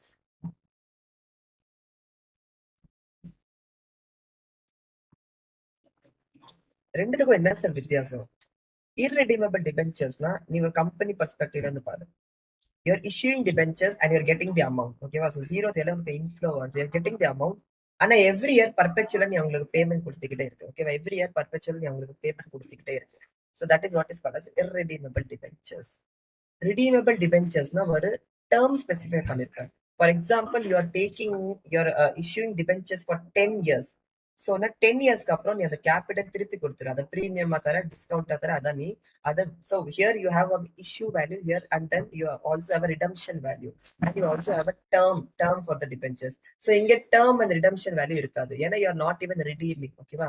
Irredeemable debentures redemption is not there. ஓகேவா? Here no redemption, which means the capital வாங்கிட்ட அந்த கேபிட்டலுக்கு perpetual. So irredeemable debentures no redemption. So here maturity period will be there. Okay, well, here maturity period will be there. Here no redemption. Okay, sir. இப்போ cost எப்படி sir கண்டுபிடிக்கிறது? First, what is cost? Cost is nothing but the expectation of the capital provider. Cost is nothing but the expectation of the capital provider. Sir, அப்படின்னா debentures யார் sir capital provider? Debenture the capital provider and debenture holders. So debenture holders எவ்வளவு sir expect பண்ணிட்டு இருக்காங்க? That will become my cost. அது உங்களுக்கு sir அதான் நான் சொல்ல வரேன். So debenture holder வந்து எவ்வளவு சார் எக்ஸ்பெக்ட் பண்ணிட்டு இருக்காங்க? That will be my cost. Okay. Now இங்க பாரு, நல்ல கவனி.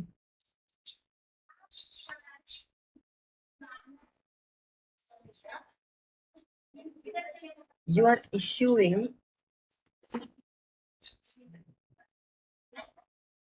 hundred debentures. Okay, you are issuing 100 debentures for rupees 100. So which means 0 Dela உங்களுக்கு 10,000 rupees வரும், உள்ள வரும். ஓகேவா? So you are issuing 100 debentures for rupees 100 at a coupon rate of, ஓகேவா? Coupon rate na interest rate at a coupon rate of 10%. So 100 rupees is the face value வச்சுக்கோ, சரியா? 100 rupees is the face value and you are issuing at par only. So issuing at par na so every time interest is calculated on coupon rate. Okay, this is something that you should know. It is always calculated, interest is always calculated on face value. Coupon is always calculated on face value. This is one thing. Sir, நான் 100 rupee debenture 90 rupees issue பண்ணலாமா? ஆமா, 90 rupees issue பண்ணலாம். ஆனா interest 10 rupees தான் pay பண்ணணும். ஏன்னா interest is always calculated on the face value. So this is one clarity that we should be having. Okay, sir. Next என்ன sir சொல்றீங்க? அவ்வளவுதான் சார். நீ redeem பண்ணல. You are issuing 100 debentures for rupees 100 at a coupon rate of 10%. So our company is having a tax rate of 30% வச்சுக்கோ. இப்போ நீ என்ன பண்ண தெரியுமா? You see from the perspective of the investor. ஒரு debenture holder perspective இருந்து பாரு. Debenture holder என்ன பண்றான்னா 100 rupee கொடுத்துட்டு ஒரு debenture வாங்குறான். ஓகேவா? அவன் என்ன கொடுக்குறான்னா 100 rupee கொடுத்துட்டு ஒரு debenture வாங்குறான். So 100 rupee return அவனுக்கு என்ன வருது? Every year 10 rupees அவனுக்கு வருது. ஓகேவா?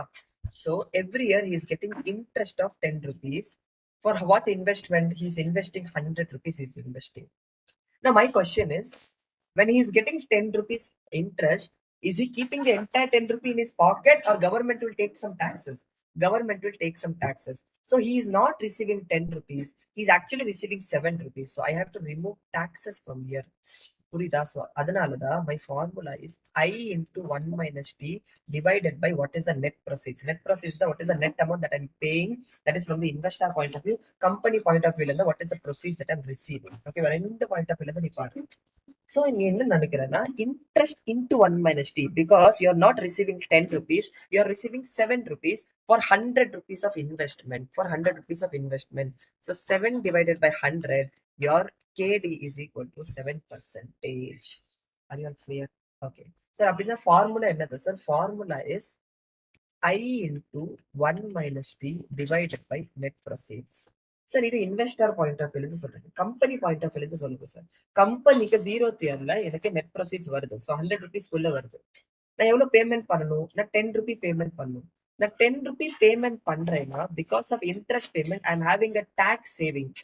So my actual interest payment is not 10 rupees. My actual interest payment is 7 rupees because of 3 rupees savings I'm having because of interest.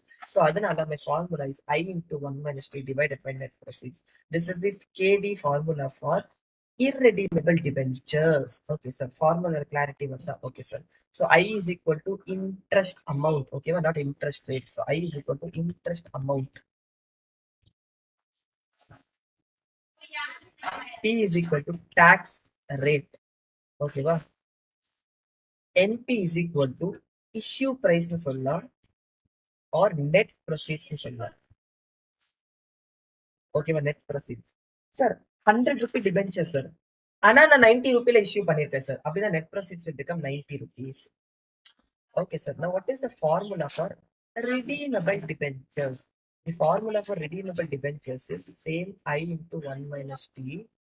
ஆனா இங்க நான் இங்க பாருங்க plus RV minus LP divided by N, the whole divided by RV plus LP divided by 2. Sir என்ன sir formula கொஞ்சம் பெருசாயிட்டு இருக்குது. what is the meaning of this formula நான் ஒன்னு சொல்றேன். ஓகேவா, இங்க பாரு.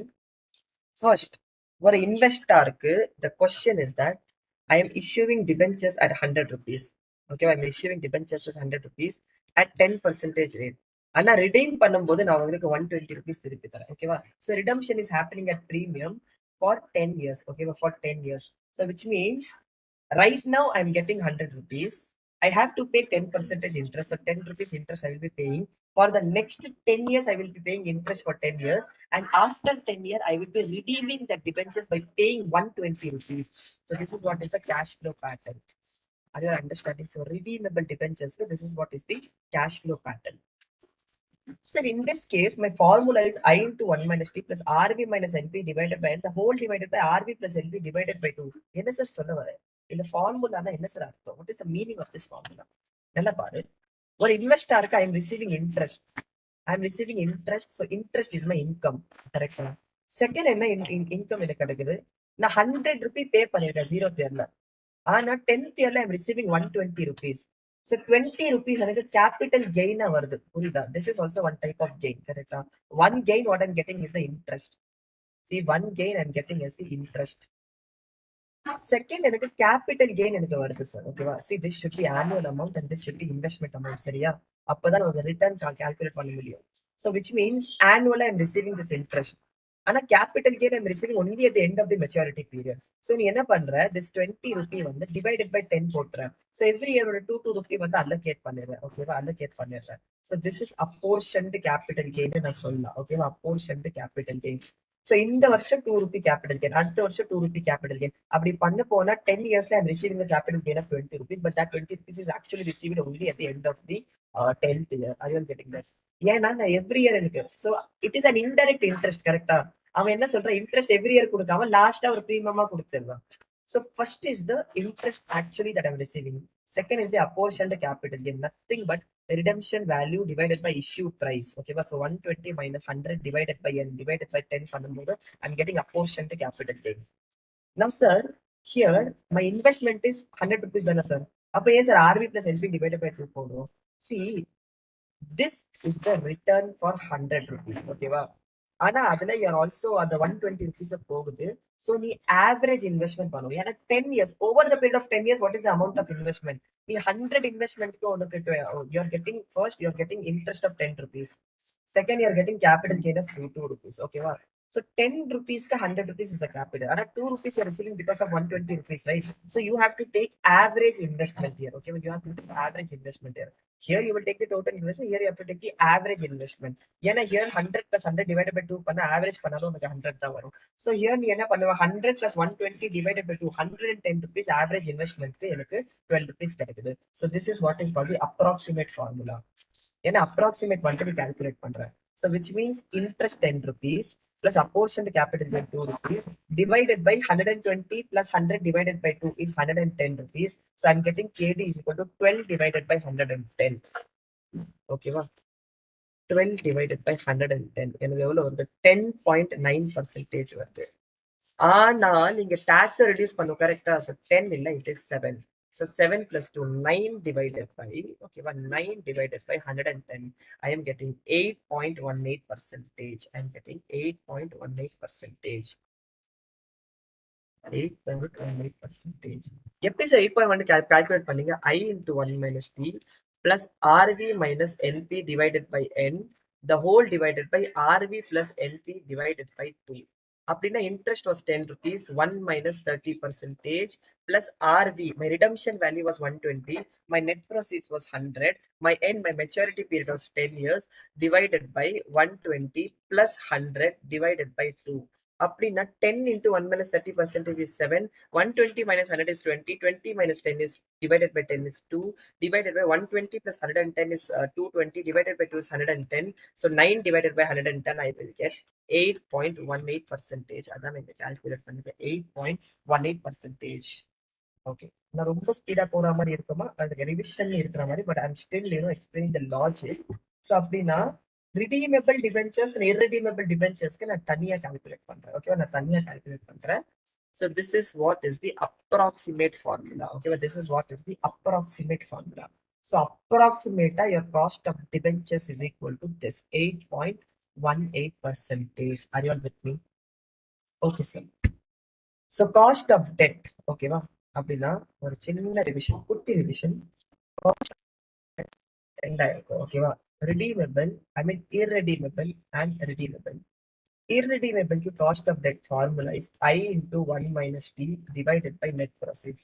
Redeemable की formula is I into 1 minus T plus RV minus NP divided by N, the whole divided by RV plus NP divided by 2. Okay, so this is what I'm trying to explain you. Are you having this clarity? So I'm having this clarity. இப்போ இதுல 2-3 அட்ஜஸ்ட்மெண்ட்ஸ்லாம் வரும், சரியா? நான் கொஞ்சம் அப்புறமா adjustment discuss பண்றேன். நான் என்ன பண்றேன்னா ஒரு ஒரு 5 to 7 minutes ஒரு சின்ன பிரேக் எடுத்துடலாம். ஓகே, ஒரு 5 to 7 minutes சின்ன பிரேக் எடுத்துடலாம். அந்த பிரேக்ல என்ன பண்ண தெரியுமா, ஒரு சின்ன ஒரே ஒரு ப்ராப்ளம், ஈஸியா இருக்கும். ஓகேவா, அந்த ப்ராப்ளம் ஒண்ணுமே இல்லை, ஈஸியா இருக்கும் அந்த ப்ராப்ளம்.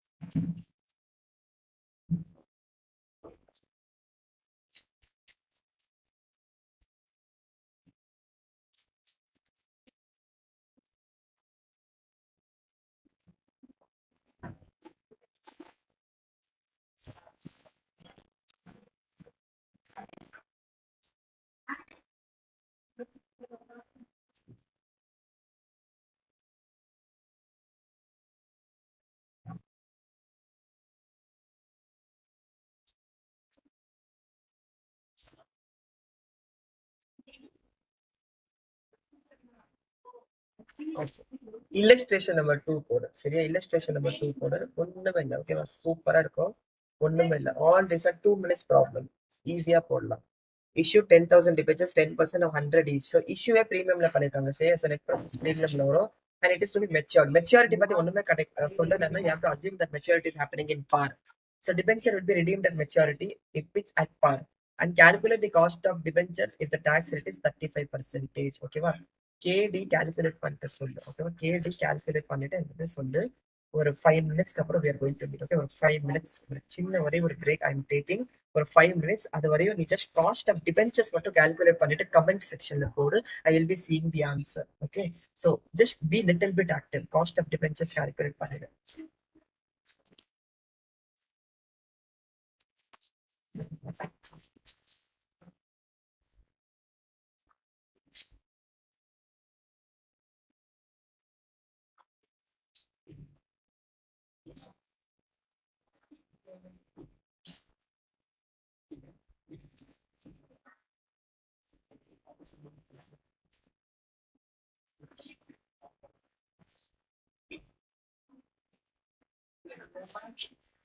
ಅಲ್ಲ ಆರ್ಯರು ಪಡೆಯಲಿದೆ ಮತ್ತೊಂದು ಪಡೆಯಲು 15 ಮಿನಿಟ್ ಮತ್ತು ಶಿಕ್ಷಣ ಪೂರ್ವಕ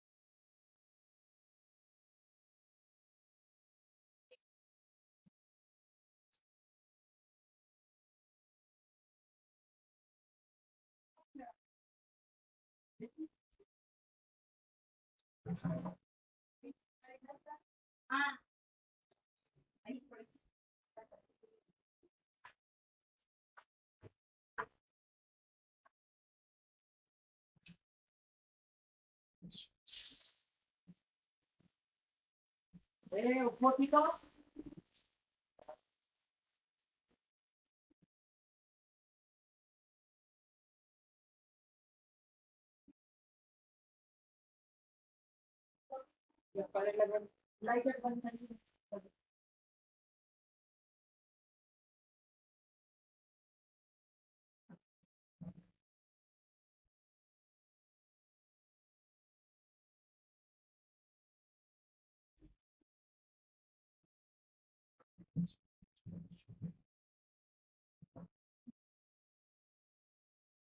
Igual que yo me parto alia बेटा no mando la leti करेगा yes ये क्या कहने के लिए करेगी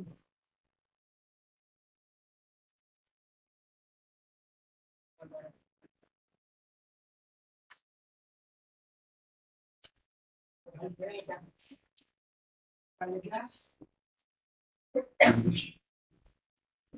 लपीता दूध नहीं हुआ ना दूध हो गया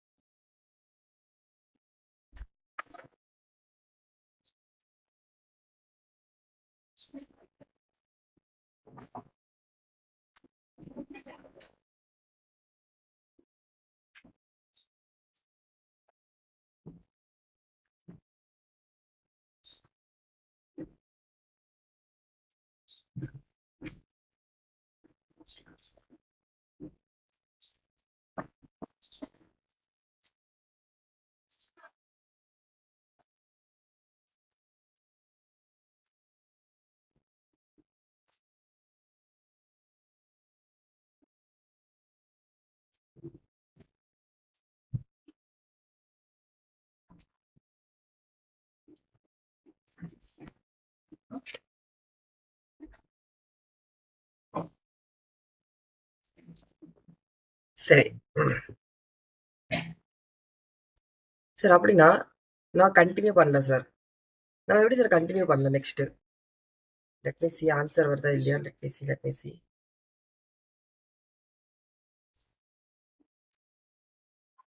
Okay, very good. I'm getting answers. Okay, I'm getting answers. And I will be explaining in English. No issues. I'll be explaining in English. So I'm getting a cost of debentures of 4.28 percentage. 4.28 percentage as my cost of debentures I'm getting. Now, just focus properly. I will be discussing some adjustments here. Okay, but what are all the adjustments that can make, which can actually twist the question? Okay, just see. You should know I is equal to interest amount. P is equal to tax rate. Okay, NP is equal to net proceeds, or I can tell that is the issue price. Okay, va? RV is equal to redemption value.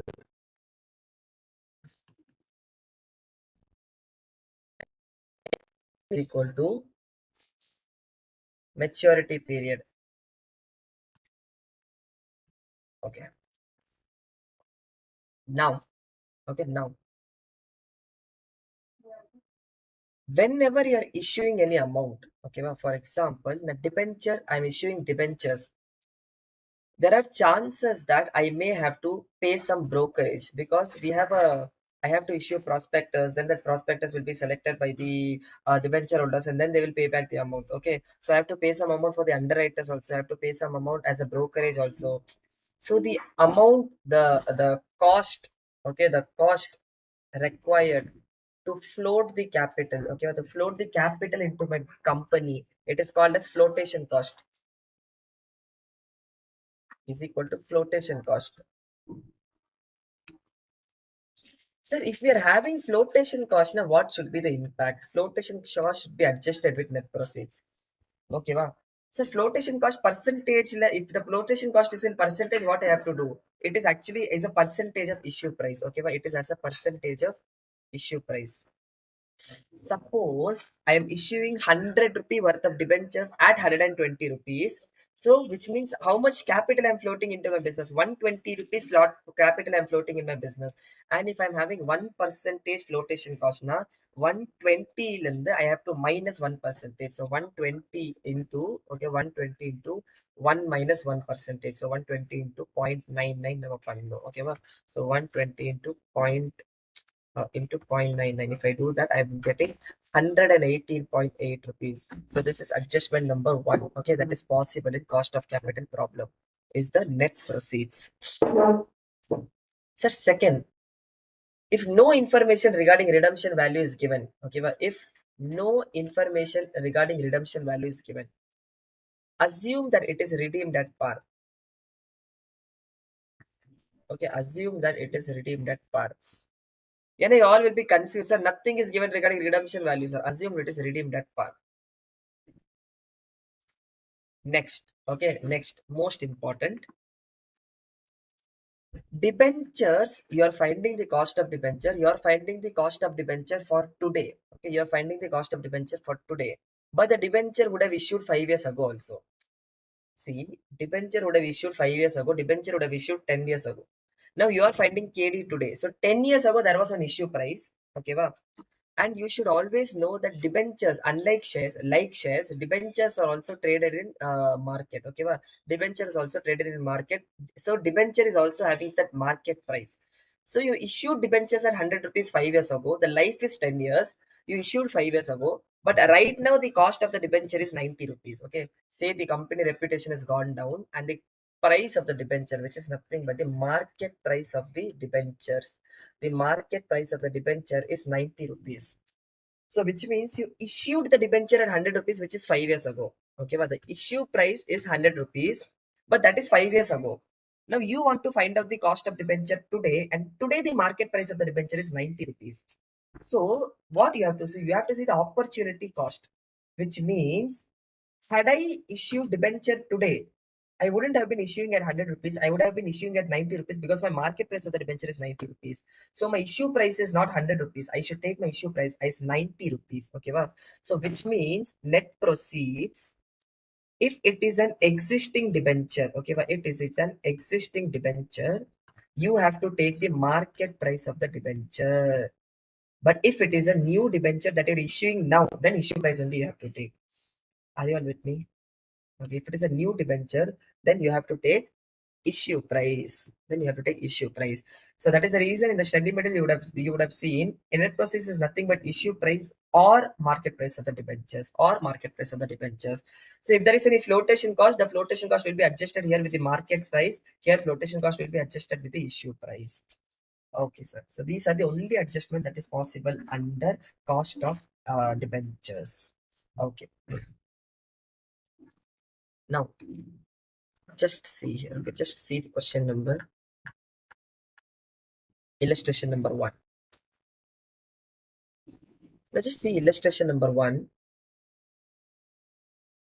5 years ago, I issued a 12% debentures at 103. So my issue price is 103 5 years ago, which is at 3% premium. But the current market price is 94 rupees. There is nothing regarding maturity is given, so it is an irredeemable debentures. So I into 1 minus T divided by NP. So what is the interest? Interest is 12% on face value. So 12 rupees is the interest. Okay, corporate tax 1 minus 35%. Net proceeds, I have to take 103 or I have to take 94? I have to take 94. So 12 into 1 minus 35% divided by 94, I am getting 8.3%. This is the adjustment that you have to remember. Okay, illustration number 2, you already did. Now just see illustration number 3. Okay, just see illustration number 3.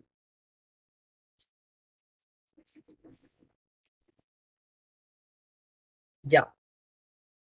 Whenever it is an existing debenture, it is not maturity period, it is a remaining life. Okay, it is a remaining maturity. Because 10 years ago debenture issued, today is the price. So remaining maturity is only 5 years. The end should be remaining maturity because you're finding the cost today. Okay, sir. Now, company issued 10% debentures of rupees 100 each at par. So issue price was 100 rupees on 1/4/2018, which is maturing at 1/4/2028. So 10 years is the life. Okay, 10 years is the life. The company wants to know the cost of its existing debt as on 23. So as on 23 na 24, 25, 26, 27, 28. So now remaining life is 5. Okay, remaining life is 5. Market price of the debenture is 80. Calculate. So it is redeemable debenture. So I into 1 minus T plus RV minus NP divided by N, the whole divided by RV plus NP divided by 2. What is interest? Interest is equal to a 10%. So 10 is the interest. 1 minus 35%. Okay, that is the tax rate. Plus what is the redemption value? Anything given about the redemption value? Nothing. So assume redeeming at par. So redeeming at par 100 rupees. What is the issue price? It is an existing debenture. So issue price is not 100, it is 80. So 100 minus 80. Okay, 100 minus 80 divided by 5. Okay, not 10.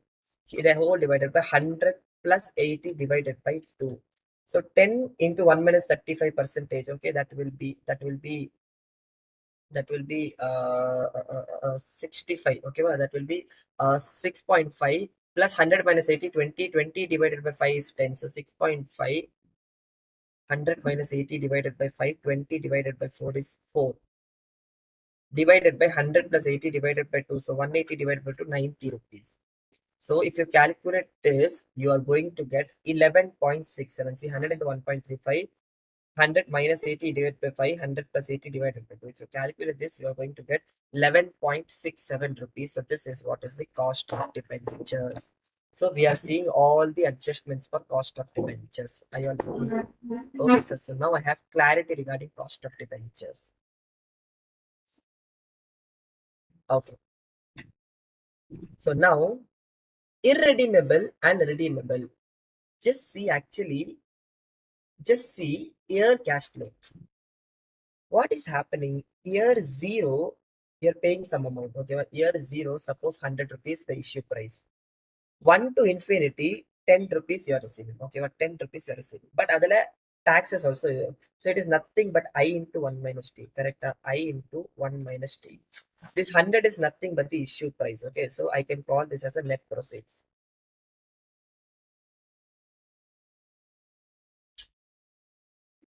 Okay, we can call it as at net proceeds. Now just see what is happening here is that this is the what is this? What is this? What is this? This is I into 1 minus t. This is a perpetual cash flow. The discounted cash flow for perpetual cash flow is equal to cash flow divided by R. Okay, cash flow divided by R. So here R is nothing but KD. Okay, R is nothing but KD. Price is nothing but present value of all the future cash flows. So discounted. Zero is the discounted cash flow. So discounted cash flow, this is NP is equal to cash flow divided by R. So I into 1 minus T divided by KD. This is what is the perpetual cash flow formula, if you remember that. Okay, what cash flow divided by R. So I've just written it in this format. So KD is equal to I into 1 minus T divided by net proceeds. See, I am deriving the formula in this way. So I am deriving the formula in this way, which is nothing but the time value of money concept is used here.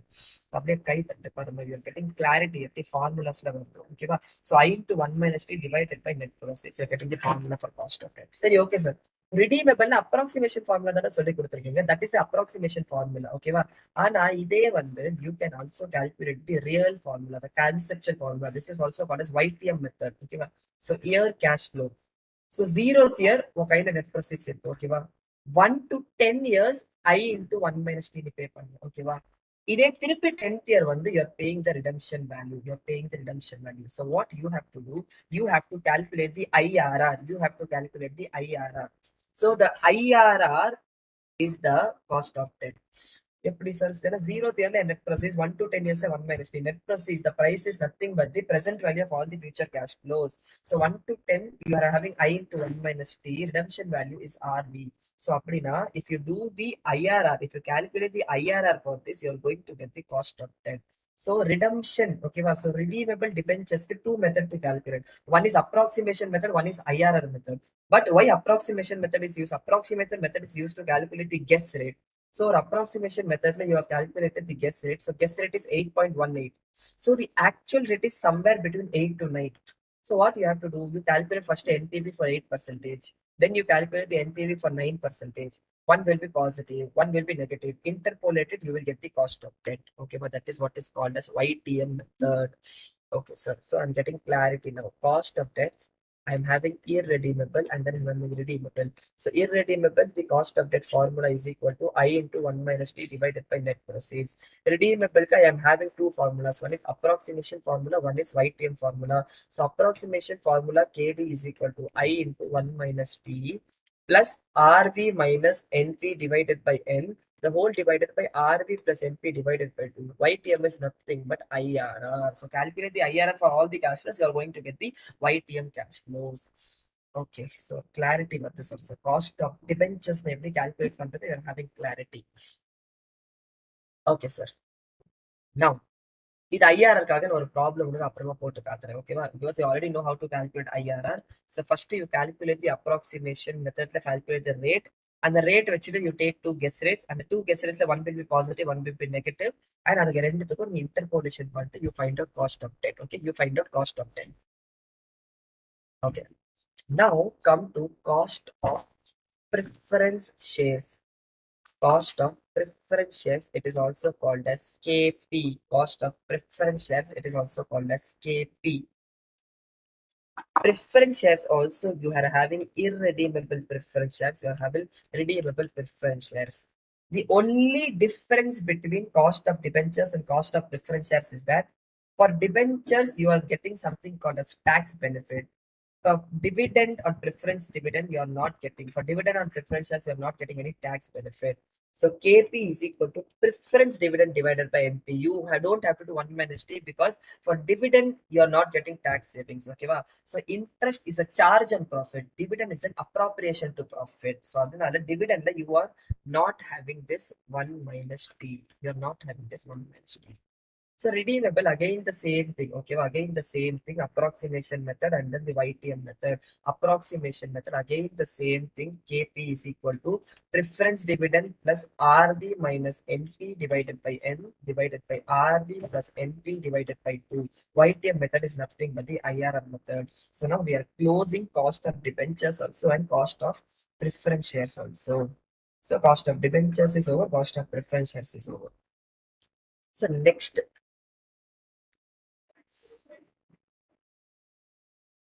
is cost of equity. Okay, the cost of equity. Okay, sir. The next discussion is cost of equity.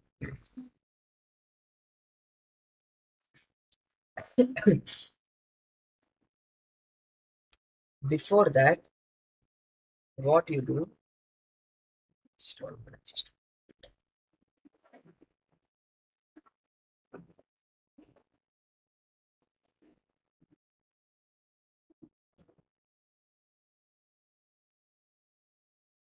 Yeah, because IRR, I want you to have some clarity. So example number 2, issue 10,000 10% debentures at 100 each on 1/4/2023 to be matured at 1/4/2028. The company wants to know the current cost of its existing debt if the market price of the debenture is 80. Okay, with the current price, if it is 80. So what is N? First of all, N is 5 years. Okay, yeah, current it is 1/4/2023. Okay, 1,223, 24, 25, 26, 27, 28. So 5 years. So now here I into 1 minus t is equal to 10 percentage debentures. So 100 into, sorry, 10, 10, 10, 10 rupees. 100 into 10 percentage, 10 rupees into 1 minus 35 percentage. Okay, so you're going to get 6.5 rupees. I into 1 minus t is 6.5 rupees. At what price you're issuing? Okay, well, so net proceeds is equal to 80 rupees. Redemption another, sir, it is redeeming at par. Nothing is given. So it is redeeming at 100 rupees. So what you have to do? Year cash flows. So year 0, okay, by year 0, you're having a net proceeds of 80. Year 1 to 5, you're having an interest of 6.5 rupees, okay, ba? And year 5th, you're paying back your capital of 100 rupees. Now you have to calculate the IRR for this cash flows. How to calculate, sir? First, calculate KD using approximation method, okay, ba? Once you found out the KD using approximation method, அதுக்கு -1 and +1 பண்ணிட்டு you dive the interpolation or that method plus the next one. Okay, you calculate the approximation method. So present value factor, suppose you're getting the suppose you're getting KD. So let us now calculate the KD. Now you have I minus T, NP, N is equal to 5 you are having, correct? So first let us calculate the KD. So KD is equal to I into 1 minus T, which is nothing but 6.5 plus RV minus NP. So 100 minus 80 divided by 5. Okay. So 100 minus 80 divided by 5, the whole divided by 100 minus 80 divided by 2. Okay. So it is 6.5 plus 100 minus 80, 20. 20 divided by 5 is 4 rupees divided by 90. Okay. So 10.5 divided by 90. 10.5 divided by 90, you're getting 11.67 percentage. 11.67 percentage. So this is the approximation rate. So if you want to take the IRR rate, take two guess rates. One guess rate is 11 percentage, one guess rate is 12 percentage. Okay. Illana, take 10 percentage and 12 percentage. 10 percentage easy. Take two guess rates, 10 percentage and 12 percentage. So which means what you have to do now is the year cash flows, present value factor at the rate 10 percentage, discounted cash flows, present value factor at the rate 12 percentage, discounted cash flows. So year 0, year 1 to 5, year 5. So year 0, the cash flow is 80 rupees. Year 1 to 5, the cash flow is 6.5 rupees. Year 5, the cash flow is 100 rupees. Okay, this is what are the three cash flows, 80, 6.5 and 100. So first calculate the NPV for 10 percentage, then calculate the NPV for 12 percentage. Interpolate it and give me what is the IRR. Okay, interpolate it and give me what is the IRR. This is the cost of debt using YTM method. So interpolate it and give me what is the IRR. Okay, so take some 3 minutes time. Rumba easy, correct? Or 1 to 5 years present value annuity factor. This is one, and this fifth year annuity factor panna, you will get NPV. One NPV will be positive, one NPV will be negative. Adhiketa you will get the IRR. Okay, so take 5 minutes time and give me what is the IRR. Okay, so please do this. Please do this. So now you will be having the clarity of cost of debentures also and cost of preference shares also. Then we will jump it into cost of equity. Cost of equity ரொம்ப easy. Explanation is very difficult. Cost of equity and problems are very easy. So na problem ke ஏத்த மாதிரி explanation கொடுக்கிறேன். Okay, cost of equity. So for now, calculate cost of debentures for using YTM method.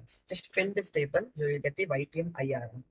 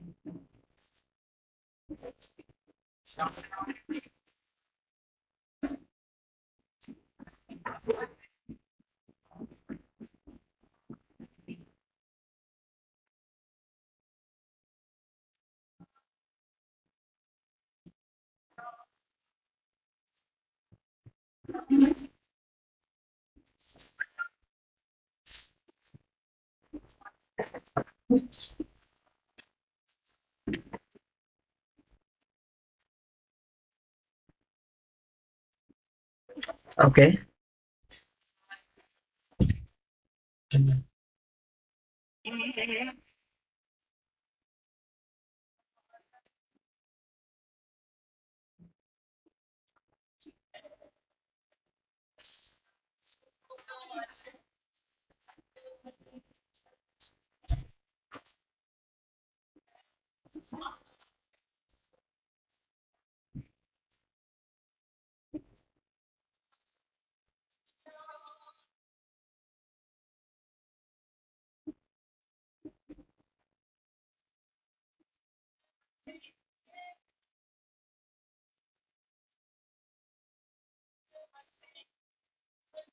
So,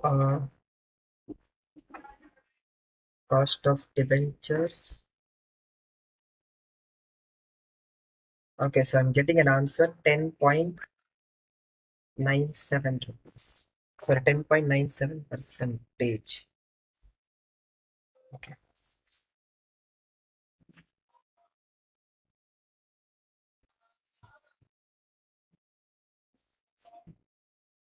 Let's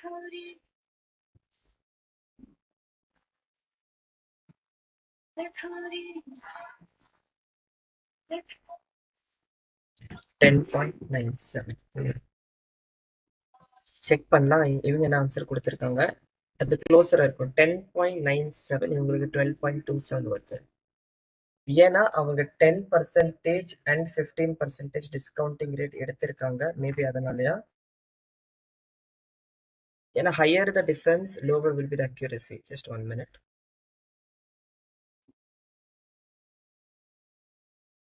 So we took the discounting rate as 10% and 12%. Correct?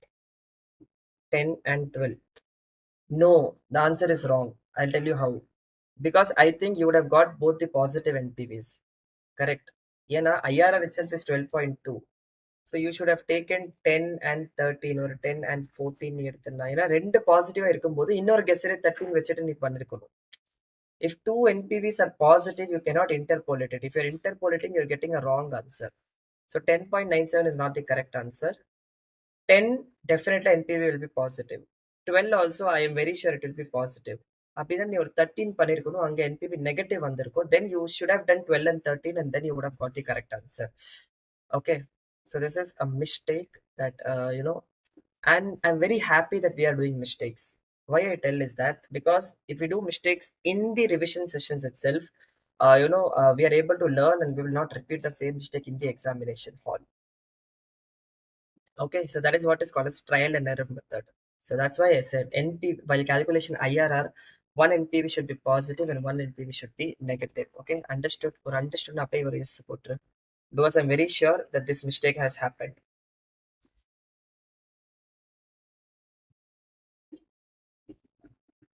That is what is called as trial.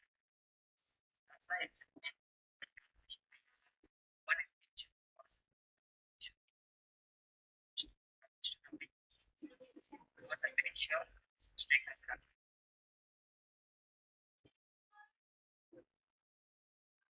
Okay, can we have a yes in the chat box that you understood this point?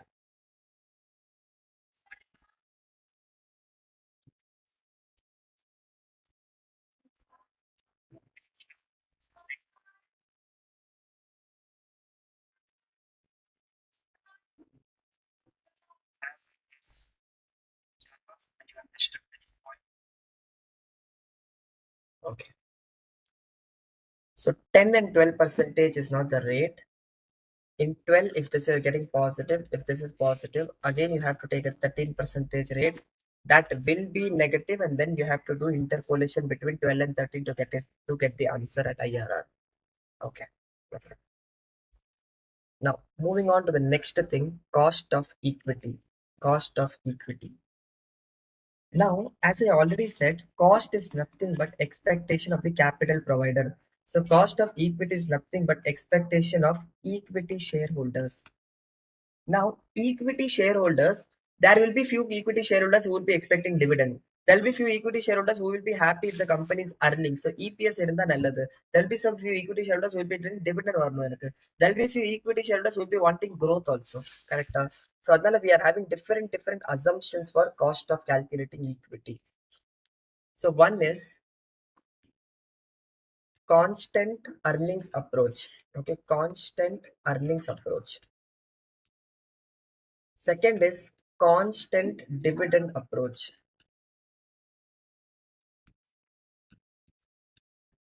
Third is dividend growth model. Fourth is capital asset pricing model. Okay, fourth is capital asset pricing model. Okay, now, sir, constant earnings approach, now what they are trying to tell? Constant earnings approach, now first you know that price is nothing but the present value of all the future cash flows. So zeroth year, what you're getting is the price. Okay, well, zeroth year, what you get is P0. P0 is nothing but the price. Okay, but this is one thing. Price is nothing but the present value of all the future cash flows. Now, constant earnings approach. Now, the shareholder is expecting, okay, 1 to infinity years, he is expecting EPS. He is expecting EPS. That is what they are trying to tell. Okay, that is what they are trying to tell. Constant dividend approach na ennathu sir? Constant dividend approach na 0 na P0. 1 to infinity, the equity shareholders are expecting dividend per share. That is what they are trying to tell. Dividend per share. P0 is also called as market price per share. Okay, va? Market price per share. Price nale market price per share.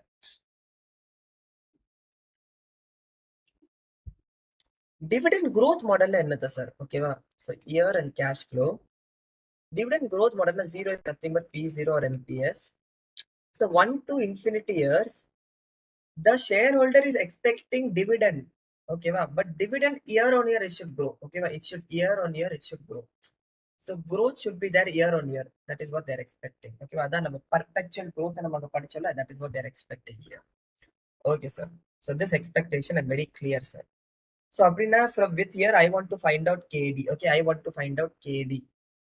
You all know that discounted cash flow is equal to cash flow divided by R. So which means MPS, discounted cash flow, MPS is equal to cash flow divided by R. So EPS divided by KD. Here, what I want to calculate, discounted cash flow is equal to, so adnala NPS or P0, whatever you can. So P0 is equal to DPS, okay, but dividend per share, okay, but D. And I can also write it as D. So D divided by KD. This is nothing but the discounted cash flow. Here I already said that P0 is equal to the first year dividend. Okay, first cash flow nale first year dividend. So D1, see dividend. So first year dividend. So D1 divided by K minus G. This is what. But I want to find KD. Sorry, KE, not K, KD, KE, KE. Okay, a mistake. KE. Okay.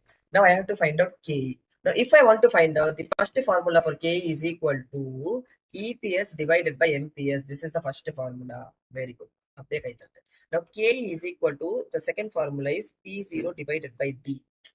Okay, P0 divided by D. Okay, or I can also say is that MPS divided by DPS. Oh, sorry. D divided by P0.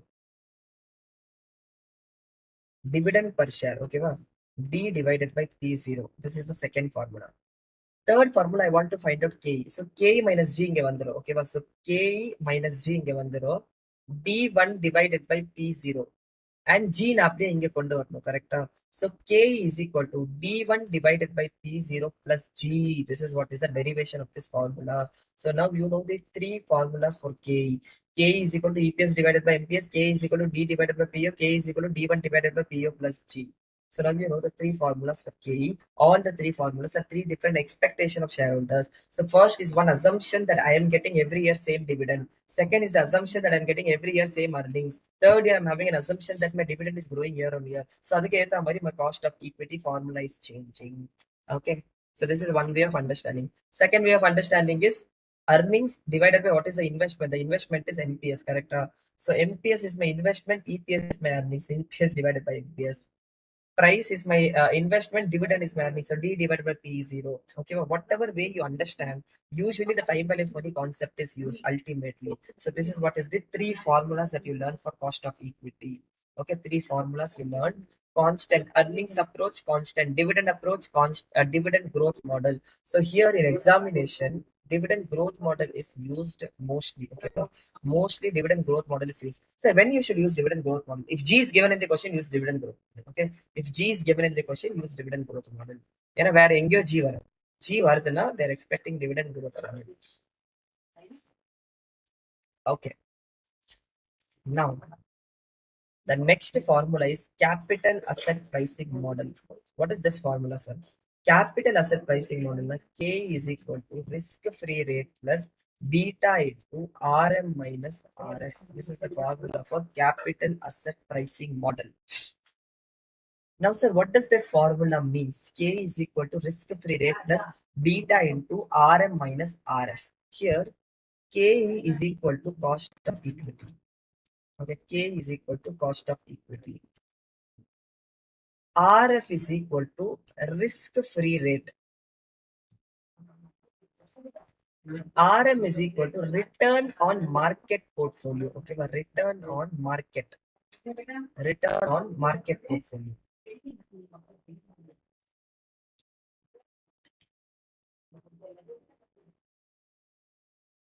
RM minus RF is equal to risk premium. Okay, RM minus RF is equal to risk premium.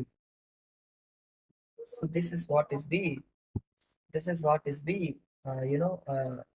the full form of all the forms. Cost of equity KE, RF is equal to risk free rate, RM is equal to return on market portfolio, and RM minus RF is equal to risk premium. Now, sir, what does this formula means? Okay, nalla gavani. Okay, enjoy panna nalla gavani. Now, what does this formula mean, sir? Okay, so here, okay, but for this formula, the person who has developed this formula actually got a Nobel Prize for for deriving this formula. So, what does this formula actually means? So equity shareholder will be expecting some return. Okay, but will be expecting some return. First, what is happening? He is purchasing that share. Okay, but he is purchasing that share. His minimum expectation will be something that should be the risk-free rate. Okay, which means a risk-free rate should be his minimum expectation. Adukku mela, because he's investing in equity shares, he would be wanting some premium. Okay, he would be wanting some risk premium. He would be wanting some risk premium. So minimum our investment is risk-free rate. So risk-free rate na என்னது? நான் government பாண்ட்குள்ள போட்டா எனக்கு எவ்வளவு return கிடைக்கும், that is what is the risk free rate. So government bond are usually treated as risk free rate. ஏன் sir கவர்மெண்ட்க்கு risk இருக்காது? கவர்மெண்ட்டுக்கு ரிஸ்க் இருக்காது. ஏன்னா ஏன்னா கம்பெனி ஃபெயில் ஆகல, கவர்மெண்ட் ஃபெயில் ஆக முடியாது சார். கவர்மெண்ட் கூட ஃபெயில் ஆகல சார். கவர்மெண்ட் ஏதாவது ப்ராப்ளம் இருந்தால் மணி பிரிண்ட் பண்ணி ஒன்று கொடுத்துருவா. ஓகேவா? ஸோ அதனால conceptually we understand that government bonds are usually risk free rate, the treasury bonds, T bonds. Okay, so minimum I would be expecting risk-free rate, and risk-free rate ka mele I want a premium. Yeah, risk-free rate kandipa enakku venum. Okay, now for example, this share is giving me 5%, and a risk-free rate is 6%. Now why will I go and take a risk of investing in 5% share when I'm getting a risk-free rate of 6%? So adala minimum I will be needing a 6% rate, that is a risk-free rate or approximation. Example kaga eduthukken. Okay sir, next எனக்கு அது புரிஞ்சுது sir. Next என்ன இருக்குதுன்னா, நான் பாண்ட்ல invest பண்ணல, நான் equity share மார்க்கெட்டுக்குள்ள வரேன். ஓகேவா? So RM is the return on market. ஓகேவா? ஸோ நான் என்டையர் மார்க்கெட்டுக்குள்ள இன்வெஸ்ட் பண்ணா எனக்கு எவ்வளவு சார் ரிட்டர்ன் கிடைக்கும்? So market is giving 15% return. Or market is giving 15% return. Market portfolio. This is a return on market portfolio. Market is giving me 15% return. So what is happening? நான் market குள்ள enter பண்றேன்னா I would be wanting a premium. Okay, what is the premium that I will be wanting? 6% is the risk free rate that anyways I will get. கரெக்டா? So what is the premium that I want? Because I'm coming in to the market, the premium that I want is 11%. So 11% is the market premium. ஓகேவா? 11%, not risk premium, really sorry, it is the market premium. So 11% is the market premium that I will be wanting, which is nothing but RM minus RF. So எப்படி interpret பண்ணும் sir? எப்படின்னா, நான் government bond மேல invest பண்ணல. கரெக்டா? Government bond invest பண்ணாம நான் share மார்க்கெட்டுக்குள்ள வரேன். ஸோ ஷேர் மார்க்கெட்டுக்குள்ள வரேன்னா, share market is giving me 15% return. அதில் 6% government is only given. So which means 11% is my market premium. 11% is my market premium, which is nothing but to enter into the market, I want a premium of 11%. Okay, sir. Very good. So 11% is the market premium. Now, what is beta, sir? Beta is a share specific. Okay, but this is the beta of a stock. Okay, beta is nothing but beta of a stock. Beta of a stock, what does it mean? Okay, beta shows me that how my stock is moving with my market. For example, my beta is 1.25 times now. If there is 1% increase in market, there will be 1.25% increase in my share. Okay, my share. So K inala beta nala, it is stock specific value. 11% is the premium for the market. Now beta, if I'm telling my beta is equal to 1.5 times. So which means if my market is increasing by 1.5 percentage, my stock will increase by 1.5 percentage. My market is decreasing by 1.5 percentage, my stock will decrease by 1.5 percentage. This is something similar to leverages that you study. Okay, this is for stocks. So beta எப்படி sir calculate பண்றது, அது final level discussion. Okay, finally they will be teaching you how to calculate beta. Beta is a statistical figure. So historically ஒரு share market எப்படி market move ஆகுது. So historically how the market is moving and how the stock market is moving, you do a correlation and you do a regression analysis, and then you will calculate something called as beta. How to calculate, that is a final level discussion. Every time beta will be given into the question. So beta 1.5 times means if the market is moving 1%, my stock will move 1.5%. So I can tell beta is the risk. I can tell beta is my risk. So market is 11% risk na, my share is 1.5 times riskier than my market. Are you all with me? My share is 1.5 times riskier than my market. So adanalada what I'm doing, beta into market premium. So 1.5 into 11%. To enter into the stock market, I need a risk of 11%. I need a premium of 11%. But to enter into the stock, I need a premium of 11 into 1.5%. Okay, 11 into 1.5%. So what is 11 into 1.5 percentage? 11 into 1.5 is 16.5. So which means I want a 16.5% premium to enter into this stock. So now you see, minimum I need 6%. Market is giving me 15%. So that is the reason the premium to enter into the stock market I'm asking is 11%. So the premium to enter into the market is 11%, but the premium to enter into the stock is 16.5%, because my stock is 1.5 times riskier than the market. So beta into market premium is equal to risk. Beta into market premium is equal to risk premium. So risk free rate plus the risk premium is my cost of equity. Are you guys getting this clarity? Okay, clarity one, another formula is very easy. Okay, formula is very easy to understand. So cost of equity is equal to minimum risk free rate plus, okay, minimum risk free rate plus RM minus RF. This is premium that I expect to enter into the market. If I multiply that with the risk of the stock, this is the premium that I want for the particular stock. So risk premium. So RF plus beta into RM minus RF is equal to capital asset pricing model. This is also the most important KE formula. This is the most important KE formula. Okay. So CAPM KE. Okay. So summa or small revision. K, you know, 4 formulas. The first formula is constant dividend approach, which is nothing but DPS divided by NPS. Second one is constant earnings approach, which is nothing but EPS divided by NPS. I can also write this as D divided by P0. Okay, but D divided by P0. P0 is nothing but the market price per share.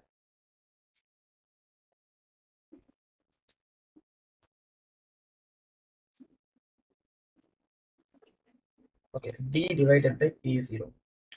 Third, dividend growth model. Dividend growth model is D1 divided by P0 plus G. Okay, well, this is D1 divided by P0 plus G, dividend growth model.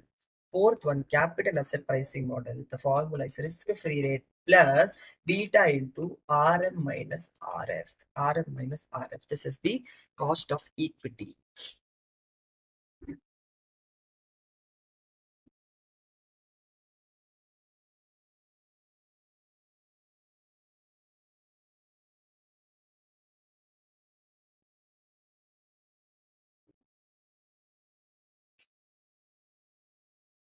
Okay.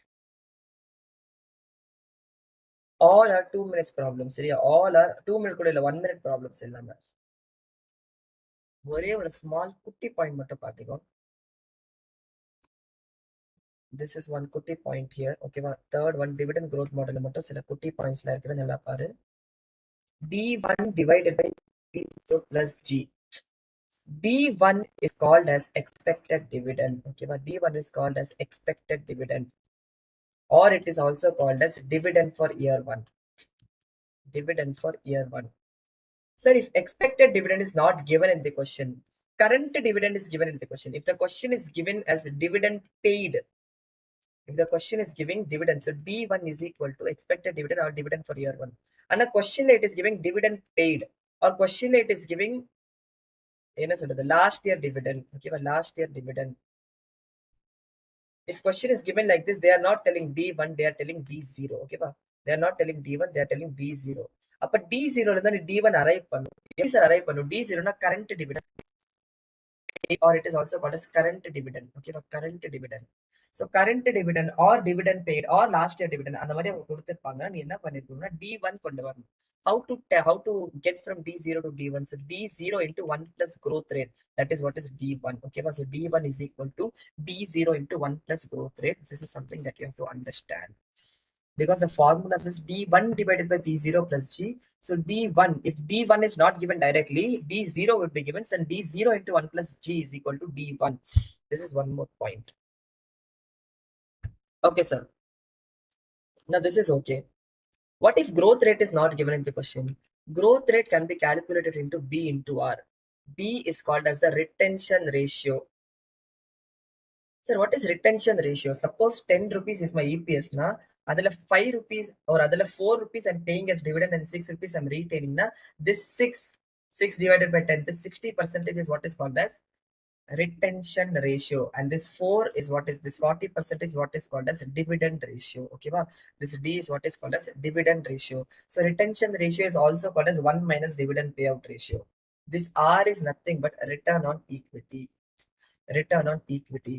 எப்படி sir G is equal to BR? See, only if you are retaining and reinvesting up the growth possible. Whatever you are earning, 100% you are distributing as dividend, the company will never grow. So when the company will grow, our company will grow when you are retaining that amount. On that retained amount, you are earning some return on equity. So the retention ratio into return on equity is equal to growth rate. So if growth is not given, you can calculate growth is equal to G is equal to B into R. Okay, are you all with me? Okay, so this is what is the small kuti points that we have to discuss in dividend growth model. Okay, dividend growth model. So now you also know how to calculate cost of equity. Okay, cost of equity. Cost of retained earnings. Usually cost of retained earnings is equal to cost of equity. Okay, usually cost of retained earnings is equal to cost of equity. But there are certain differences that will happen in cost of retained earnings also. Because both the share, the capital holder, the capital provider is same. The capital provider for retained earnings is also equity share capital. The capital provider for equity is also equity shareholder. So the expectation of the equity shareholder is equal to cost. So cost of retained earnings is also expectation of equity shareholders. Cost of equity is also expectation of equity shareholders. So prima facie, usually cost of retained earnings is equal to cost of equity, but in some cases it will not be equal. Sir, in which cases, sir? Now I will be telling here is that if you're retaining the amount, if you're not paying it the dividend, if you're not paying the dividend, you would be saving something called as personal income taxes. For example, if you're paying dividend, that person will be paying personal income taxes. But if you're not paying dividend, if you're retaining, the personal income tax is saved. Okay. So adanala KR is equal to K into 1 minus personal income taxes. One more thing. If you're taking money from equity shareholders, the flotation cost will come. And if you're retaining and if you're reinvesting, the flotation cost will not come. So flotation cost is again a saving. So you're removing 1 minus flotation cost also. So adhe money 1 minus brokerage also. Brokerage also you will be saving. So cost of retained earnings is equal to cost of equity into 1 minus personal income tax into 1 minus flotation cost into 1 minus brokerage. Idella remove panna or cost of retained earnings. Okay, this is very rare case. Usually it will be same. It is very rare case. Okay, sir. So now you know finding the specific cost for everything. Okay, so cost of debentures, cost of preference shares, cost of equity, cost of retained earnings. Okay, cost of loan is nothing but the interest rate into 1 minus t. Okay, interest rate into 1 minus t. The interest rate is 12%. The into 1 minus t is equal to cost of loan. Okay, that is very simple. In a loan is also you're paying interest you're getting a tax benefit. So now you know how to find out the specific cost. Suppose the cost of debenture is 10%, preference share is 12%, equity is 15%, retained earnings is or 12%. Okay, retained earnings is 12%, your loan is or 11%. Now, sir, I have 100 crore rupees. And the 100 crore rupees, I have took debentures for 20 crores. I have took preference shares for 20 crores. I have took equity for 10 crores. I retain, like retaining of 30 crores. So 30, 40, 60, 80 and 20 crore ka loan I took. 100 crore, this is the bifurcation, sir. Now, what is the cost of my overall capital is the next question. I know the cost of my specific capital. This is the cost of my debentures. This is the cost of my preference shares. This is the cost of my equity. This is the cost of my retained earnings. And this is the cost of my loan. But what is the cost of my overall 100 crores, sir? I know the cost for 20, 20, 10, 30, 20. But what is the cost for overall? So overall, it is called as average cost of capital. Average, the simple average பண்ணக்கூடாது. Simple average, you're assuming everyone is having equal weightage. So you have to do weighted average cost of capital. So how do I calculate weighted average cost of capital? First is source. Okay, நல்லா பாத்துக்கோ. First is source. Source you are having first debentures. Okay, then you are having equity share capital. Then you are having retained earnings. Then you are having preference share capital. Then you are having loan. Next is what is the value of loan that you have taken. Okay, wow. So debenture you took for 20 crores. Debenture you took for 20 crores. Equity share capital you took for 10 crores. Preference return you took for 30 crore. Preference share capital you took for 20 crore. Loan you took for 20 crore. So total you took for 100 crore. So first what you do, you find out the weight. Okay, you find out the weight. Sir, how to calculate the weight, sir? Weight is nothing but, and the 100 and how much is 20? Okay, so 20% is the weight. Here 10% is the weight, 30% is the weight, 20% is the weight, 20% is the weight. It's nothing but 20 divided by 100 into 100, 10 divided by 100 into 100, 30 divided by 100 into 100. So now you calculated the weight. Now you know what is the cost. You know what is the specific cost.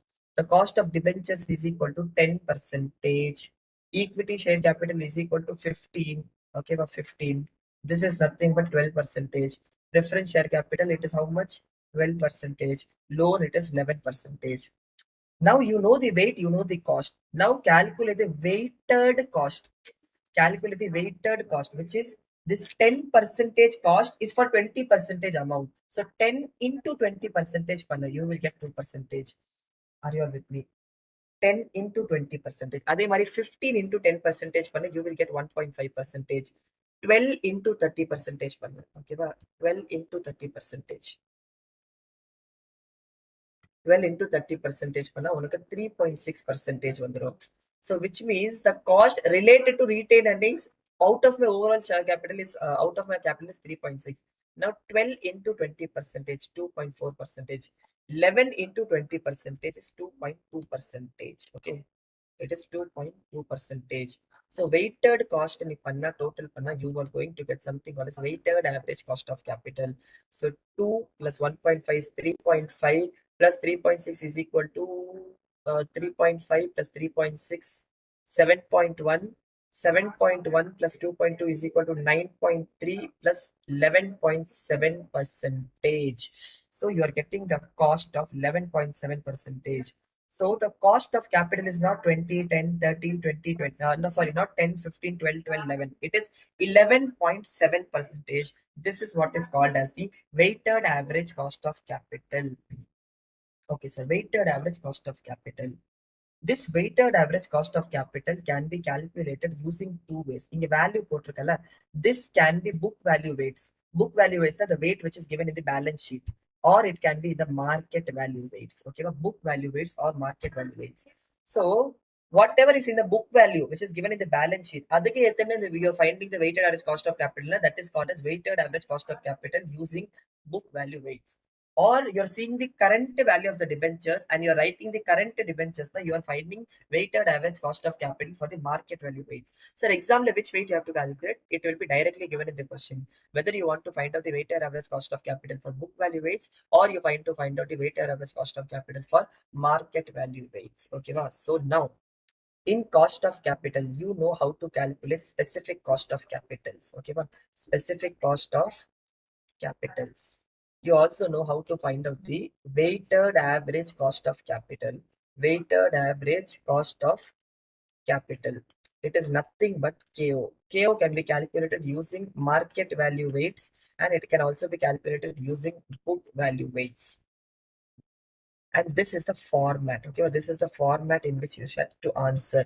Source, okay, it should be source, value, weight, cost, weighted cost. The total of weighted cost is the weighted average cost of capital. Okay, now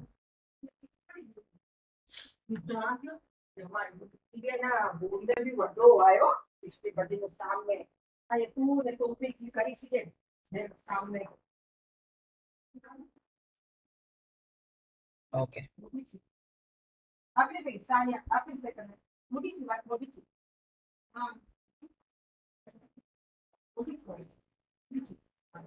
okay. So now what you do next?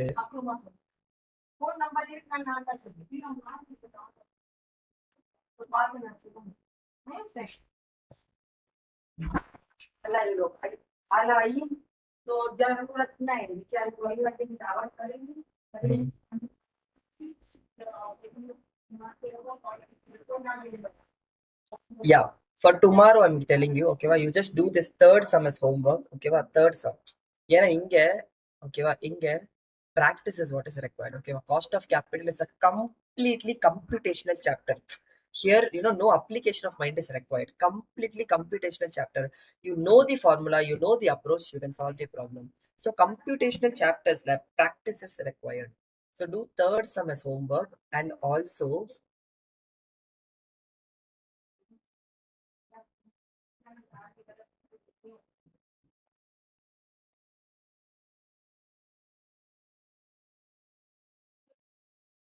okay, also do sixth sum as homework. Okay, do fourth sum as homework and do the sixth sum as homework. One or two issue மட்டும் இருக்குது, அதை மட்டும் நம்ம நாளைக்கு. Actually, I think that in the revision class I'm going a little bit very depth நான் கொஞ்சம் போறேன். But still, okay, till the time you're understanding and till the time you're comfortable, I am ready to spend more time in any topic. Okay, till the time you're getting the clarity. Illa sir, if you want, no sir, நீங்க speed up you just give me a you just give me a rush through of all the topics. I can do that also. Okay, so now cost of capital is over. Cost of capital is over. The next chapter that we are going is capital structure decision. Capital structure, only one topic I'm going to take.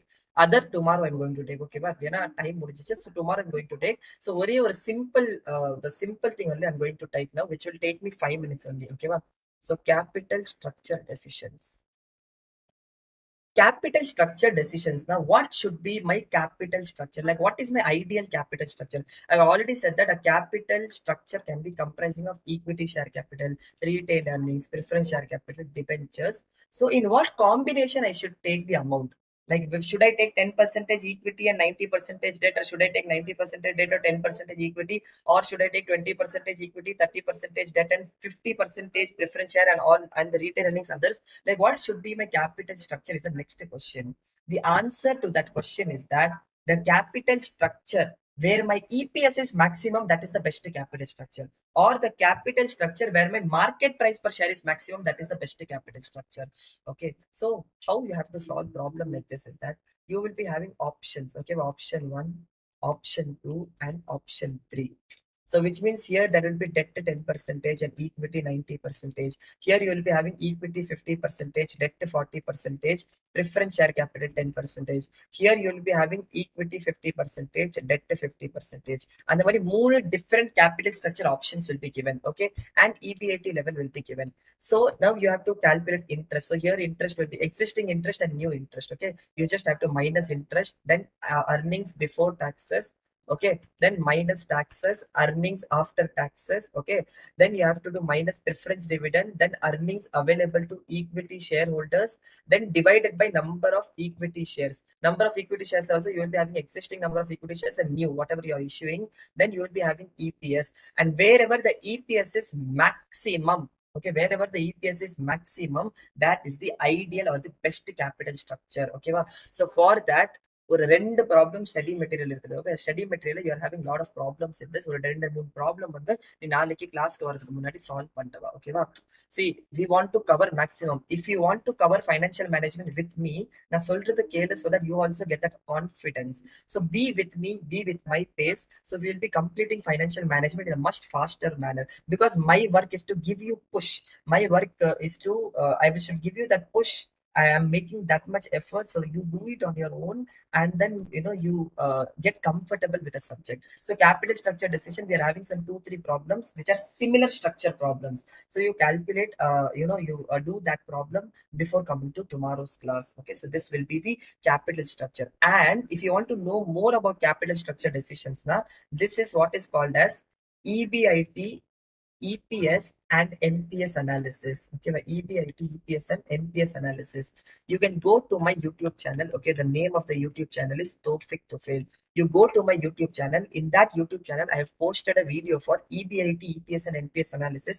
100% clarity you will get on this. Okay, I have also solved problems regarding that. So that is the reason I'm not repeating it here. Okay, so EBIT, EPS, NPS analysis. If you go to my YouTube channel, you will get one video of 1.5 hours. In that video, 100% clarity I've given about EBIT, EPS and NPS analysis.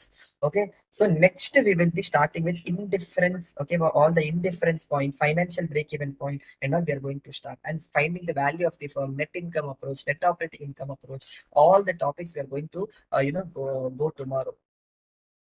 So which means out of all the chapters, okay, just see, out of all the chapters, introduction to FM we have completed. Okay, leverages we have completed.